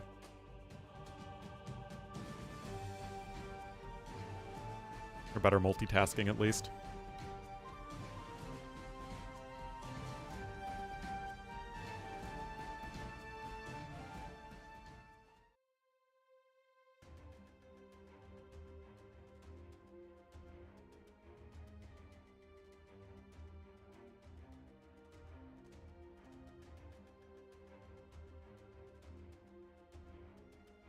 All right, one more game today, and then we're done. I don't think I'm able to stream tomorrow, guys. We have to do take the cars in, and I kind of need to be there for that. And I'm also not going to stream on the weekend, unfortunately.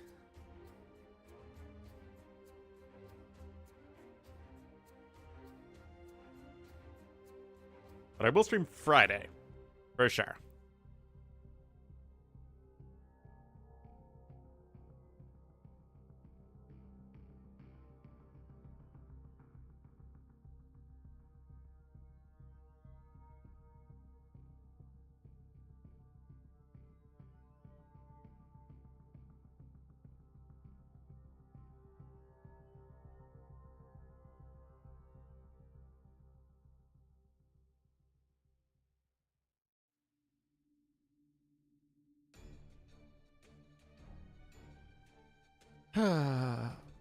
I love trying to find a game when we don't get the lobby ID and we don't have the spec dashboard working.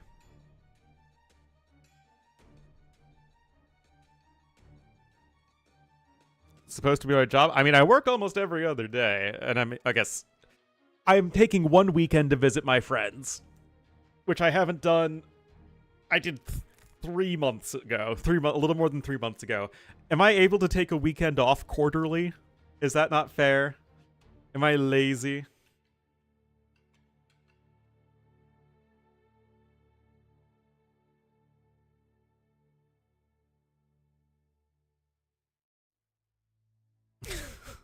Holidays are for losers.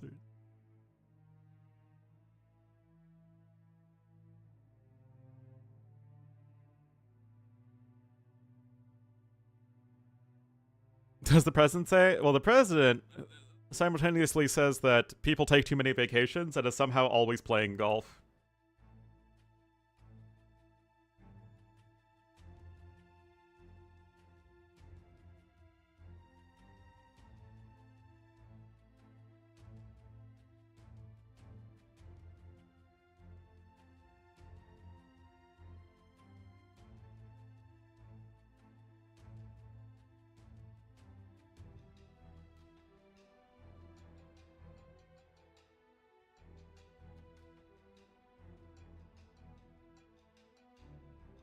That's fair, that's fair.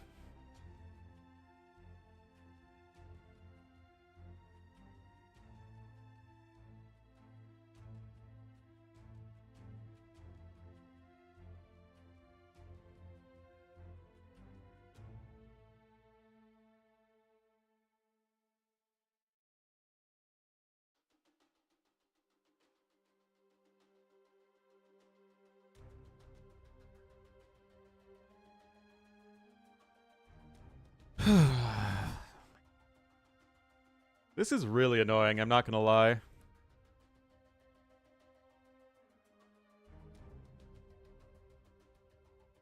Alright, here we go.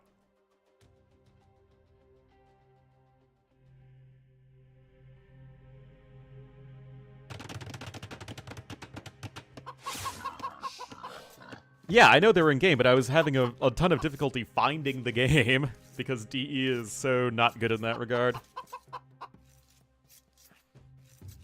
Alrighty, here we are though, game number 3. It is chicken time, baby. I'll have Andy in the orange as the Japanese to the northwest of Arabia, and I would assume this is a must-win game for him. But Hera's going to be here in the blue as the Byzantines to the southeast.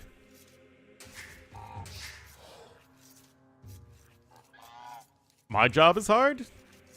I mean, I wouldn't say it's easy, but it's obviously way harder jobs out there than streaming and YouTubing.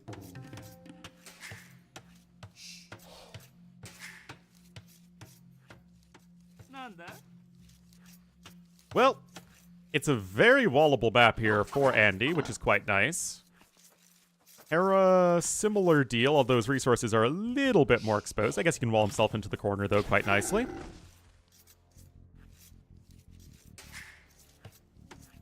Is certainly going to be a little bit of a win.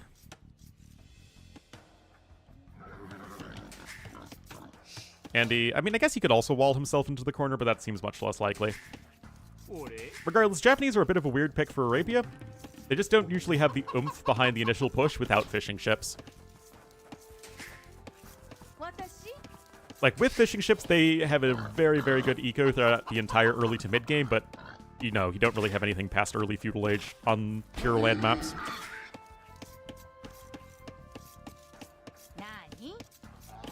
Pay less to work less, yeah. Oh boy. Still, Japanese should be pretty happy to be on a mill-happy map, aka maps where you have the chickens, the buck, buck, buck, buck, buck, buck, buck unit, animal, Gaia, whatever. And Hera already walling up. Byzantines, I mean, the thing with Byzantines, right, is just you play them anywhere and they're fine.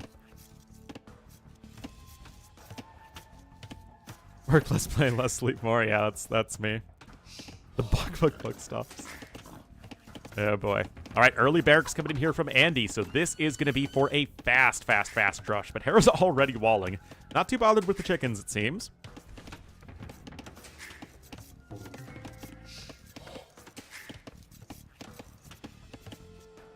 Oh no!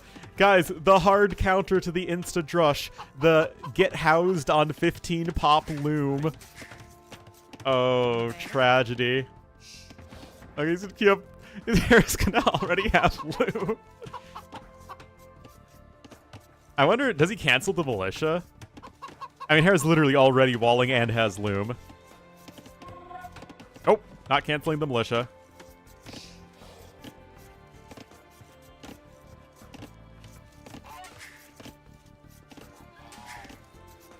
Oh boy.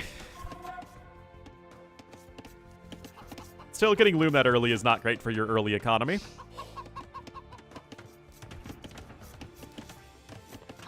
Oh look, the mill will be part of the wall. It's literally everyone's favorite South London soccer team, Millwall. At the racism and misogyny factory? What? I work real hard at the racism and misogyny factory. Also, is Hera gonna make a skull?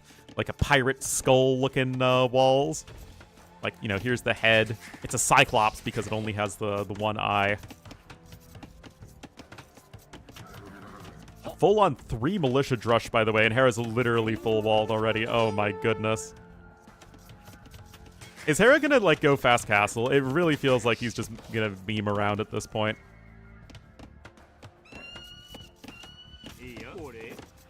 Ure. Hello, Saya. Or Say AoE 2.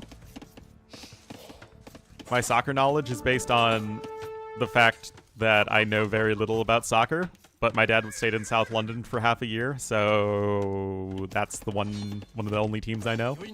That isn't like one of the big ones.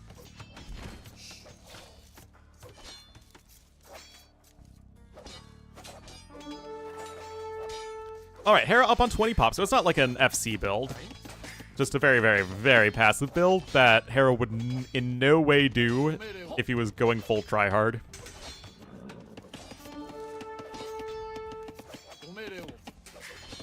But he's going to be out of food, like, really, really soon. Because, again, he never took any of his chickens. Where did the chickens? Oh, I guess they were killed by the militia. Kill yourself? Jeez. Presto. Seems a bit extreme, don't you think?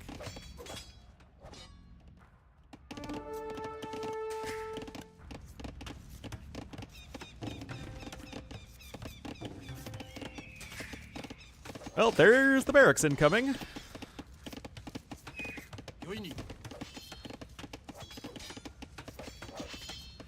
I don't really ever eat at Wendy's. Double bit axe on the way. What a game so far. Hera crossing the map with his scout cavalry. And he did go ahead and get Loom. Take the chickens. Again, this is something that probably shouldn't work, but it's Hera, so he'll probably make it work.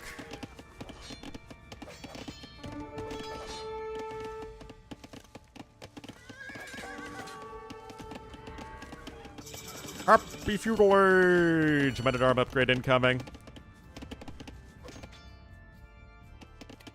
Beast flavored. Oh no. There's double bit axe coming in now for orange. Archery range over here on the side.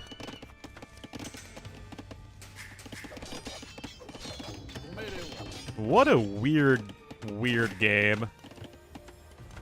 And he's gonna get himself walled up pretty nicely. Hera's scout did kill his opponent's scout, so you got that going for you, I suppose. Archery range is gonna be placed inside. And yes, Japanese men-at-arms deal a lot of damage. Horse collar coming. Oh, he's gonna get an arson instead. He was gonna get a horse collar, but canceled it. Not sure what that was all about. He'll also only have one lumber camp. Is Japanese.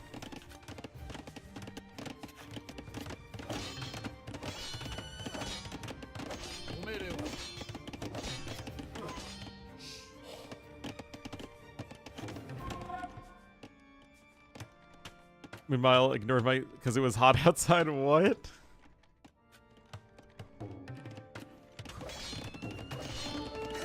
That house has already taken almost 1,800 damage. But I guess not worth it to pick up arson. You still are forcing 2 vills there to repair, which means they aren't working. And Andy is full walled at this point.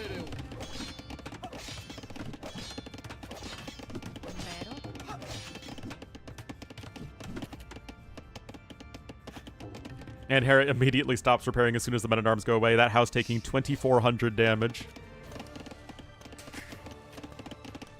Still no horse collar, though, for Andy. And he's got 4 vills on gold, which is obviously quite a lot. No reason for him to go for archers right now. I don't even think there's a reason for him to go skirmishers either. I think that, if anything, you just click up to Castle Age.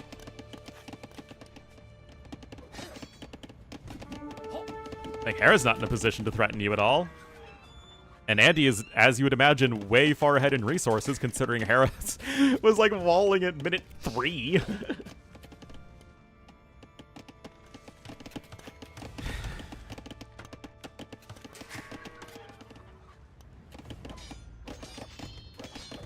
Gonna try and catch his opponent out of position a little bit there, and the men-at-arms are gonna take down the wall, but Hera should have those walls up in time, and he does. Yeah, Andy should have no issues getting to Castle Age, and what he should do in Castle Age, of course, is go long swordsman. Hera will never see it coming, man.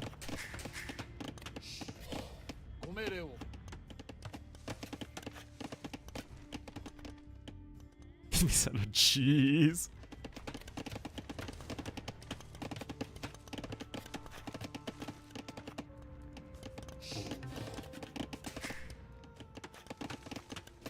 That said, Hera's still going to be getting a pretty good Castle Age time. I mean, he made 4 skirmishers.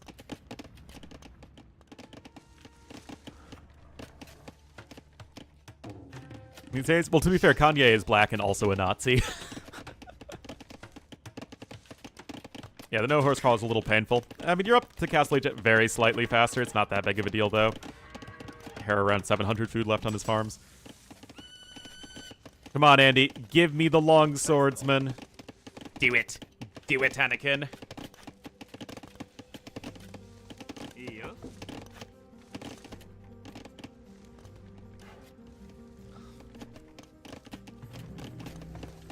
Just don't go for ranged units, especially skirmishers. Like, why would you go into a skirmisher war against Byzantines, man?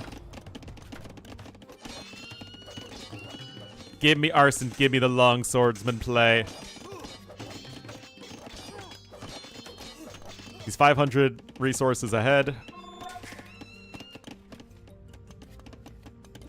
Da bear.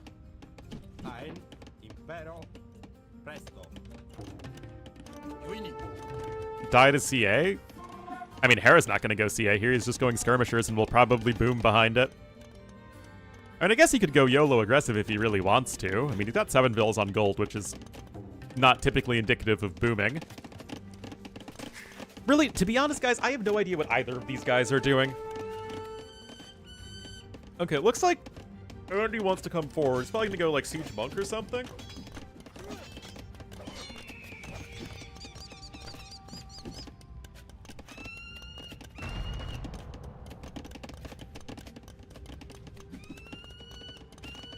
Presto.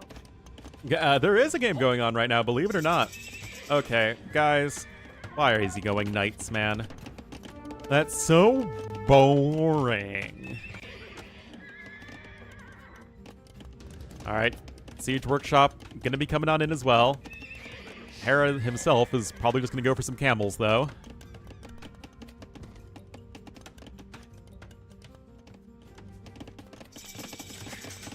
Okay, so it's not all in, as obviously there is a second TC coming in. Hera gonna start with some skirmishers, because skirmishers.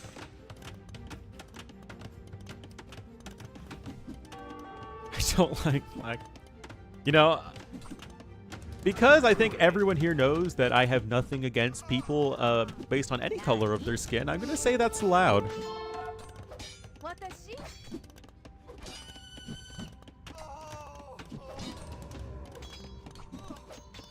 Impero.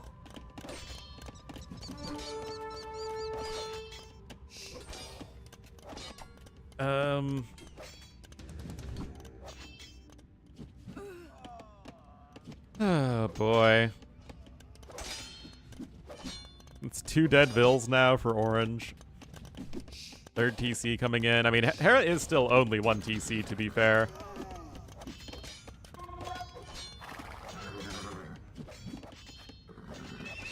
Chat, well, I mean, the YouTube chat's super dead right now, so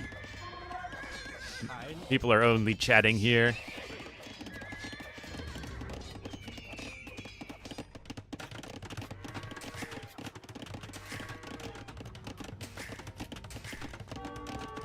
Join in. Presto. Well, I mean, what are we supposed to do? Talk about the game that Hera's almost certainly to win? SMH, you think you're there, Trirem?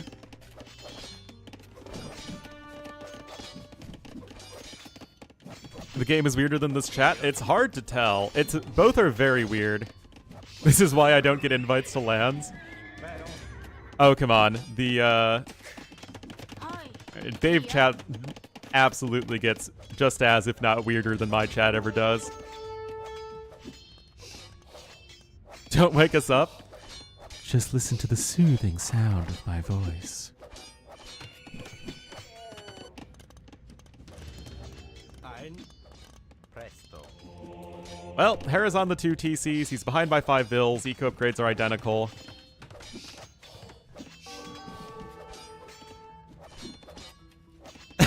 Also, oh jeez. Well, that's your fault, Fodler. You're still civilized? I don't know if this is ever considered civilized. Hey guys, do you know what unit's good against both long swordsmen and jeez. You know what unit's good against both skirmishers and camels? Long swordsmen. Do you know what civ has very good long swordsmen? Japanese. You cannot convert building foundations. You can only convert completed buildings. And obviously there are all those buildings you cannot convert at all.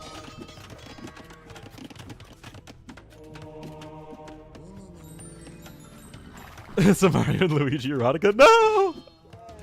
What did I do to deserve this?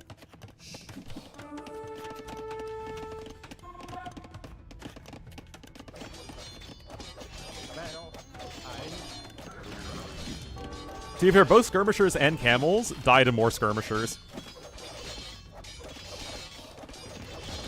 All right, Siege Workshop going to be coming forward here for Hera this time.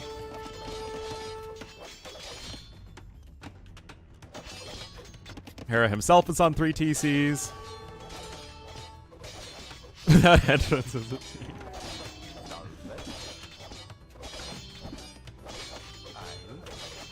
Oh, man.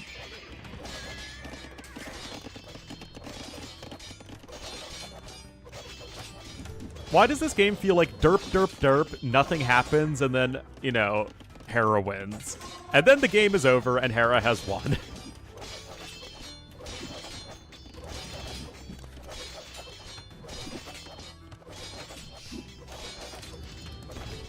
Battering ram coming in? Sure, why not? Hera has his buildings. Remember, it's only, 667 food and... what is it, 553 gold or something like that for Byzantine Imperial Age.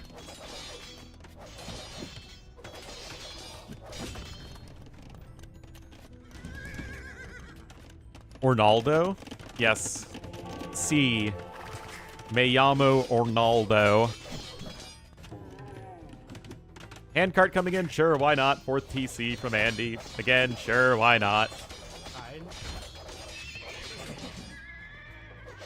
Res collected her dead even, despite Andy being on a much higher eco for so much longer. Hera also has 4 relics. Just cuz, you know.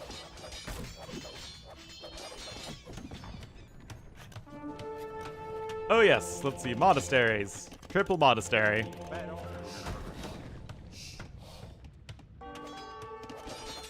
I know it's like my job to understand Age of Empires, and I have been doing this for a very long time. I don't understand this game at all.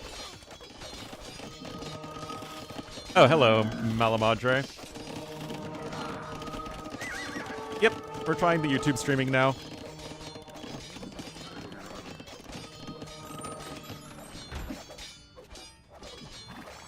Hera now ahead in resources with a way more efficient eco. I mean, he's just full walled and is super safe. This is also, again, apparently a thing that's happening.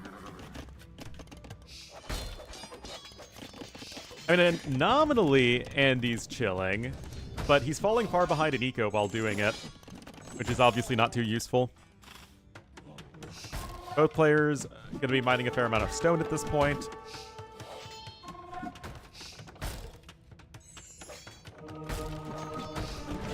Redemption coming in for both players. Good splits there from Hera. Obviously, the camels need to be careful about engaging.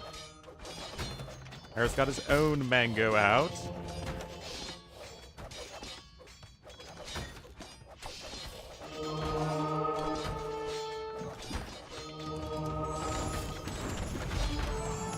Well, some skirms end up dying there, but that is a successful conversion. That's another... oh my god, that's 3 successful mangonel conversions! Oh my god. What a game of Age of Empires 2 Definitive Edition. Remember game number 1 when Andy absolutely should have won?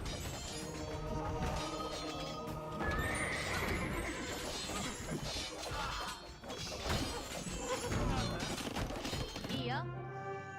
Hera had an 8% more efficient eco in a game where 9 Vils died only at the very end. Wow. Wow.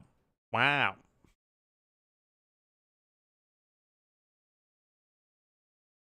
Oh boy. Well, that was a series.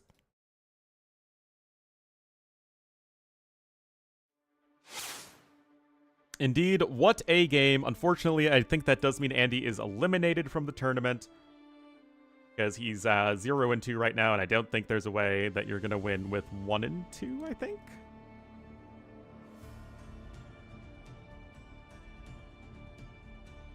A-tier tournament? Who knows, man? Who knows? Anyway, that's going to be it for me today, guys. Thank you to everyone who's tuned in on both Twitch and on YouTube. I really appreciate it. We will try the YouTube stream again on Friday, next when I can stream. But yeah, had actually 1,000 people, or 1,000 total views over the course of several hours on YouTube. So thank you all so much for watching, guys, and I'll see you on Friday.